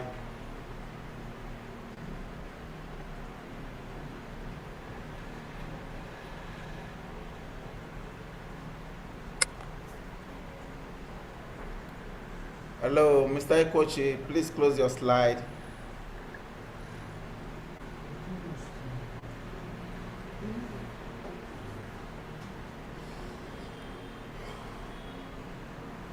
Okay, Dr. Francis, we can see your slide now. You can go ahead. Okay, thank you. Good afternoon, colleagues. All protocol observed. Okay, this afternoon I'll be discussing migration of financial services to cloud, the security risks, privacy concerns, and acceptable practices.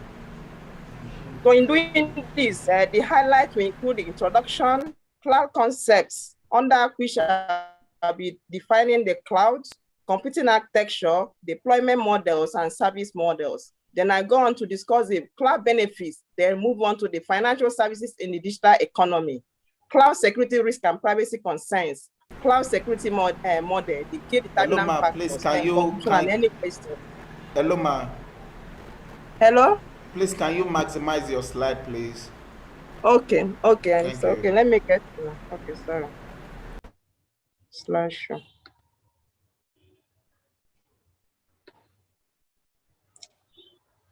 Can you see my screen now? Yes, we can. You can go ahead, please. Is it better now? Okay, Yeah, it's thank perfect. you. Yeah. Thank you. Like I said, I will be discussing migration of financial services to the cloud, under which I'll be talking about the security risks, privacy concerns, and acceptable practices. The highlights we take into through introduction, then the concepts, which will include the division of the cloud, computing architecture, deployment models, then the service models. I'll go ahead to discuss the cloud benefits, then move on to the financial services in the digital economy, cloud security risks and privacy concerns, cloud security model, that's the key determinant factors, then conclusion and questions as arise. Then introduction. So we all know that everybody is talking about cloud, but most importantly, I'll be focusing on Nigerian financial institutions, the movement of the cloud, financial services to the cloud. What brought about this, as we know, the technology is changing, customers' need is changing, everything is changing, and banks may not want to continue to invest in infrastructure. Then the need for this cloud, because it will allow everybody, wherever you are, to be able to access financial services from anywhere, at any time, from any devices. However, those series of solutions have earlier been proposed to enable data and privacy protection in the cloud, but there are still emerging security risks and privacy concerns that we should be discussing this afternoon. Why? Because these institutions lack sufficient visibility and control over their technology infrastructure and sensitive data that utilize cloud services. This is the main problem and challenge, and that's why I can see I highlighted it. So the emerging security risk and privacy concerns will be attributed to a lack of understanding of key factors to understand in migrating critical financial services to the cloud. What are we discussing? What are we discussing here? Like we said, everybody is moving. Do we move to the cloud? Big class of services, which ones are critical and which ones are not critical? We'll be going ahead to see why we have these issues.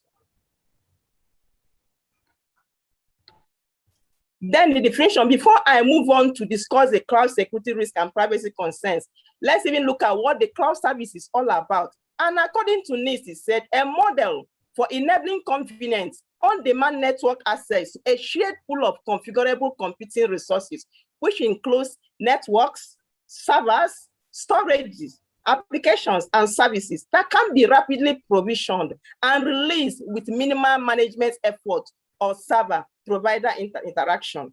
Then the cloud is simply means storing or accessing your data and programs over the internet rather than your own hard drive.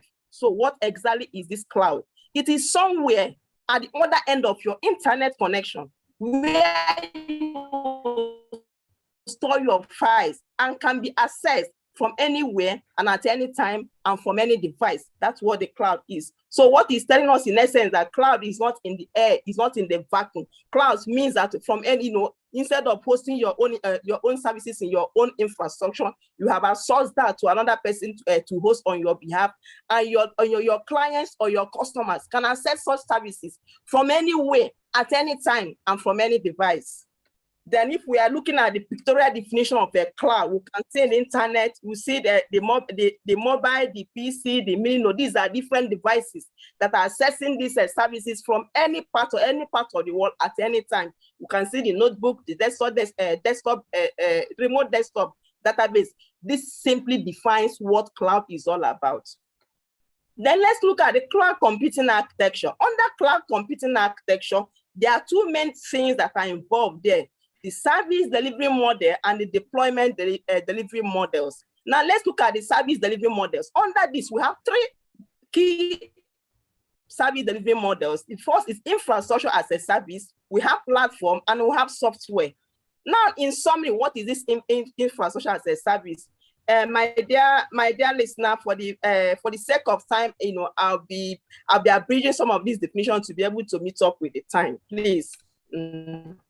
Then it's looking at the base of the cloud model. It covers servers, computer, hardware, storage, processor, memory. Common example is Amazon. What is it talking about here? It's a situation whereby you only want your service, the cloud service provider, to provide infrastructure. Then the platform, the data, the application, every other thing, you make provision for that. Then there's another kind of model which we call platform as a service. In this model, it serves as the middleware of the service model, provides platform and framework for developing and testing software and mobile applications. Common example is Google Apps that we use and Microsoft Windows Azure that we all use. It is platform as a service. Then the last one is software as a service, which is the topmost layer of the service model. It allows users to access various applications on internet. Example is Salesforce. What does this one imply? It implies that you only provide your data, whereby the customer, the CSP, provides the platform and infrastructure. So most often this is much easier to manage. But we'll be going ahead to see the benefits and also the challenges that are faced each of these services. So we look at the structure. You see the software as a service or the platform then you have the infrastructure as a service. So what is telling us here that the commonest one, which is infrastructure as a service, and the way it is, so that is also the order of security and the order of how vulnerable they are. As we see infrastructure, as we are moving along, you see that infrastructure as a service is more vulnerable, followed by platform, then followed by software as a service. In terms of providing security, because what it means that in terms of infrastructure as a service, it means that you, the data owner or the institution, will provide your security, whereby the cloud service provider is only providing you with infrastructure. Then in terms of platform, is providing both the platform and the infrastructure, and also depending. And as we move along, we'll be seeing where we discuss about the shared responsibility between the cloud service provider and the data owner. Who does what at what time? All these things will be discussed as we move along. Then I just shared a sample of this service model. This is a typical of the Microsoft Azure. So if you look at the topmost left, I have a whole full of the packed software. The packed software, followed by the next one is discussing about the infrastructure as a service, followed by the platform as a service and software as a service.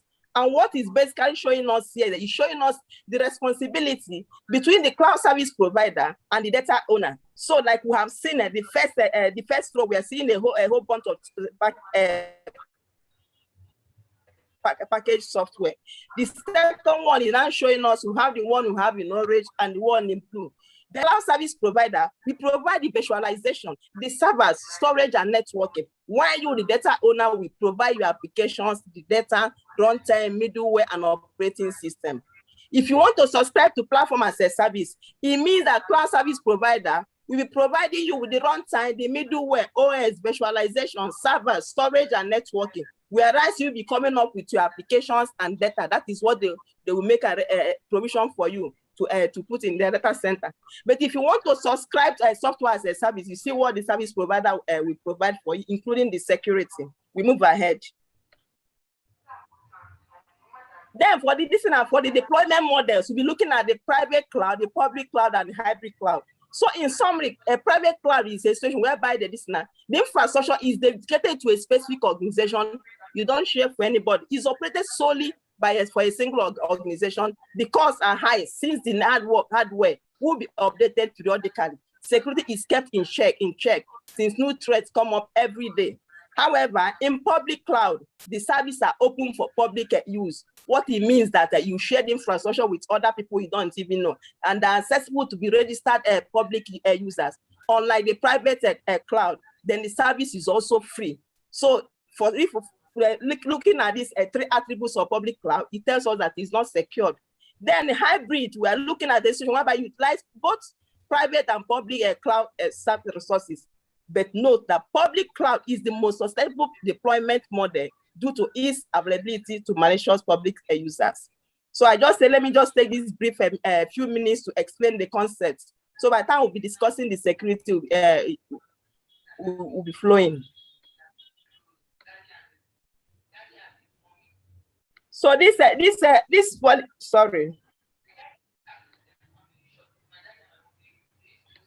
So this slide is showing us the benefits of the cloud. Why are organizations fast moving to the cloud, including the financial institutions? So we have a whole lot of benefits. Why organizations, business benefits why organizations are fast moving into cloud, if despite the security and privacy concerns. So these are the list of benefits, which are also not limited to this. Then we'll now be looking at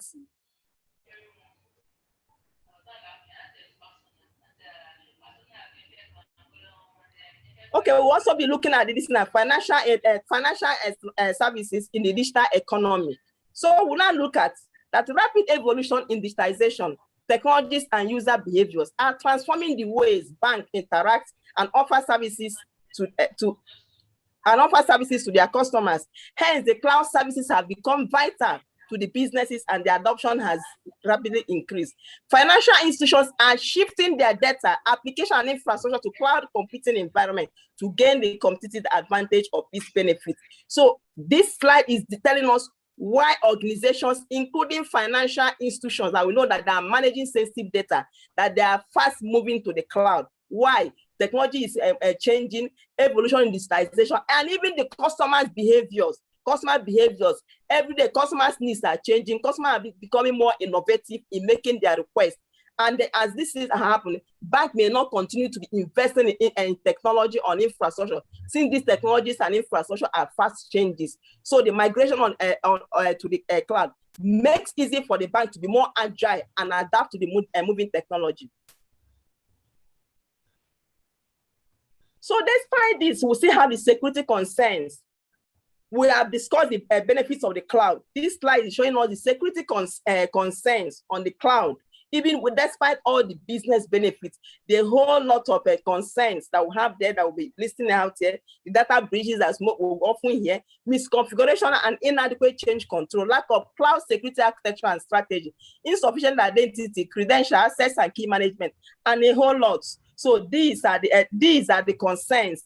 But looking at the target discussion, the financial institutions, should they be moving along as others are moving? They are supposed to be a requirement, guided requirements in terms of the framework, industry requirements that have to put in place to ensure the security of the customer data, both the financial data and the personal records. So having discussed these service models, you can see that each of these service models have its own privacy issues, which we have even outlined here. So that is why we are discussing about the security. What is the responsibility of cloud service provider and what is the responsibility of the financial institutions that are moving their services to the cloud? Because these securities have to be put in place. If you don't, these are the threats, these are the baseline threats, default threats that are there that they must be addressed, and who address it and how should be discussed and agreed between all the parties. So in looking at this, so what I've even tried to do, because this is forming the main my discussion this afternoon, the key determinant factors before migrating to the cloud, even despite all the benefits and also considering security risk and privacy. What I'm discussing here, that what are the key determinant factors that financial institutions, bearing in mind that they are dealing with customer data, financial data that are very sensitive, also knowing that even migration to this cloud that have also exposed customers' information, both financial information and the personal record and personal identification record to the internet, both Internet of Things and other things. There are key determinant factors that banks must consider and put in place while migrating services to the cloud. Because we cannot say we'll not move to the cloud. It has become germane. It is a must do the way it's going, else you'll not be able to operate in the moving technology. So first thing I highlighted is collaborative role of the regulations. In the regulations, I listed the Senate Committee on Cybersecurity, the leader that deal with data privacy, CBN, NCC, banks, telecommunications, CSPs, and others. These are the stakeholders, and there are also regulators that should come together to come up with a framework Because even though we are discussing about the financial data, you find out by the time you sit down and look at ecosystem that involve the financial services and the cloud, it goes beyond the banks, it goes beyond the CBN regulating it, because there are other ecosystems that are not within the control of the CBN. For instance, the NIDA that deals with data privacy. So it's expected that I bring in the data privacy regulation into that framework. Let's look at NCC telecommunication. We all know that most banks, the highest volume of transactions now go via mobile. And most of these mobile applications are hosted in the cloud. So it's expected that all applicable stakeholders will come together, join us, so that at the end of the day, we'll have a complete bucket of security that should be implemented as a framework and as an industry to ensure that the services that are moved to the cloud are secured. The next item I have there is shared responsibility between the cloud service provider and the financial institutions. One thing is very key. Most often than not, we say the service is the cloud, the application is in the cloud, but in reality, under a cloud arrangement, under governance arrangement, there should be a shared responsibility between the cloud service provider and the financial institutions.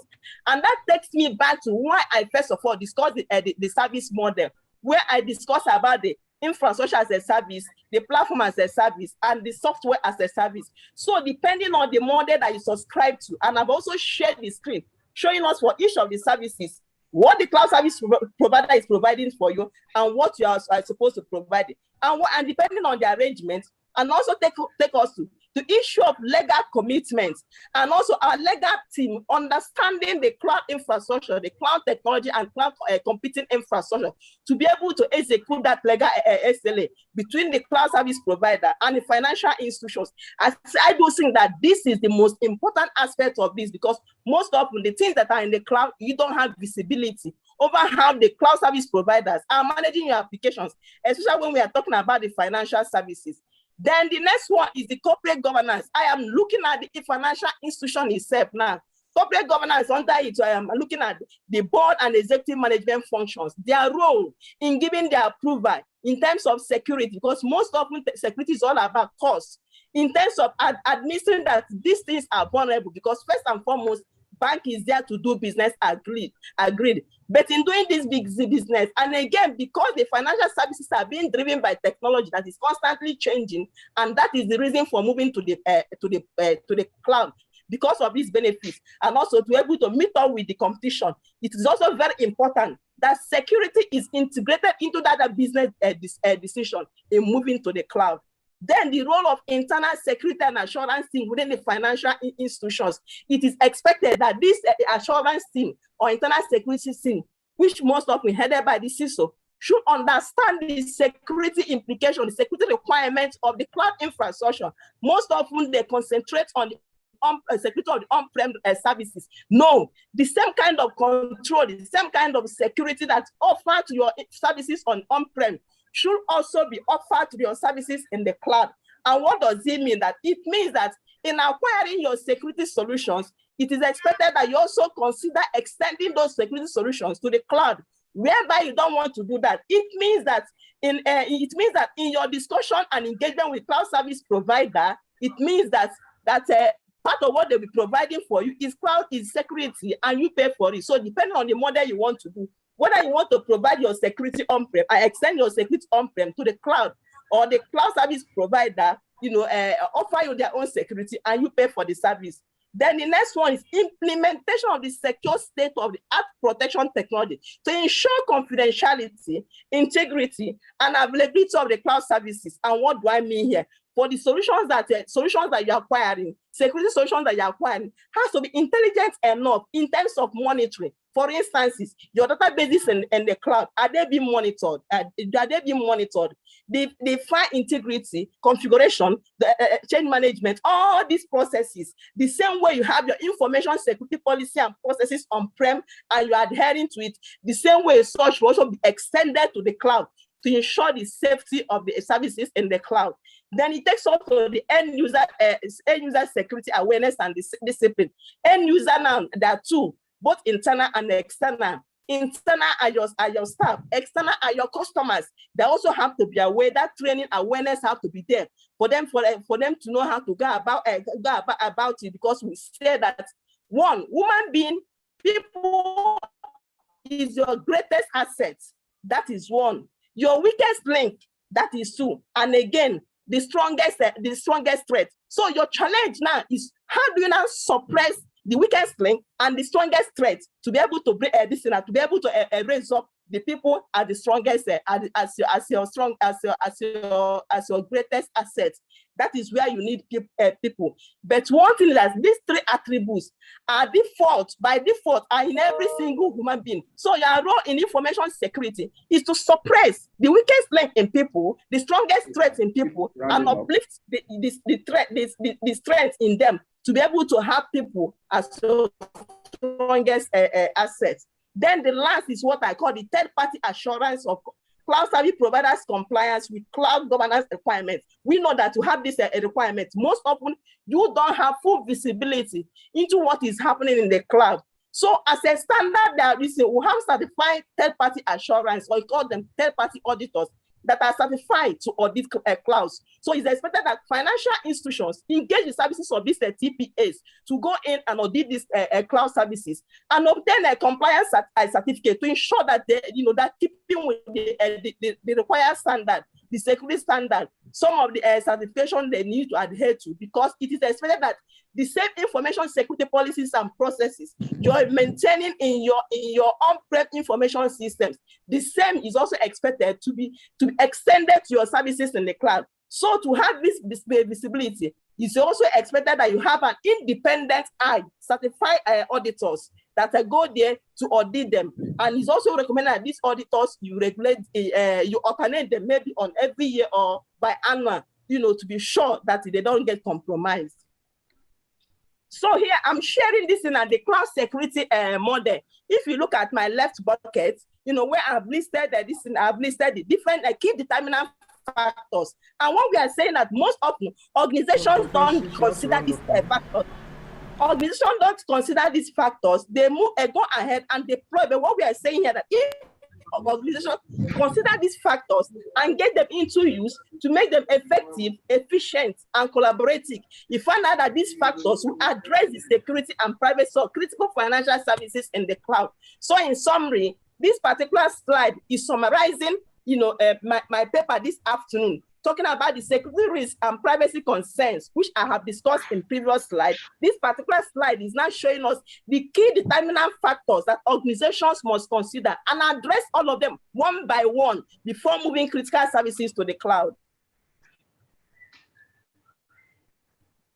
Now, in a typical organization like a financial institution, when you're talking about security, there's what we call communities of interest. In these communities of interest, in terms of security, people that have a different responsibility to offer, as far as the migration of critical financial services to the cloud are concerned, we look at the board and executive management, which provide oversight and provide the funding and the support that is needed. We require the service of legal, not just legal team, but experienced legal team that understand technology, understand cloud computing infrastructure, to be able to go into the negotiation and stand between the bank and the cloud service provider in terms of negotiating the SLA, and also in terms of determining and agreeing on the shared responsibilities between the cloud service provider and the financial institution. Then we take up to the information technology, the IT team that are ensuring the availability of these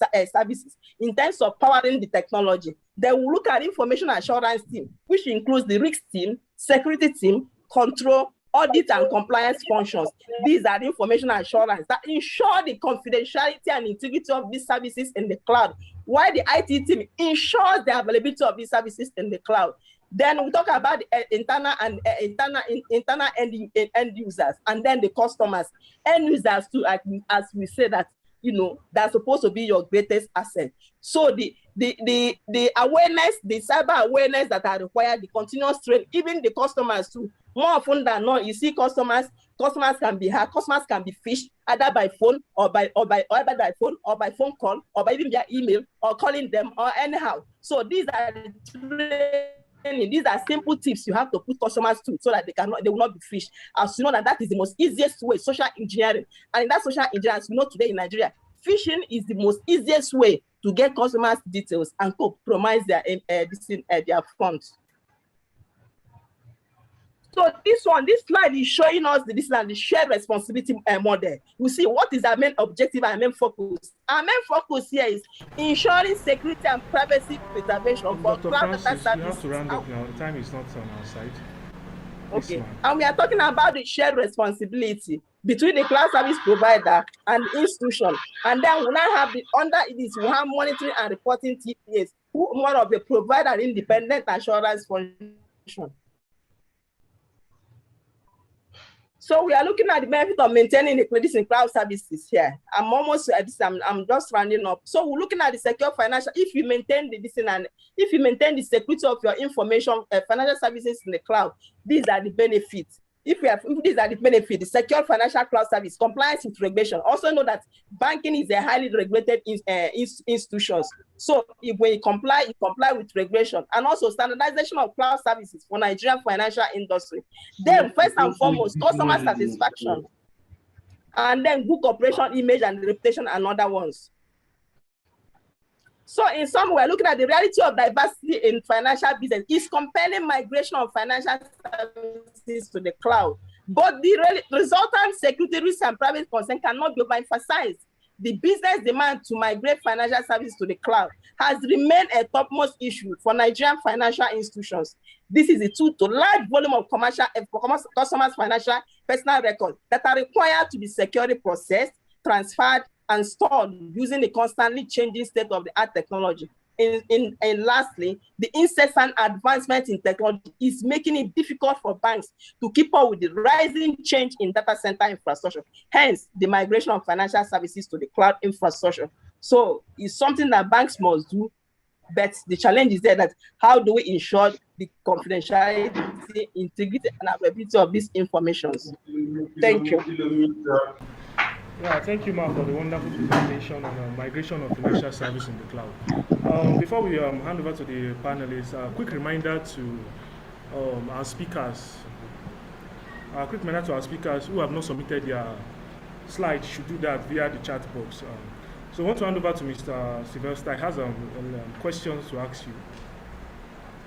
Thank you, my able doctor. Thank you for the presentation. Very awesome. I want to appreciate you. Thank you. But there are some little things that I wish you could just shed more light on. Basically, for example, you made mentions of customers. I knew we are still part of the weak link in the organization. I think I can share some of the experience we have had so far about the customer issue. But what can a customer do? Because even when you give them training, they still fall victim of it. For example, it's just a stage that bill phishing is now a common thing. All those actors, all those criminals do. They'll call you to let you know that this is they are from bank, they are from so and so on and so forth. Sometimes when you ask the customer to come for a training, it becomes a difficult thing, especially when it does not involve financial issues. So you didn't maybe there's no money for them to gain from it. What do you think an organization can do in that regard? That is number one. Secondly, on the issues of minimal security that cloud security have. Sometimes when an organization migrates to cloud, it indicates that it only needs a minimal security. What does this really mean when it comes to issues of minimal security? So because I don't really understand, does it mean that we don't need more security when it comes to cloud security because the service provider would be in charge of it? So please, I want you to just shed more light on this issue. Thank you, ma'am. Okay, thank you so much for the question. Your first question is what is customers expected to do to be secured? Of course, even banks we don't invite customers to come to the bank for training.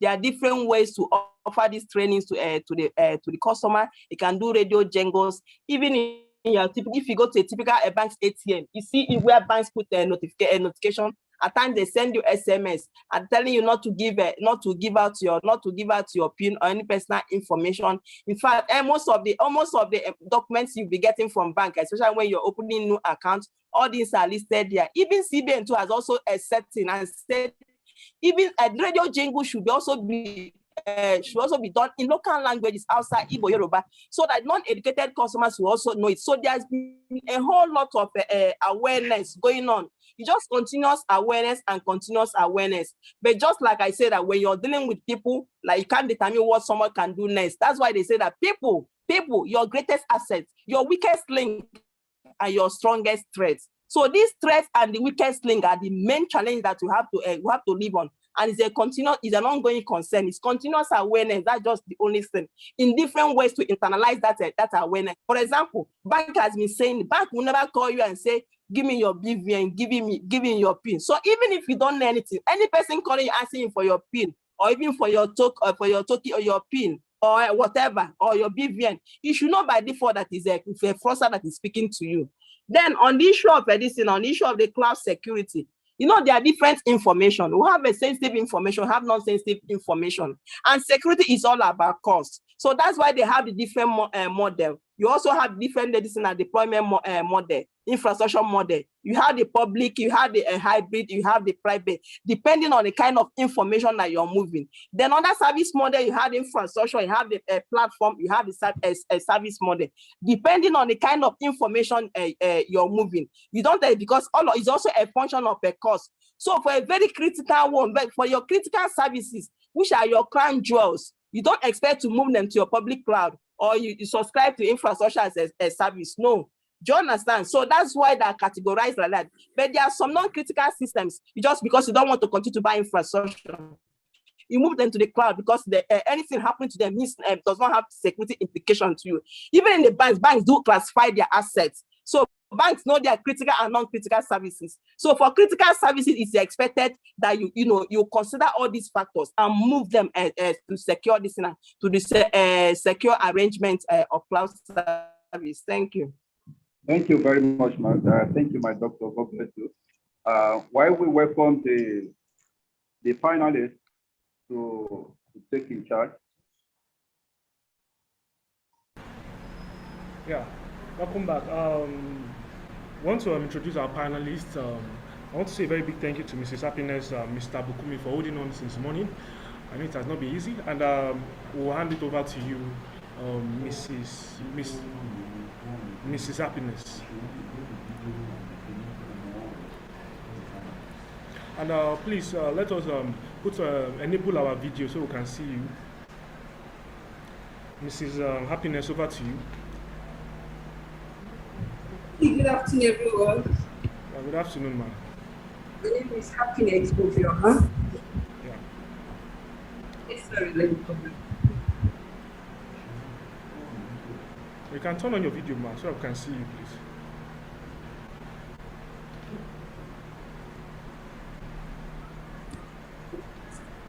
Good afternoon. Good afternoon, everyone, and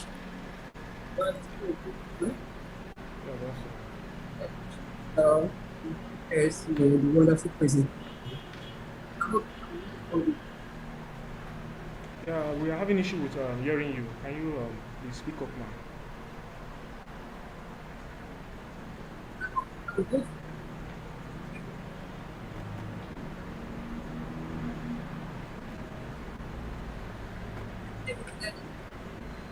can't hear you, ma'am. Your mic is not up. Can you please the mic? Can't hear you.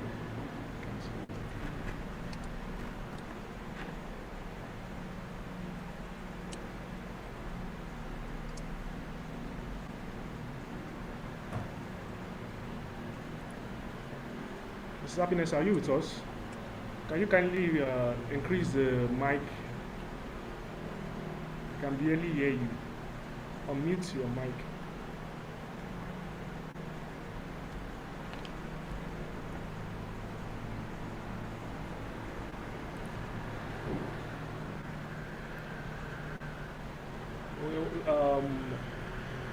Maybe we should hand over to our other panelist, Mr. Bukumi. Mr. Bukumi, if you are with us. Yeah, good afternoon, everybody. Good afternoon. Hey, good afternoon. I hope Yeah, we can hear you now. A little bit more. I'm more audible. Yeah, you're audible now. Okay, thanks so much. Thank you, everyone. Thanks for the question. Yeah. Okay, without wasting much of the time. Sorry, ma. Can we see your? Can you enable us to see your video? We can't see you. Video is turned off. Okay, ma. Okay, Yes, thank that's you. better. Yes, ma. Okay. Okay, just so basically we are moving ahead. Our discussion for today, and I have my great panelists, the person of Mr. Bukumi Ojo, and then I have Mr. Ogunoye Ademola Benson. For Mr. Bukumi Ojo is a cyber security analyst and security engineer. We're currently working with eSentry system. And then I have Ogunoye Ademola Benson, that is a mobile forensic expert, currently working with NetMetrics technology.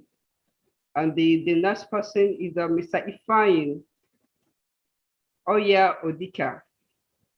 That is he's a team lead security, that is Fidelity Bank PLC. And then I have Commander Aziz Oluwole Said. That is the founder of Chief Marketing Officer.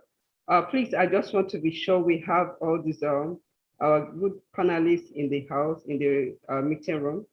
Can you please indicate?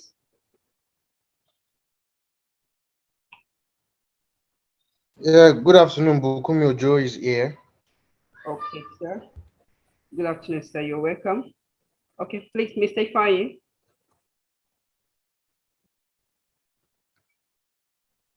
Do you have Mr. Ifeanyi in the meeting room or any representative of his?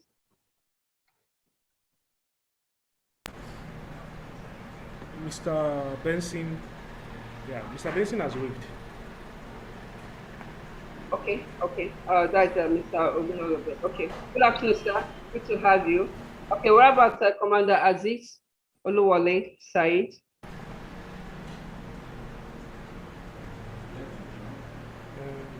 Mr. Aziz is yet to join. Oh, okay, okay, okay. Okay, so basically we have to move ahead because of the time. Okay, basically our topic today is around unethical practice, within an organization, which also lead to bribery and corruption. I just want to also appreciate all our presenters, they've actually done a good job around, insider threats, giving us more visibility, what this is all about. So without wasting much of time, I would like to push a question to Mr. Bukumi Ojo. So part of the question, which is around, like I said, our topic is around unethical practice of cybersecurity lead to bribery and corruption. Because we all know that, our organization are facing great challenges in generating, maintaining, and retaining ethical employee at work, due to high competitiveness. So of course, which is very rampant within the banking industry and the likes within the fintech as well. So I want to push a question to Mr. Bukumi. I just want you to just quickly give us an overview of what unethical practice within an organization is all about, and also the people that are really involved on this. Thank you. Yeah, good afternoon once again, everybody. Presenters and all participants. Yeah, good afternoon. From my point of view, I would just say that unethical practices, that word or that phrase, unethical practices, to me, it is not exhaustive. It ranges from it ranges from doing what you're not supposed to do at work to not doing what you're supposed to do at work. I don't know if that is clear. Then to, doing some shady deals and trying to manipulate figures, trying to change some things that are not supposed to change, processes and technologies, trying to cut due processes.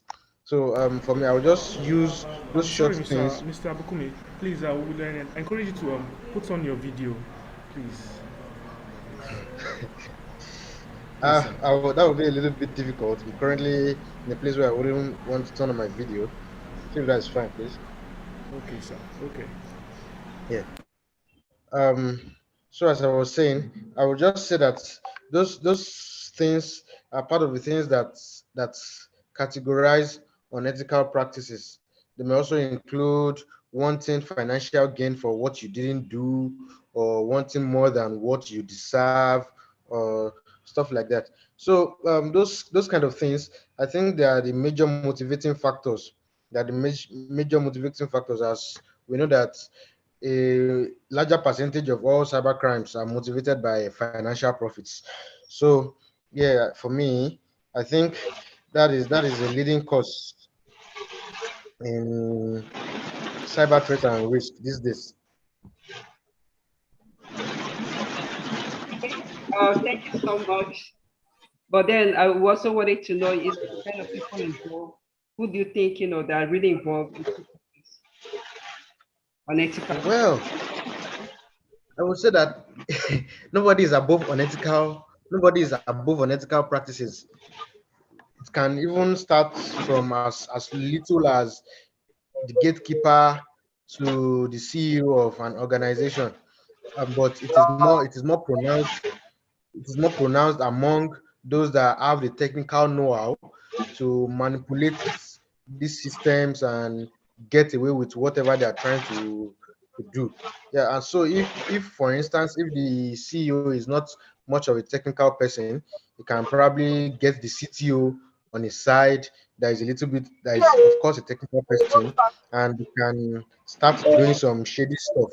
So it really is not limited to any class of person. It can be from the gatekeeper to the CEO. It just depends. I think the major thing here is the integrity. Yeah, for me, that's it.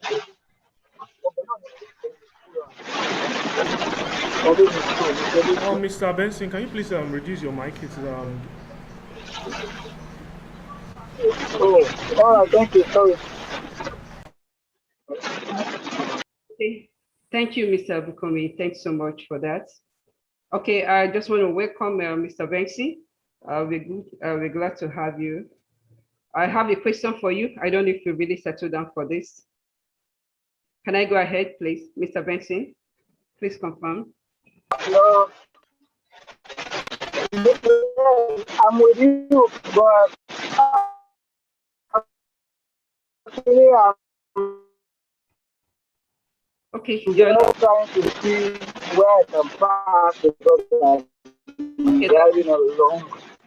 It's all right, no problem. Thanks so much. Okay. I'll follow you outside. Okay, sorry, sir. Thank you. Okay, so Mr. Ifeanyi, please. Okay, we will allow you to settle down. Okay, my next question goes to Mr. Ifeanyi. Good afternoon, Mr. Ifeanyi. Okay, my question is, why are organizations so concerned about, unethical behavior? We just wanted to educate us a little around that. Why organizations are so concerned about unethical behavior. I hope you can hear me, sir.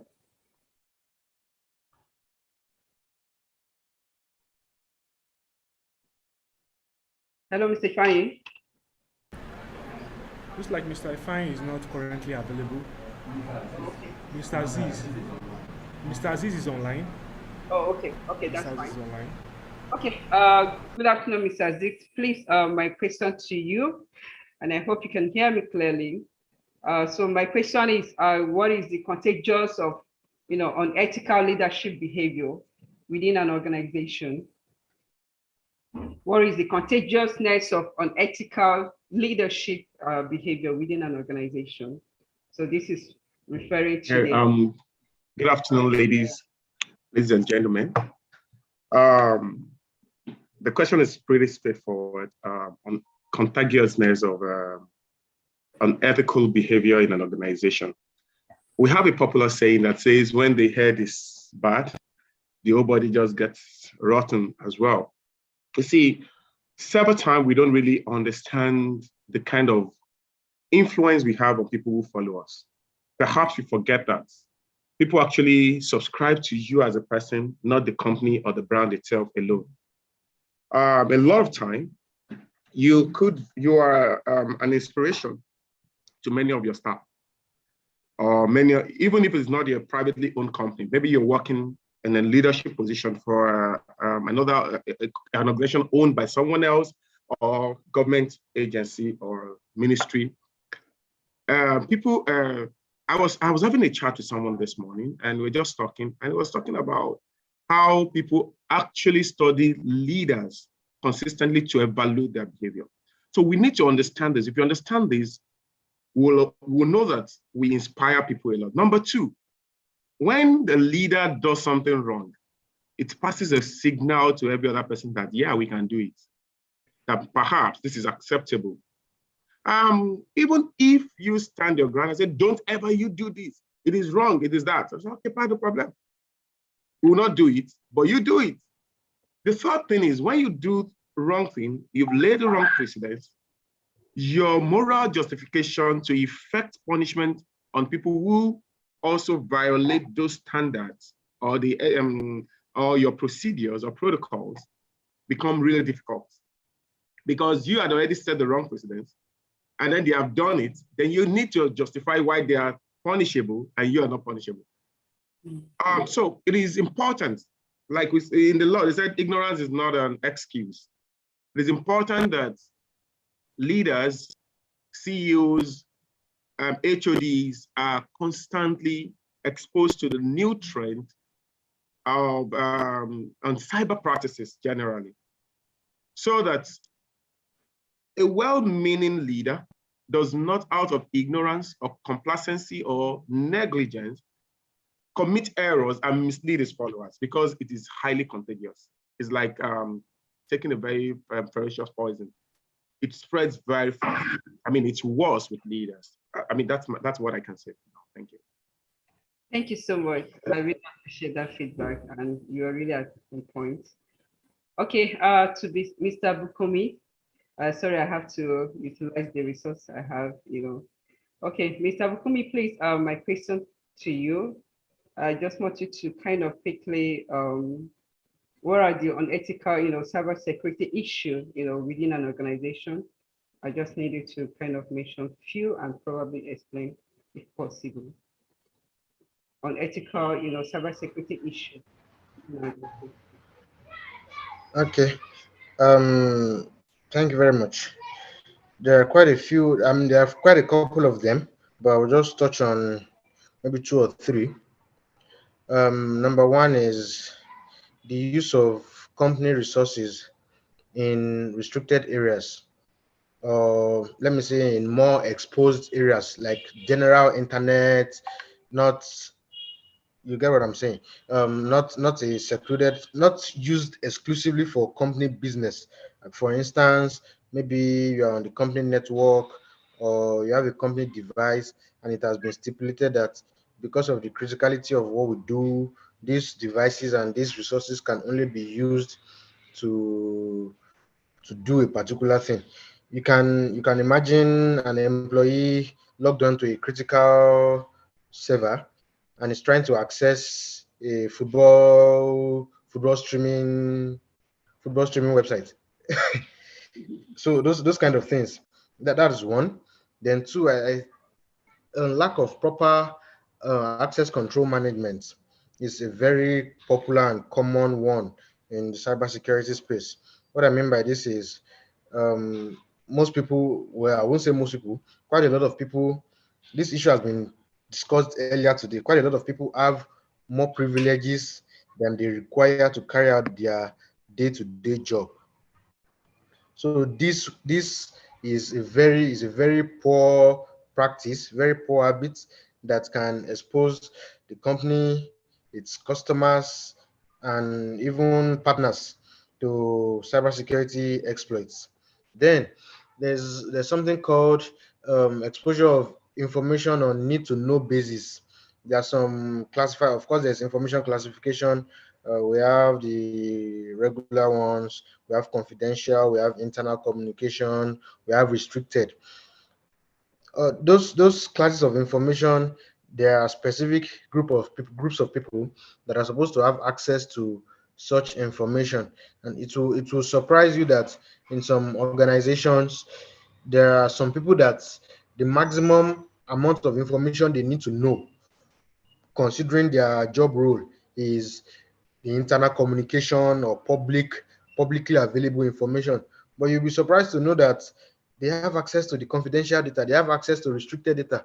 When people like that, especially when they don't have proven track record of faithfulness and integrity, when they have access to such informations, you'll just be surprised that they would eventually sell those data to malicious guys. A speaker earlier said about a Tesla employee that was offered millions of dollars to install malware. You can imagine someone that has that kind of access. If it was not someone um that had provable track record, he would have easily collected the money, installed malware, and it would have been, oh, Tesla has been breached. So this, well, for use of this case, I'll just limit my answers to those three things. Number one, too much exposure of information, lack of proper access management, and use of company resources um, for unauthorized purposes. Thank you very much. Thank you, sir. Thank you. I have one more question for you. Yes, thanks so much for that. It was really at point. I know that for every organization, what is critical to them is the data and people. Now, I want to ask you this question. What do you think that could be the possible thing that actually lead people to do this kind of malicious things? What do you think that could, what is that possible thing that could lead them to do that? Well, everything I want to believe everything revolves around financial profit, but there might be a few things that are informing that. Number one, maybe the employee is not being properly compensated at work, and maybe it just feels, oh, this is my way of getting leveled up to what I'm supposed to be getting normally. So we just embrace the bad way to get his profit. Then secondly, we have cases of disgruntled employees, maybe people that, for instance, maybe he had a beef with the CEO or somebody, and he wants to kind of take a revenge on the company. So that's also one of the things. Then some are really unprovoked. Some are unprovoked. Some people really don't have the intentions of doing such things, but when they see the opportunities, they just say, oh, wow, this is a very good opportunity to do this thing, and when I just do it, I might just get away with it and get a lot of profits. So yeah, some of them are unprovoked. So for me, I would say these three things are leading causes in why these things keep reoccurring. Okay, thank you for that. Thank you so much. Okay, I will switch to Mr. Aziz. Just a quick question for you. So this is kind of, we are looking at, a way out, how to resolve this, advising organization on way forward around this. So my question to you, Mr. Aziz, is what are the measures to put in place, to curb this ethical practice within an organization?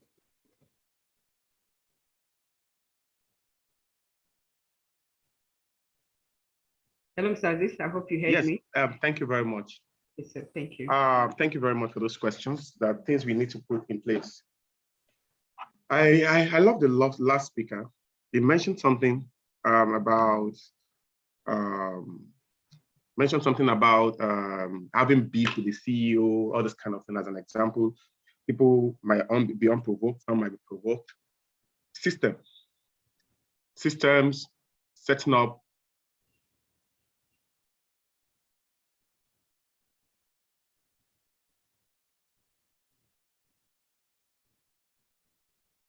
Hello, sir.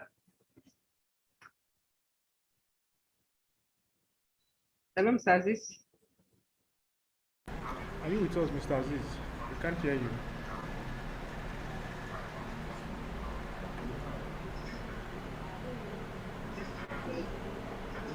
Mr. Aziz is offline.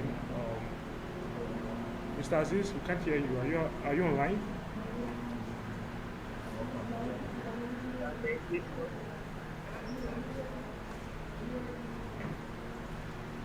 Oh, okay.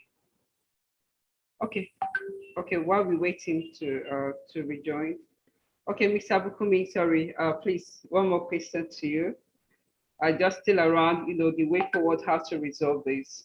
I need you to kind of briefly tell us, okay, what are the things, that organization need to put in place to make sure, they monitor, they control unethical behaviors. Thank you. Thank you very much. One of the major things for I would touch on physical access control and systems access control.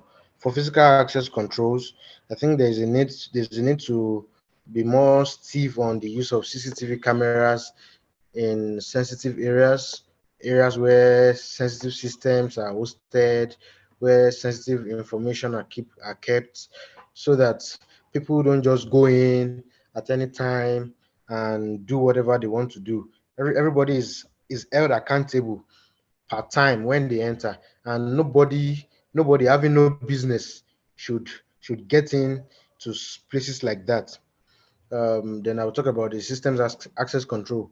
A speaker mentioned it earlier, that there's a need to always disable local admin accounts on systems. That has been one of the major ways where malicious activities go through the network. Because a lot of system administrators, they just let's just leave the local admin account and be using it like that. There's a need to disable the local admin accounts and allocate appropriate privileges to specific users as their job role requires, so that if a particular user, say for instance Mr. A has super admin privileges and he does some things on his system, by the time things go wrong, you can able to get back to the logs and check that, oh, at also point it was Mr. A that did this, it was Mr. A that did that. But if everybody is using the local admin account, Mr. A can come there and do something, and by the time you realize it, Mr. B has come and used the same account too. Mr. C has used the same account too. It's difficult to pinpoint who exactly did these things. Then I think another thing is, like I said, some of them are unprovoked. Some of these things are caused by ignorance, employees, negligence.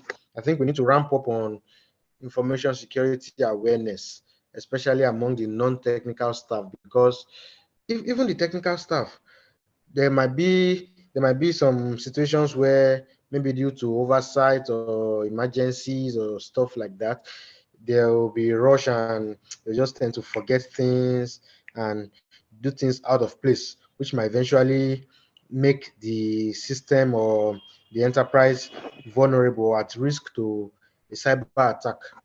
And most of these cyber attacks, a larger percentage of them come from insider threats, like Mr. Philip rightly said in his presentation earlier.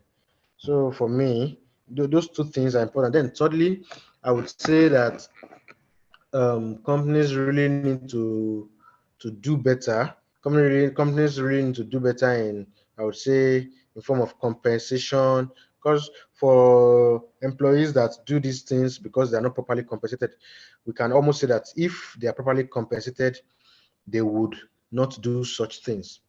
So I think that is very important to note. Yeah, for me that would be it. Okay, thank you so much. Before I allow Mr. Azik to go ahead, please, if you have any question, feel free to drop in the chat. We have only 2 questions to take. Feel free to drop it on the chat box. Okay, back to Mr. Aziz. Welcome back, sir. Okay, the question was around the measures organization need to put in place, to avoid or cope unethical practice. So you can go ahead. Okay, thank you very much. The first thing I was mentioning before I lost the internet was putting systems in place. Make sure you set up certain procedures, certain workplace, certain restriction. One of the speakers earlier mentioned something about information management, or should I say information security. For us in my organization, for example, we have two categories of information management. We have three. We have the speed of handling information, how information is handling, and the security of the information. So for example, in the speed of handling of information, we know how long you have to hold on to an information before you pass it on. So we have the flash, we have the immediate priority, and then we have the routine. Then in areas of who do we share information with, we have three categories. We have the need to know, good to know, and no need to know. So you must know every information that, okay, this person needs to know and this person does not need to know. And I'll tell you how this is important.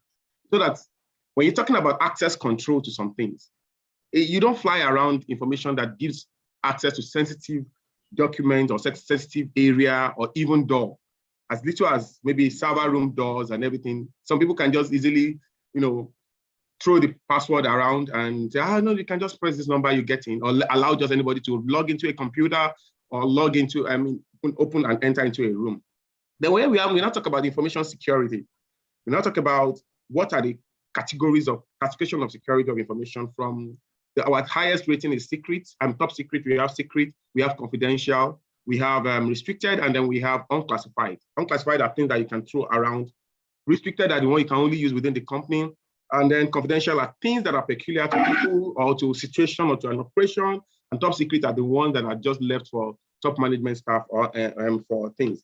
Now, those still fall under system. You need to be able to track people's activities. Should I put that as surveillance? There should be something that people know that something is looking at me. Let me say an example. I remember when I was 5 years, it was my worst birthday. My mother told me that once I become 5 years, that an angel will start writing down my sin. So I thought, okay, so I can't do this anyhow now. Somebody is writing down the sin. Well, before I realized that, I realized a lot of things about religion. That's guided me for a very long time of my life. Knowing fully well that someone is looking over your shoulder can always put you in check. People want to break the rule deliberately or circumstantially. Or sometimes, nobody's looking, make I do, jackpot, that kind of thing. But if there are measures in place that someone knows that when he does something, it can be tracked, it can be caught. Maybe use of things like CCTV system, maybe log of access. For example, in some of our doors, where everyone that opens the door, whether you use your card or you use your thumbprint or you use your code, we know that you enter this place at this time.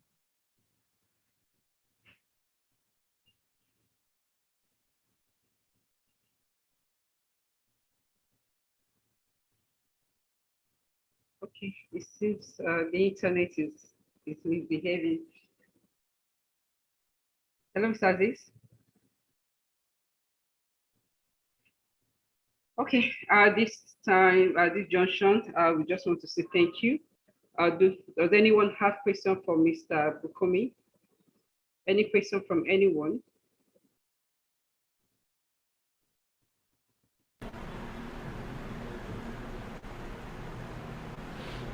Any question before we round it up?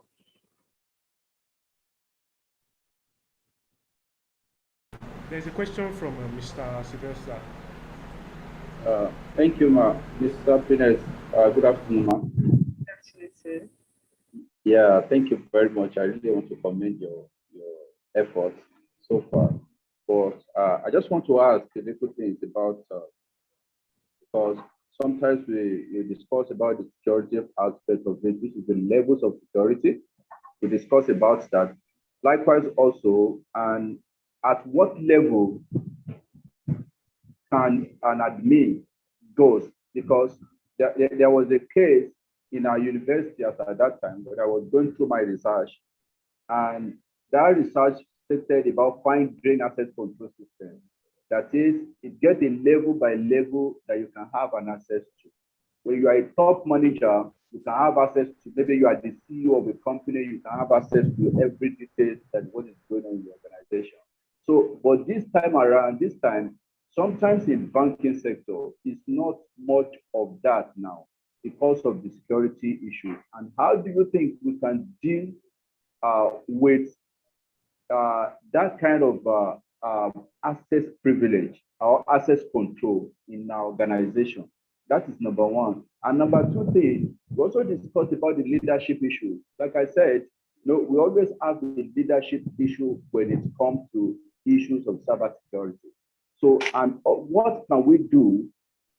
Like what Mr. Godfrey, I think Mr. Godfrey also contributed to this one. Mr. George also contributed to this one. So, what can an individual or an organization do to be able to cushion the issues of leadership in cybersecurity domain? Okay, Bukumi, can you please take that? Can you answer that, or Mr. Aziz?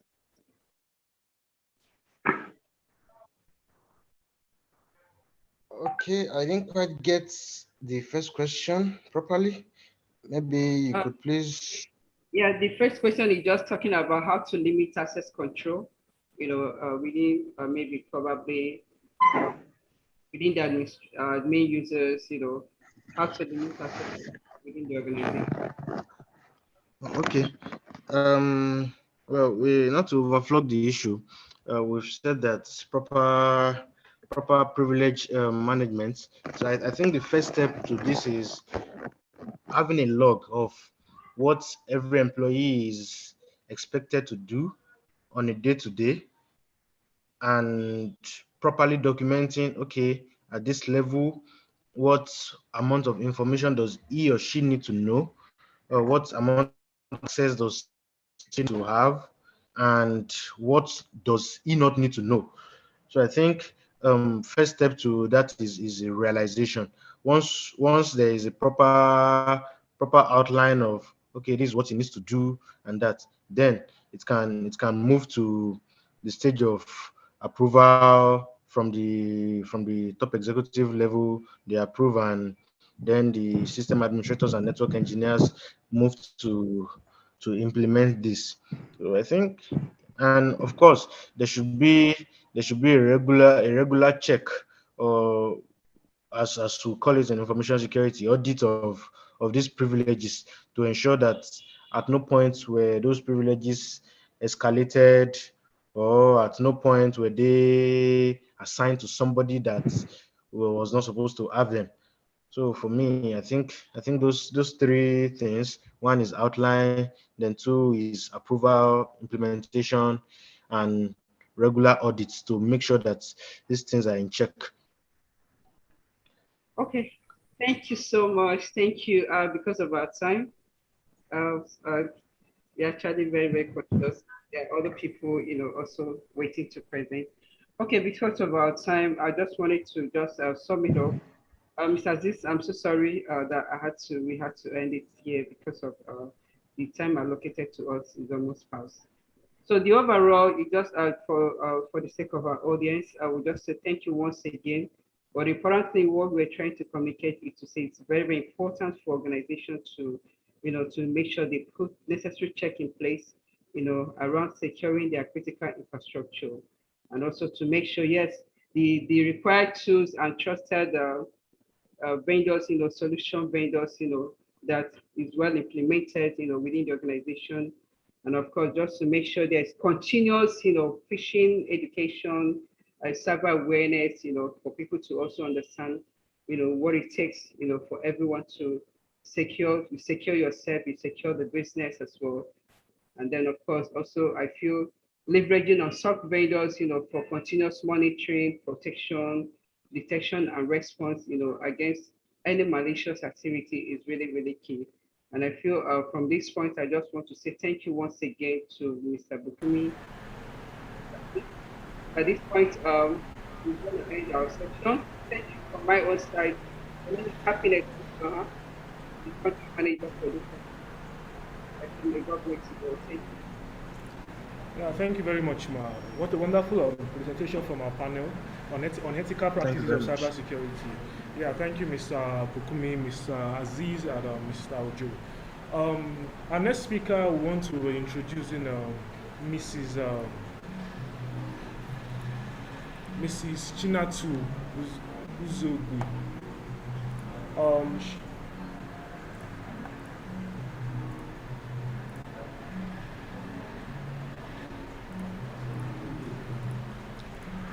She is a cybersecurity consultant with Rostec Cybercrime Solution Ltd.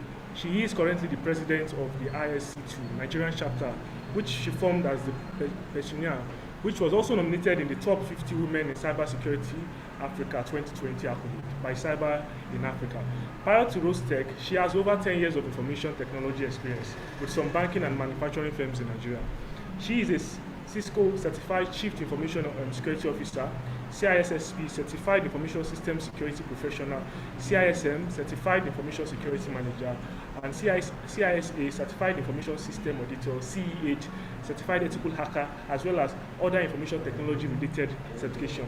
She now facilitates cybersecurity workshops and has published articles and slides on various platforms with viewers all over the world, including SlideShares. She delivers pleasure in mobilizing women into cybersecurity workforce, where the percentage is currently at the minimal compared to that of men in the field.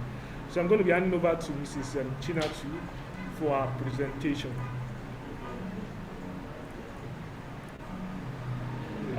Good afternoon, ma'am. Are you with us, ma'am?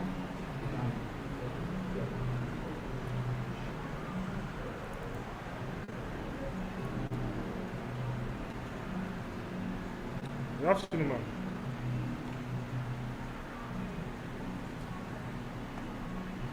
You can share your screen now, ma'am.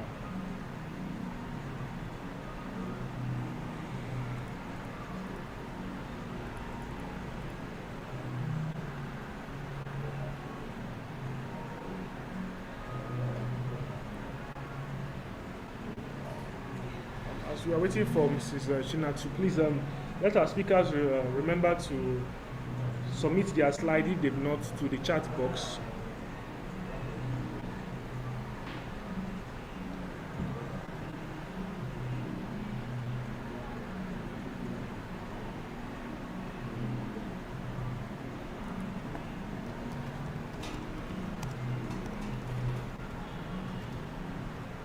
Good afternoon, ma'am.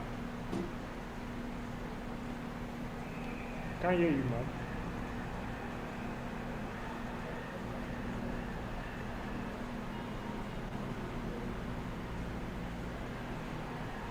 Your mic is not on, ma'am. We can't hear you. We can only see you. We can't hear you.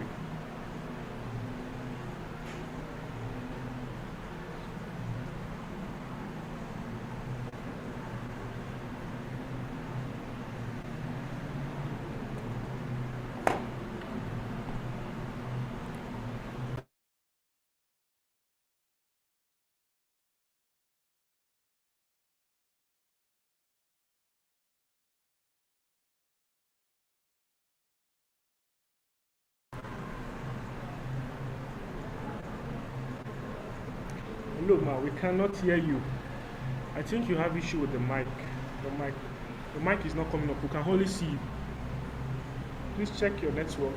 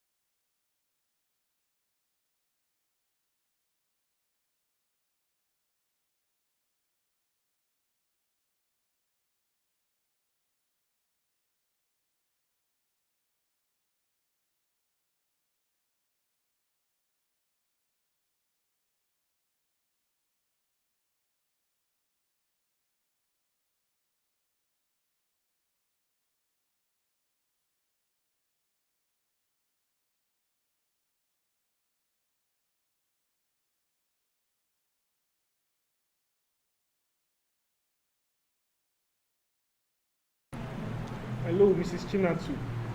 We still can't hear you. Can you please adjust your mic? You have issue with your mic. We can't hear you.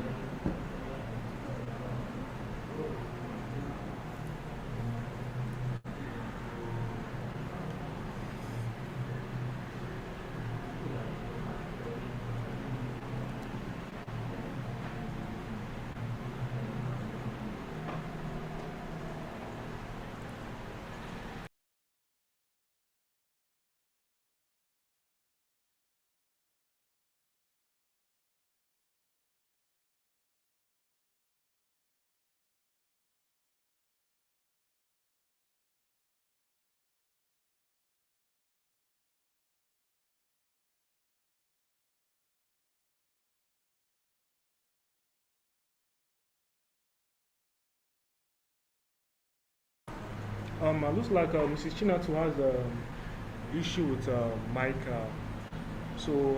Before she gets that sorted out, I don't know if we have any questions concerning the panel discussion earlier.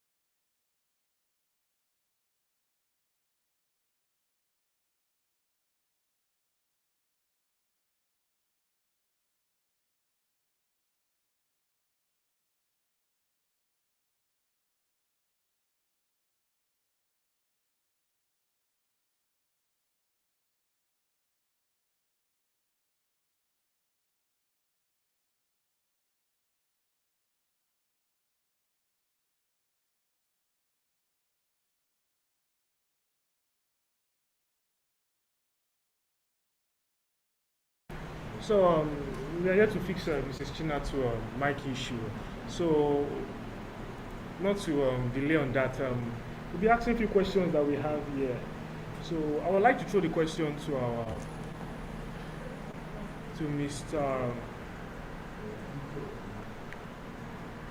panelists.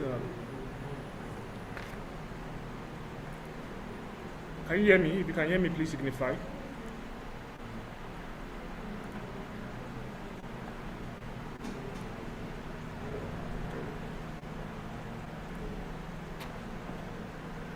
So I wanted to ask if defense in depth. We talked about defense in depth in Mr. Ojo's presentation. If defense in depth is a feasible strategy for protecting enterprises from sophisticated and growing attack vectors, if that strategy is still working, the defense in depth, is it still a feasible strategy for protecting enterprises?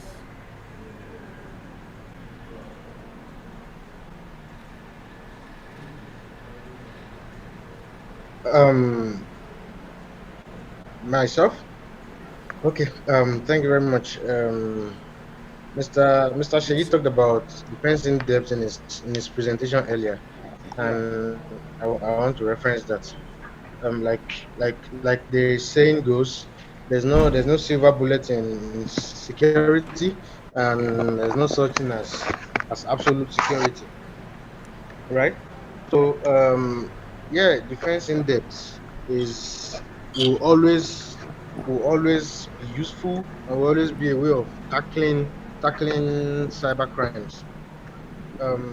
Defense in depth by saying that okay, per layer of the OSI model, the OSI model has about seven layers. We have application transport, security, database, OS, and other.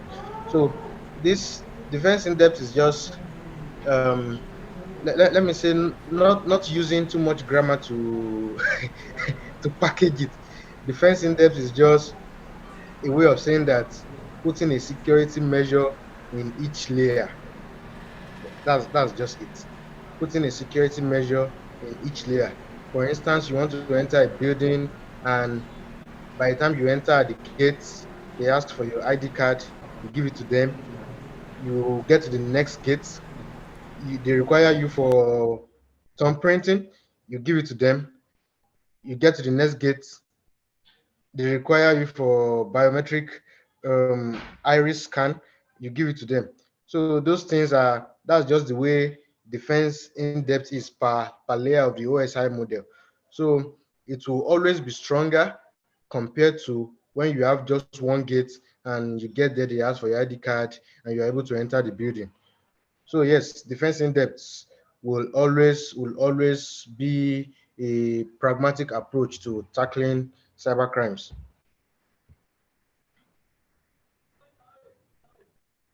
Thank you, Mr.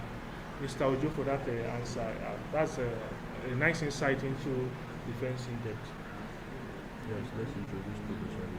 So let's introduce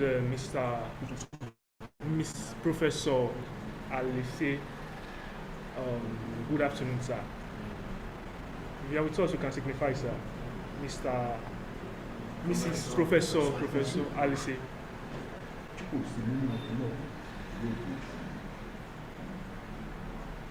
Hello, sir. Hello? Hello, good afternoon, sir. Good afternoon. Yeah, I want to welcome you to Cyberacon'21, and you're presenting for us next. So I'm handing over to you. Okay. Yes, sir.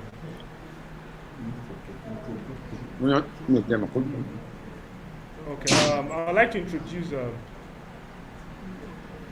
Professor Alise. Boniface Kayode Alise, PhD, is a professor of information and cybersecurity.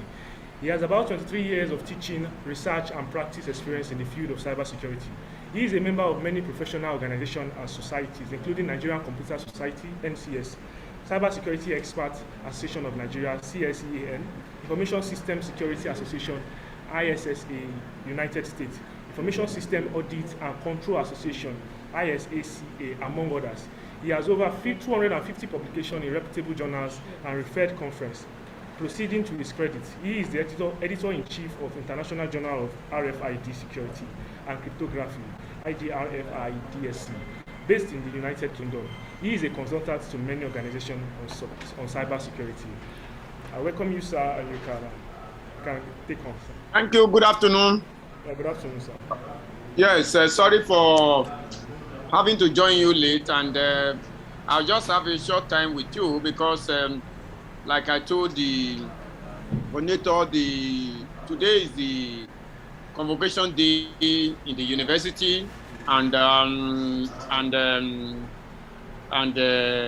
we are having the convocation of the undergraduate, and I'm a member of the University Governing Council. So I'm just going to talk about this thing that we are talking about, the cybersecurity, the fourth industrial revolution, and the new work. If you look at what is happening today, we are gradually moving to the fourth industrial revolution, and the fourth industrial revolution is going to be driven by issues of artificial intelligence, machine learning, Internet of Things, and cybersecurity. And just like you said, computer has revolutionized the world. Banks, everybody, entertainment industry. Computer also play a prominent role in communication. Computers are used for manufacturing. Banks use them for record keeping, for entertainment. So many things, so many things, so many things. And computers now have considerably changed the lives of human beings. And what we are looking at today, people can drive computerized cars. There also exists a computer is an electronic brain that people now rely on artificial intelligence, which is one of the very important factor in the fourth industrial revolution. And in the health sector, computer can keep patients' records, schedule personnel, and all the rest. They provide assistance. Nowadays, we have computer providing assistance to disabled. Take, for instance, I have one of my ex-students who is now in the United States of America. He did something, we call it eye care, that will help the visually impaired people. So in so many areas, computer has come to revolutionize the world. In the military, we use it to store inventory, carry out simulation, war simulation. You can use it to follow the movement of enemies, traffic flow, are controlled by computer, transport industry. When you go to advanced country nowadays, you see them, for instance, in UK, assuming computer is not working, the train system, which is the main thing operating there. If computer can see you, sir. Please, yeah. Your slide, if you can maximize it, we can't okay, no problem, I can maximize it, no problem. Okay, sir. So, critical infrastructures like water, transportation, health sector, everything also leverage on computer. And these are the things that are coming up, that are being developed, that have been taken to the advanced level in the fourth industrial revolution, where artificial intelligence, Internet of Things, and so many things will be involved. But we have challenges, and that is where the fourth industrial revolution come up. And what we talk about in fourth industrial revolution, how does cybersecurity come in? In the fourth industrial revolution now, where some of these things will come into play, we can also have security and privacy challenges. You can discover, you can begin to imagine what will happen when somebody can come into your house without you being there, remotely open your door, drop your good that you have purchased online, and go away. You can imagine what will happen when somebody can come, when you come to the nearest station where you have parked your car, come to your car, open the boot of your car remotely, and drop your good and go. So challenges that have to do with this have to do with security and privacy. I want to tell you, computer nowadays define the way we live our lives. Information technology defines our daily experience. I'm sure all of us there's none of us there who can, spend, assuming that I remember sometimes ago, there was was it MTN for some hours? Everybody was running scatter. You remember there was another time ago recently where Facebook got crashed. A lot of people, Facebook, LinkedIn, and it was a serious problem. So that means that it has entered into our subconsciousness. We have smart cities, we have smart homes, which has metamorphosized to smart city, smart nation, and which go to lead to smart world in the fourth industrial revolution. And when you now have smart world, where everybody, the world is where everybody, we are now in what I refer to as a borderless world. In the fourth industrial revolution, we are going to have what we call borderless world. Doesn't matter, the physical border between Nigeria and Benin Republic will disappear when it comes to digital engagement, and most of the engagement will be digital. So we need to take care of some of these things. Yes, Nigerian government can put a lot of soldiers at the border. Nigerian government can put a lot of soldiers at the border of Niger Republic, of this, of that, whatever happens. But at the end of the day, because of the digital nature of some of these things, there is no way we can take care. Just a minute.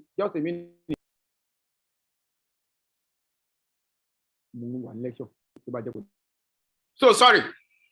A city smart investment in human social capital, transport, IT, smart, all these have to be things we begin to plan for in the post-industrial revolution. Like I said, from smart city, from smart home to smart city to smart nation to smart world. Well, when we now talk of the security question, the question now, when it comes into this fourth industrial revolution, is that the security question at individual organization level is now whether information technology has enhanced or jeopardized at this level. Otherwise, the security of the world, how is it fair? How is it going to fare? In the US, I remember when Obama was the president, he said something. He said the prosperity of America will be dependent on a cyber security. Well, I don't know. If I can extrapolate it, I can say the security of the world. And you have what we call the forms of protection, which has to do with authentication, that is used to identify the user, confidentiality, protection of information that we send, and the integrity. There is service that protect data against active threat. We have what we call the non-repudiation. That is when you talk of the non-repudiation. There are so many things today now. Somebody committing an act digitally and trying to deny that it's not the source. You must have a way of tracing it to criminal who committed this act. You can't deny, you must find a way to make sure that you can't deny it. And this has to do with issues of digital signature cryptography and all the rest, availability. So many people nowadays, what do? So many people nowadays, by the time they have concerted attack, even your service you will not be able to use. And the issue of availability becomes problem. And that's what we call, it comes like denial of service attack. All these are the issues that are there. You also have the issue of cybersecurity. So when you talk of cybersecurity, professionals have defined it in different formats and all the rest. In office setting, one individual will need to go to another person's computer, we install a flash drive and copy confidential information. These are basic things that we need to take care of in the fourth industrial revolution because everything is going to be digital. When you talk of cybersecurity, there are things that are involved. You talk about the people, you talk about the processes, you talk about the technology. For instance, in any organization in the fourth revolution, every employee is a threat. In fact, one thing in the cybersecurity palace, we say the trust is an enemy of security. Trust is an enemy of security. You don't trust anybody. Trust is an enemy of security. Even your best friend in your organization, your best worker, he can do something that will throw the whole organization into chaos tomorrow. So people, do you have well-trained people? What is their knowledge in cybersecurity is very, very important in the fourth industrial revolution. Processes. What are the processes of communication in your establishment? Documented processes should also be clearly defined. Technology. What type of technology are you using? Many of us, part of the technology, even software, most of us pirated software, we buy on the shelf, off the shelf. They come with attendant threats. And we have said the cost of cybersecurity. Why cybersecurity is important in the fourth industrial revolution? The cost of cybercrime is increasing every day. The cost of committing the crime is reducing. The cost paid as a result of the crisis is increasing. And when the cost of committing a crime is decreasing and the cost you pay for the crime, the result is increasing, you have a problem. You have a problem, and it begins to give us all of a lot of worry. Cyber attack continue to grow in sophistication, in method of attack, and so you remember the Petya, the WannaCry, the NotPI, all these attacks. There have been things that have happened before, and cyber attacks have become very lucrative today around the world. If you look at threat maps, you see a lot of it has become very lucrative, either by this, most especially by the by non-state actors. But the truth of the matter is that the non-state actors are usually have subtle backing of the state actor, but they will not want to own up. These are some of the things.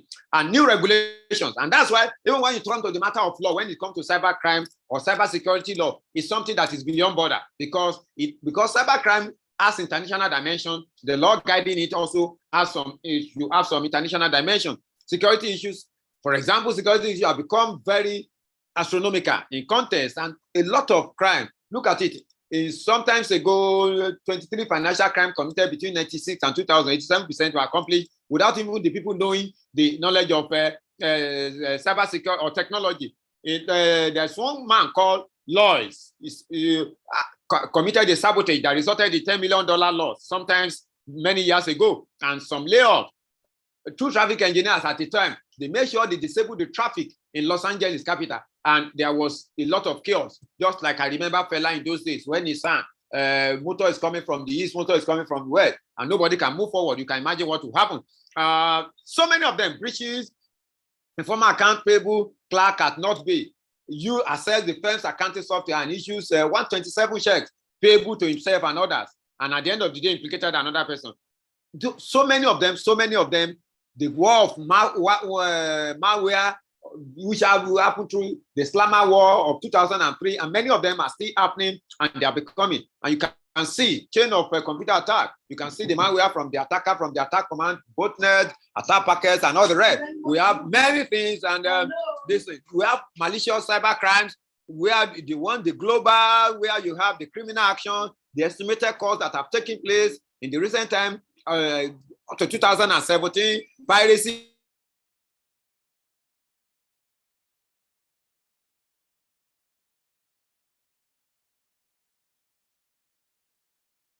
issue, the estimated cost, percentage of global tap up on the time frame. And internet usage has increased, internet siege rather, from February 2000 and February year 2000. We have internet has been under siege. So many things, Yahoo, Amazon, Buy.com, CNN.com, eBay, all of them have been under one attack or the other. So by the time we now enter into the fourth industrial revolution, where everything is going to be based on artificial intelligence, where everything is going to be based on machine learning, where everything is going to be based on IoT, you will discover the sophistication will be too much and the interest in the cyber attack will be too much. So the earlier we get prepared, the better. You remember the issue of Slammer 1, the issue of Warcom, you remember the September 11 attack that shook the whole world. All these are things that they're distinct. So it is a jungle out there. Everybody, the internet is highly connected, globally connected, viruses, everybody has become susceptible to attack. We are all vulnerable. We are all vulnerable. And let me tell you, don't think that you have, oh, I am protected because I have some defense. No. You are not, because until you are hit, then you will know that intruders will always find a way. Hackings are not committed by intruder by accessing your computer. Ways of perpetrating cybercrime. So many, the most common one, virus dissemination, and there's something we call the logic bomb that also known as Slack code. You remember what happened? There was a famous Friday the 13th virus, which attacked the whole system and everything exploded. You have denial of service. You are connecting to server because there is a concerted attack. You are connecting, you cannot connect, you cannot get any service. All these are some of the things we have. Phishing, that is getting information. Trying to get information about individuals, most especially whalers. There are people we call whalers in the industry. Who are the whalers? The whalers are the CEOs, the people that are important. When you have information about them, you can take the whole resources of the company and email bombing and spamming. All these are things. Email bombing and spamming, webjacking, cyber stalking. All these are ways of perpetrating cyber crime, salami slicing attack. And when you look at this, it happens a lot in the bank. Somebody is just walking there, he's taking one naira from 1 million people customer or 10 naira from that looks insignificant. By the time it brings up, all of a sudden, before you know what is happening, he becomes a millionaire. These are some of the things: software piracy, intrusion detection, and malicious code. The number of attacks, you can see it has grown from 2015 to 2018, for instance, just from 500 million to 2 billion. You can see the astronomical growth. All these are things that are there. And ransomware prediction in 2019, and ransomware cost will rise to about $11.5 billion in 2019, which has happened, and it is estimated by the year 2022 is going to rise about 20 point something billion dollars. All these are things that we have, and even in Africa and Nigeria, we have also suffered it. We have also suffered this cyber crime. It's only they are not reported. More than for instance, according to Shiloh and Fasasi 2016, cyber crime war in the world cost the sum of about $500 billion, more than the GDP of South Africa, which is 350, and GDP of Nigeria, or less, a little bit less than the GDP of Nigeria, which is 521. So there are so many things and the kind of attack that has happened and how it has happened. And then in Nigeria, we have had so many attacks as well, putting all the costs, denial of service, putting costs into this thing, malicious attack, about $2 billion, web attack, $2 million, denial of service, $1.5 million, insider, malware insider, $1.4 billion, phishing and social engineering, $1.2 billion, malicious code. All these are taking place. And notable breaches and vulnerability prediction for future attack. By the time we enter into the era of what do we call it, of fourth industrial revolution, is going to increase astronomically, and these notable breaches are taking place, and it will continue to take place. And you can see everyone, something for everyone in cybersecurity, reasons to work in cybersecurity. Now in the fourth industrial, how do you key in the fourth industrial revolution? Now taking a profession in cybersecurity. Cybersecurity is something for everyone. Money makes the world go round. Be part of the dynamic. It's a dynamic industry, and my advice is you want to be part of the dynamic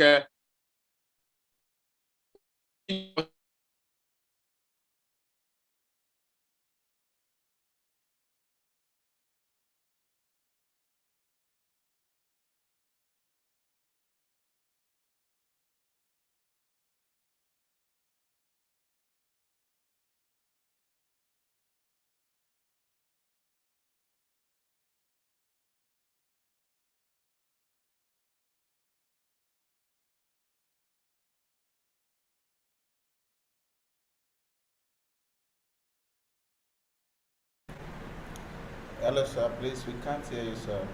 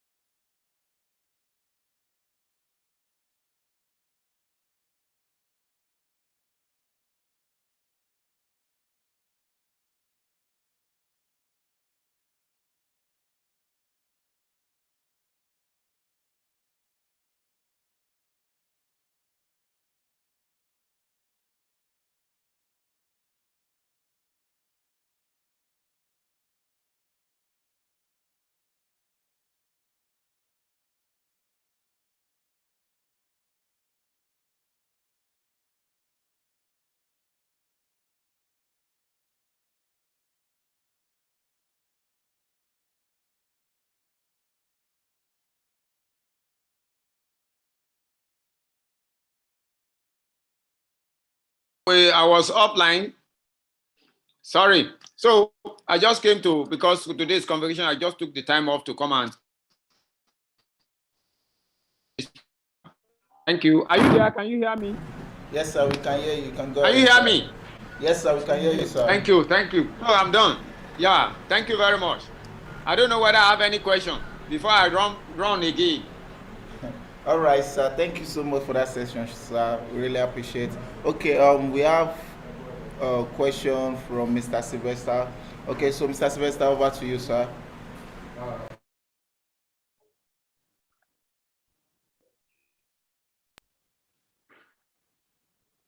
Yes, I'm listening. Yeah, good afternoon, sir. Good afternoon, Mr. Sylvester. Yes, sir. We are looking at the numbers of breaches in the world today, breaches and attacks today. So what should be put in place concerning this? What should an organization, individual should put in place so that they should prevent such an attack? That is number one, sir. And on the issues of law, when it comes to cybersecurity law, does Nigeria really have a capacity, or does Nigeria really have a good cybercrime law that can bind Nigeria from being into cybercrime? That is number two. Number three, you made mention of WannaCry, because many people don't even know about WannaCry. So can you please expatiate more on the issues of WannaCry and how would an organization prevent such to happen? Thank you. Thank you very much. Let me just tell you straight. Number one, on the issue of prevention. In cybersecurity, we try to prevent, but we know prevention is not totally possible. So what we do is detection. And that is why we have what we call incident management.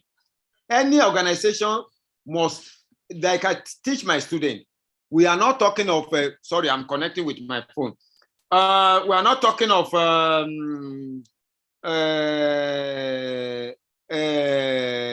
we're not talking of, when we talk of incident happening, we are not talking of a situation whereby you are not going to be attacked. It's a question of when. So in cybersecurity palace, we don't close our eyes to say, oh, we can never be attacked. Yes, we try to prevent, but in most cases, prevention is almost impossible. So what happens? Detection, which leads to incident management problem system. And that is why when we talk of cybersecurity, you have the technology aspect and you have the management aspect. So cybersecurity involves a lot of management. So you cannot have total prevention. You may not be able to have total prevention. Let me use that language. And that's why you must have incident response plan. Concerning the issue of cybersecurity law, like I said, the issue of cybersecurity, there is what we call the word politics. Politics is involved. There are so many attacks that are carried out by non-state actors, but backed up by state actors. So from country to country, the law varies. But when you come to particularly Nigeria, the problem in Nigeria is that we are not even engaging the professionals in preparing the cybercrime law. But we cannot say we don't have law. We have law. And just like I mentioned sometimes ago when I gave my inaugural lecture, yes, we have law. but the law are not able to take care of the various type of crime we have in the cybersecurity. And when you talk of, sorry, my network is testing. When you talk of the WannaCry, I'm sure you know this cry is some of ransomware that affected Windows computer in the year 2017 that infected a lot of them. And at the end of the day, it brought about a lot of problems around the world. And there is just one of the various ones that have happened all over the world. And it will continue to happen. Even, I think I remember, one has just happened, was it last year? So all this type of ransomware will continue to come up, and they will continue to eat our system. It's not going to go away. It's going to be at higher rate. But the reaction, how do we react? How do we react to some of these things, or to large extent, how do we prevent it? And when we are not able to prevent it, what are the incident management plans that we have? Those are the things I want to say. Thank you very much.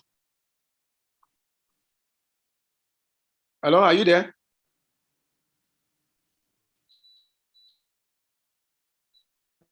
Thank you, my able prof. God bless you, sir.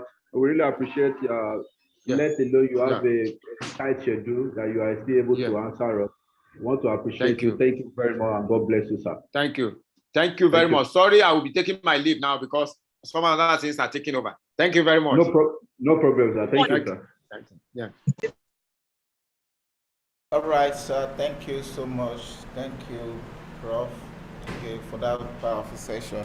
Okay, we're still trying to bring our next speaker on board, but I think there is some technical issue. Okay, so but while we are still trying to bring our speaker on board as Mrs. Chinatu. Okay, so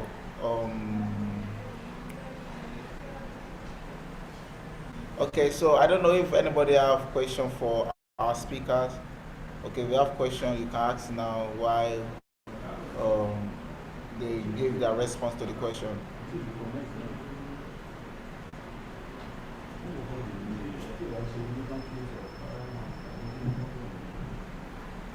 If you have any question for our speakers, please you can ask now.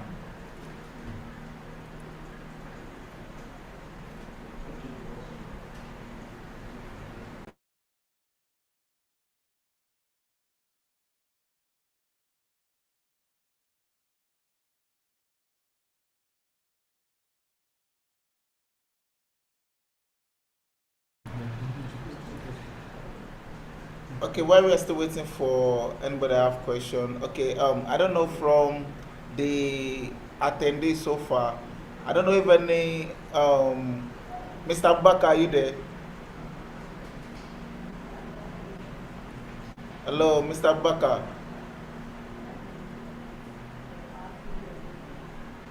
Mr. Baka, are you there?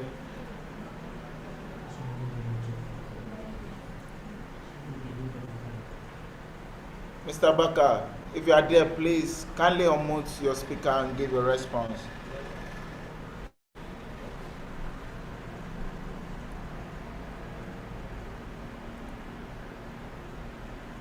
Okay, I think he's not online. Then okay, what about Mr. Samuel? If you are there, kindly unmute your speaker and give a response.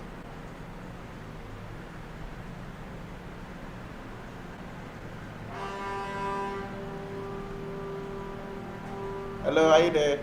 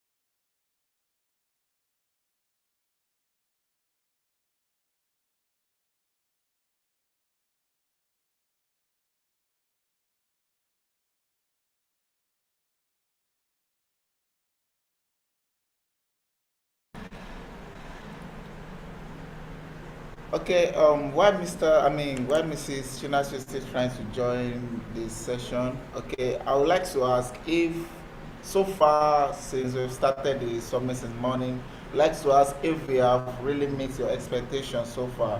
So I want a response from each of the speakers that are present here now. Okay, want to know if we have met your expectations so far. Okay, let me start with I start with Mr. Godfrey. Mr. Godfrey, if you are there, please, I'd like to get a response from you. Mr. Geoffrey of yeah, it's really quite an interesting summit. So the expectation was exceeded as far as I'm concerned. So there's nothing really much to talk because it's so excited. I learned a lot from other speakers. So it's a way of sharing knowledge so that you can also understand that you don't have it all. You can also learn from other experts. So for me, my assessment is that the expectation was exceeded. Oh, wow, wow. Thank you so much, sir. We really appreciate that comment. All right, so you can mute your speaker now. All right, let me quickly ask Mr. Unjese. Mr. Unjese, we'd like to know if we have really met your expectations so far.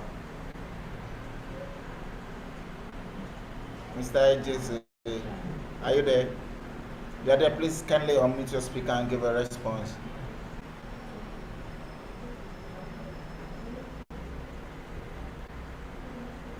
Okay, I don't think he is online now. Okay, I think I should just ask another person. Okay, all right, Mr. Bukumi Ojo. Mr. Bukumi Ojo, I'd like to know if we met your expectations so far. Yes, definitely, definitely. I been exposed to a couple of new ideas and approaches from speakers, and I really appreciate it. Thank you very much. Oh wow, thank you so much, sir, for that response. Thank you so much, really appreciate, and thank you for your time so far.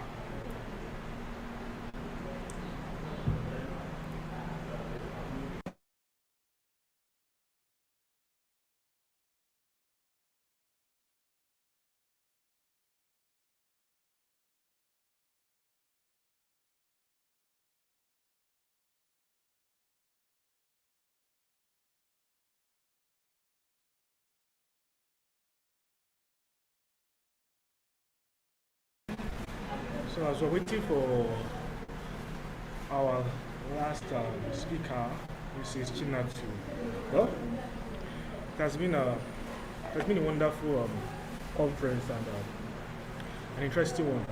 One question I would like to throw to our speaker today is it possible that firms in our country, in Nigeria, or let me say Africa in a whole, is it possible for them to master the digital challenges of this our fourth revolutionary, as our professor said? If it's possible for the firms in our country to master digital challenges, or do you think there's any ways you believe the firms in our country can master digital challenges when it comes to fourth industrial revolution and the challenges of cybersecurity?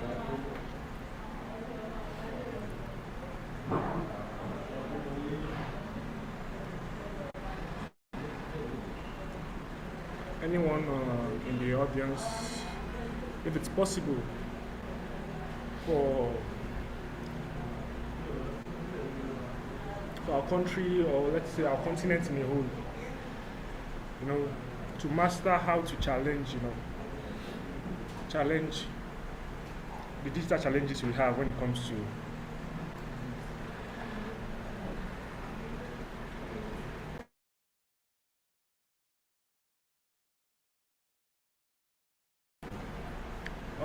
Mrs. Chinatu is online, so we'll quickly hand over to her.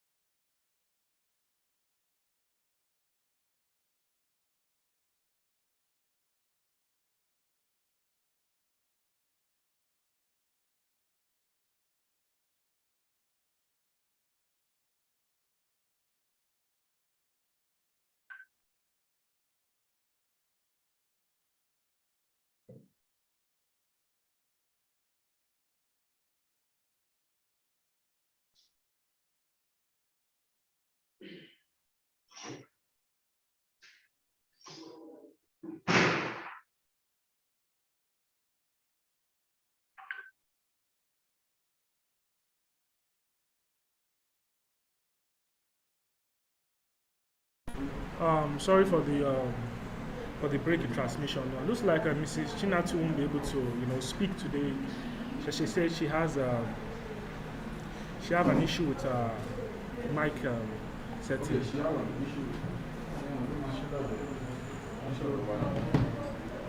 I want to hand over to Mr. Sylvester.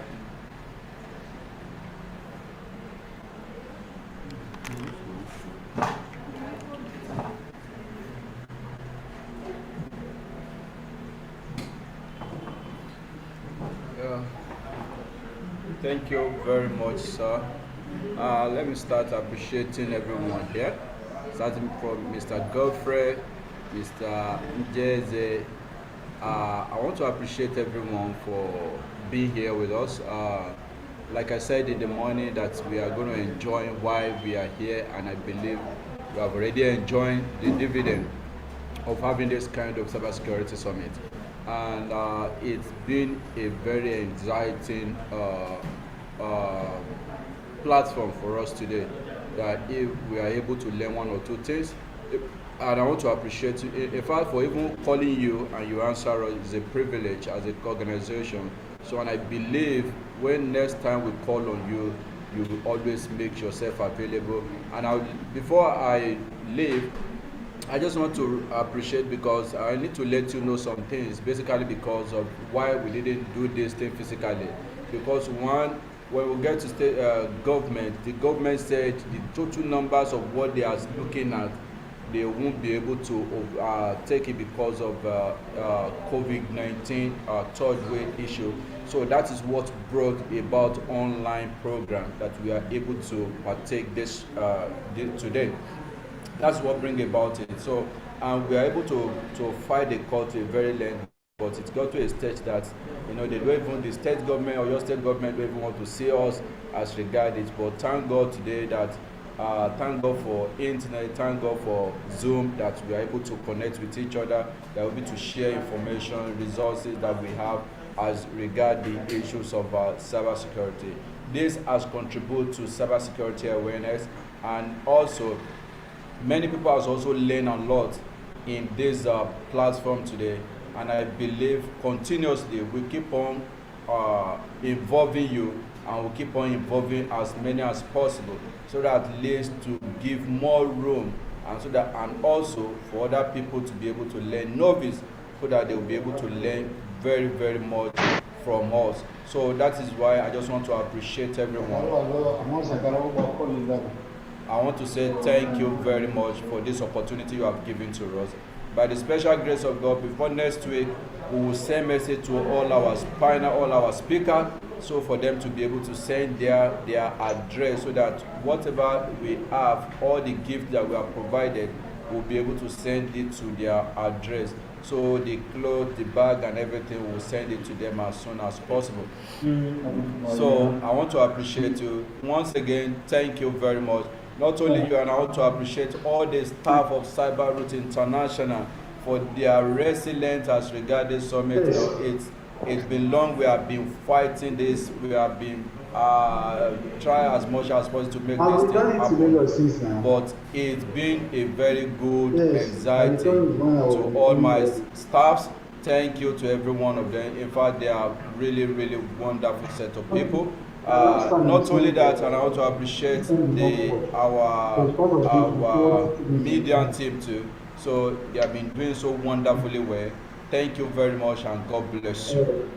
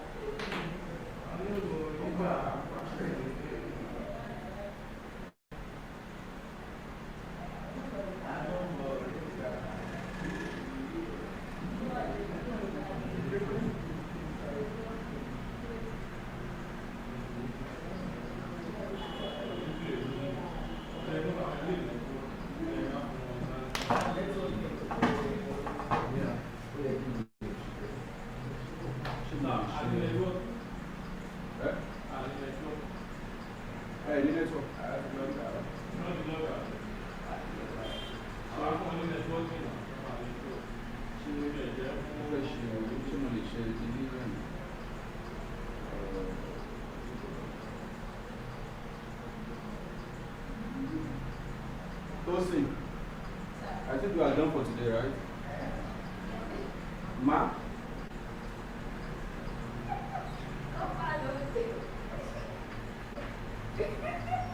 Come here.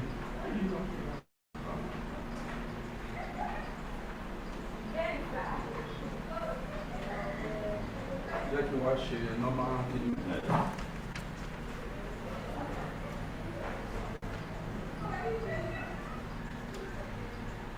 Keynote speech. I think I should be able to. Let me just do it.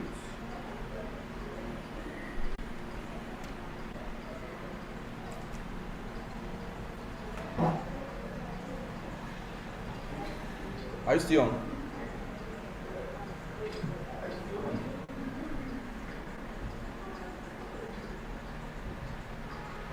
You are still on, right?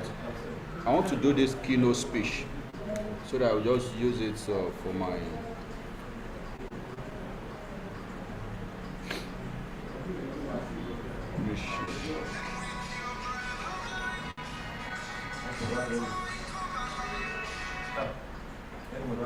okay.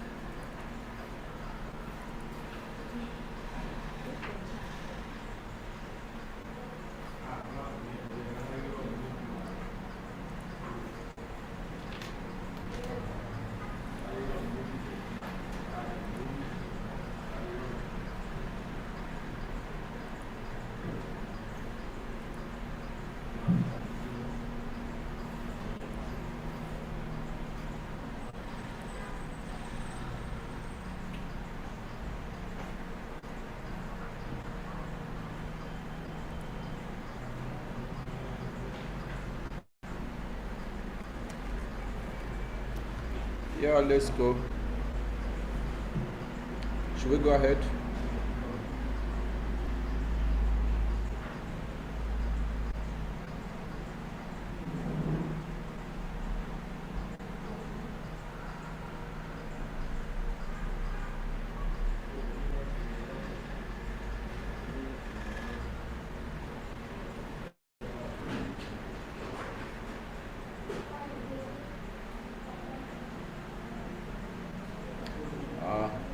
Good morning, distinguished special guests of honor, distinguished speakers and delegates, ladies and gentlemen.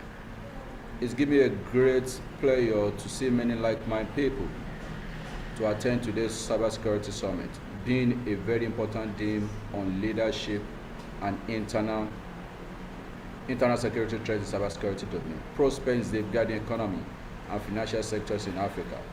This summit is perhaps the largest cybersecurity conference ever organized in the territory. I also hope we increase the public awareness on cybersecurity and bring us together for closer collaboration on the very important subject. The importance of cybercrime has penetrated deeply with the criminal gaining access from a broader surface to attack. This has been a major challenge to our economy activity being poorly managed in different sections of the economy across Africa. The security industry needs to pivot away from talking about things and why they go wrong onto getting things done and fixing things. This was taken by World Bank Forum 2010. Leadership and the profiles of leaders, not technology, are at the heart of execution paradigm around the cybersecurity in Africa and in the digital world. People trust others and need the right leader to get things done around security with the right balance of technical understanding, management acumen, personal gravitas, and emotional intelligence. Cyberacon' 2021 Summit is organized with a view to galvanize a comprehensive and embrace broad-based approach to safeguarding the present and the futures of Africa in the world emanating with the rampage cyber crisis. The summit is expected to review evolving dimensions in digital ecosystem, contribute to awareness creation, capacity expansion, and boosting of appropriate synergy in relationship with stakeholders. It has carefully planned to stimulate conversation forward, helping organizations and agencies appreciate their enormous responsibility in the digital space and prepare them to adequate participation in ensuring that African security and economy are kept ahead of raging dimensions of cyber threats. As we are moving toward the new year, I want to invite you and everyone to join forces with us, solving talent shortage and skill gap in cybersecurity, change people's life, and create a better safer cyber world in 2021. Thank you, and I hope together we can see this opportunity 2022 have to offer Happy New Year in advance. Thank you for coming, and I believe today we will see one or two things, we'll gain one or two things to take home. Thank you. My name remains Olatunji Sylvester, CEO Cyberacon' International Limited. Thank you, and God bless you.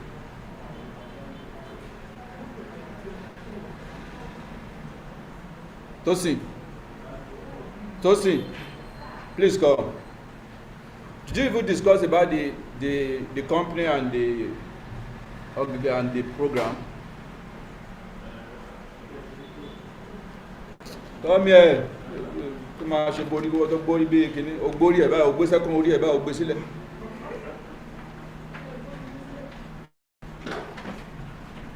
Sorry, we are live. Did you discuss this?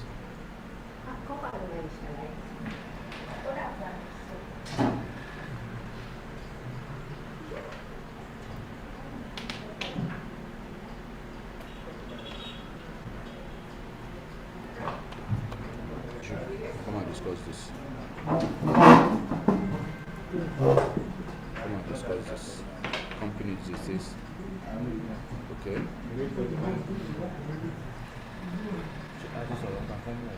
No. Yo. What? You are not being sorry.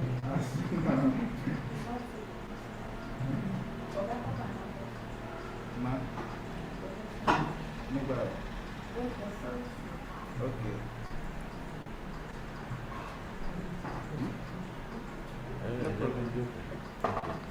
Okay, you do your own better. Mr. Sam. No, Sam actually for record. So you discuss about the Cyberacon'. We discuss about the Taiwo. We discuss about this, about the company. You write what is saying you write everything about what you are going to do.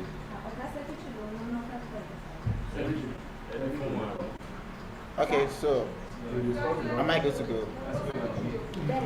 All right.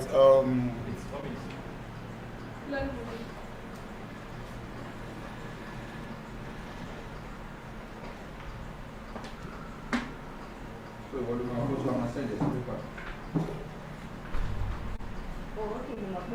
Okay.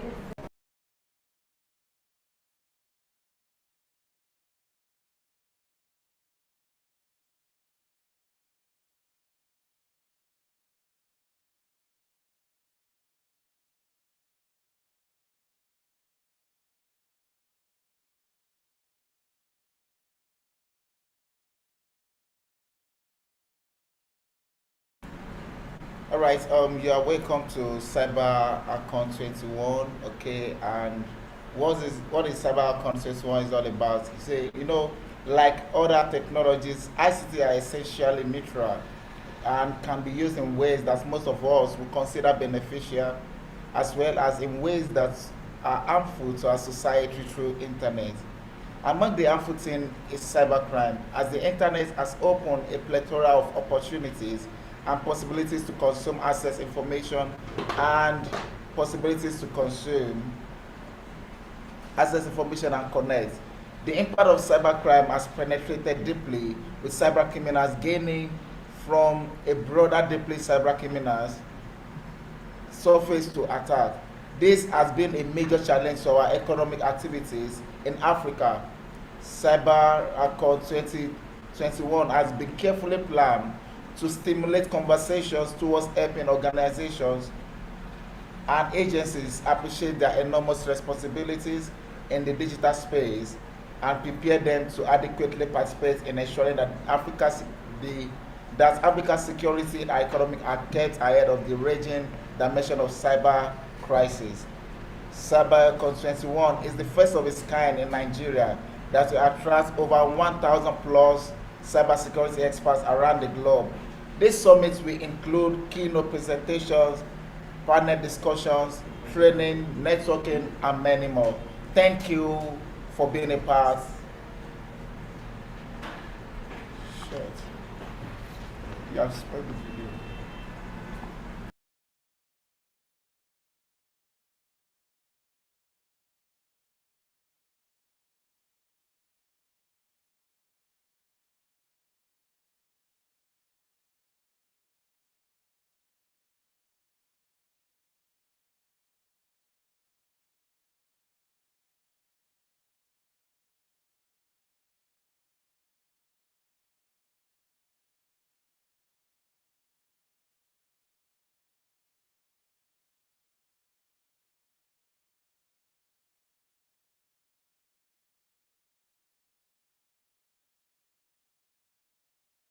All right, good day everyone, and I want to welcome you to Cyberacon 2021 Summit, okay, which is one of its kind. I mean, it's the first of its kind in Nigeria. What is Cyberacon 21? Like other technologies, ICTs are essentially neutral and can be used in ways that most of us will consider beneficial, as well as in ways that are harmful to our society through internet. Among the harmful things is cybercrime, as the internet has opened a plethora of opportunities and possibilities to consume, access information, and connect. The impact of cybercrime has penetrated deeply, with cyber criminals gaining from a broader surface to attacks. This has been a major challenge to our economic activities in Africa. Cyberacon 21 has been fully planned to stimulate conversations towards helping organizations and agencies appreciate their enormous responsibilities in the digital space and prepare them to adequately participate in ensuring that Africa's security and economy are kept ahead of the raging dimensions of cyber crisis. Cyberacon 21 is the first of its kind in Nigeria that will attract over 1,000 plus cybersecurity experts around the globe. This summit will include keynotes, presentations, panel discussions, training, networking, and many more. Thank you, and I want to welcome you once again. Thanks, and God bless you. Bye.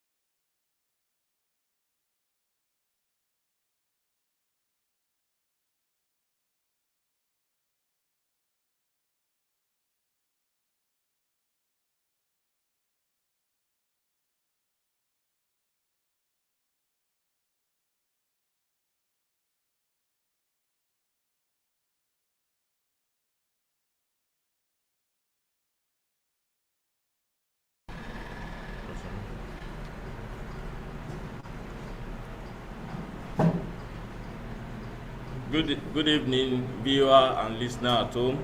You are welcome to Cyberacon International Limited. Cyberacon International Limited is a cyber security consulting and training institute in Nigeria that specializes in information and intelligence gathering, managed cyber security services, strategic IT consulting, cyber awareness training provider, and securing products and services. Cyberacon offers services for developing, documenting, and testing cyber security application and proving continual expertise in networking makes it one of the best choice that enables clients to find, to fix, to stop, and ultimately solve cybersecurity problems across the entire enterprise and product portfolio. This is done professionally with our team of experts in the field of cybersecurity. Thank you very much for listening to us this afternoon, and God bless. Working, so. No vision, no vision. Yes, I'm going to go ahead. She just had to cut here. See, my camera. We are live on YouTube. So please, let's take pictures. Let's take pictures together. You can see my vision. Please, let's take pictures.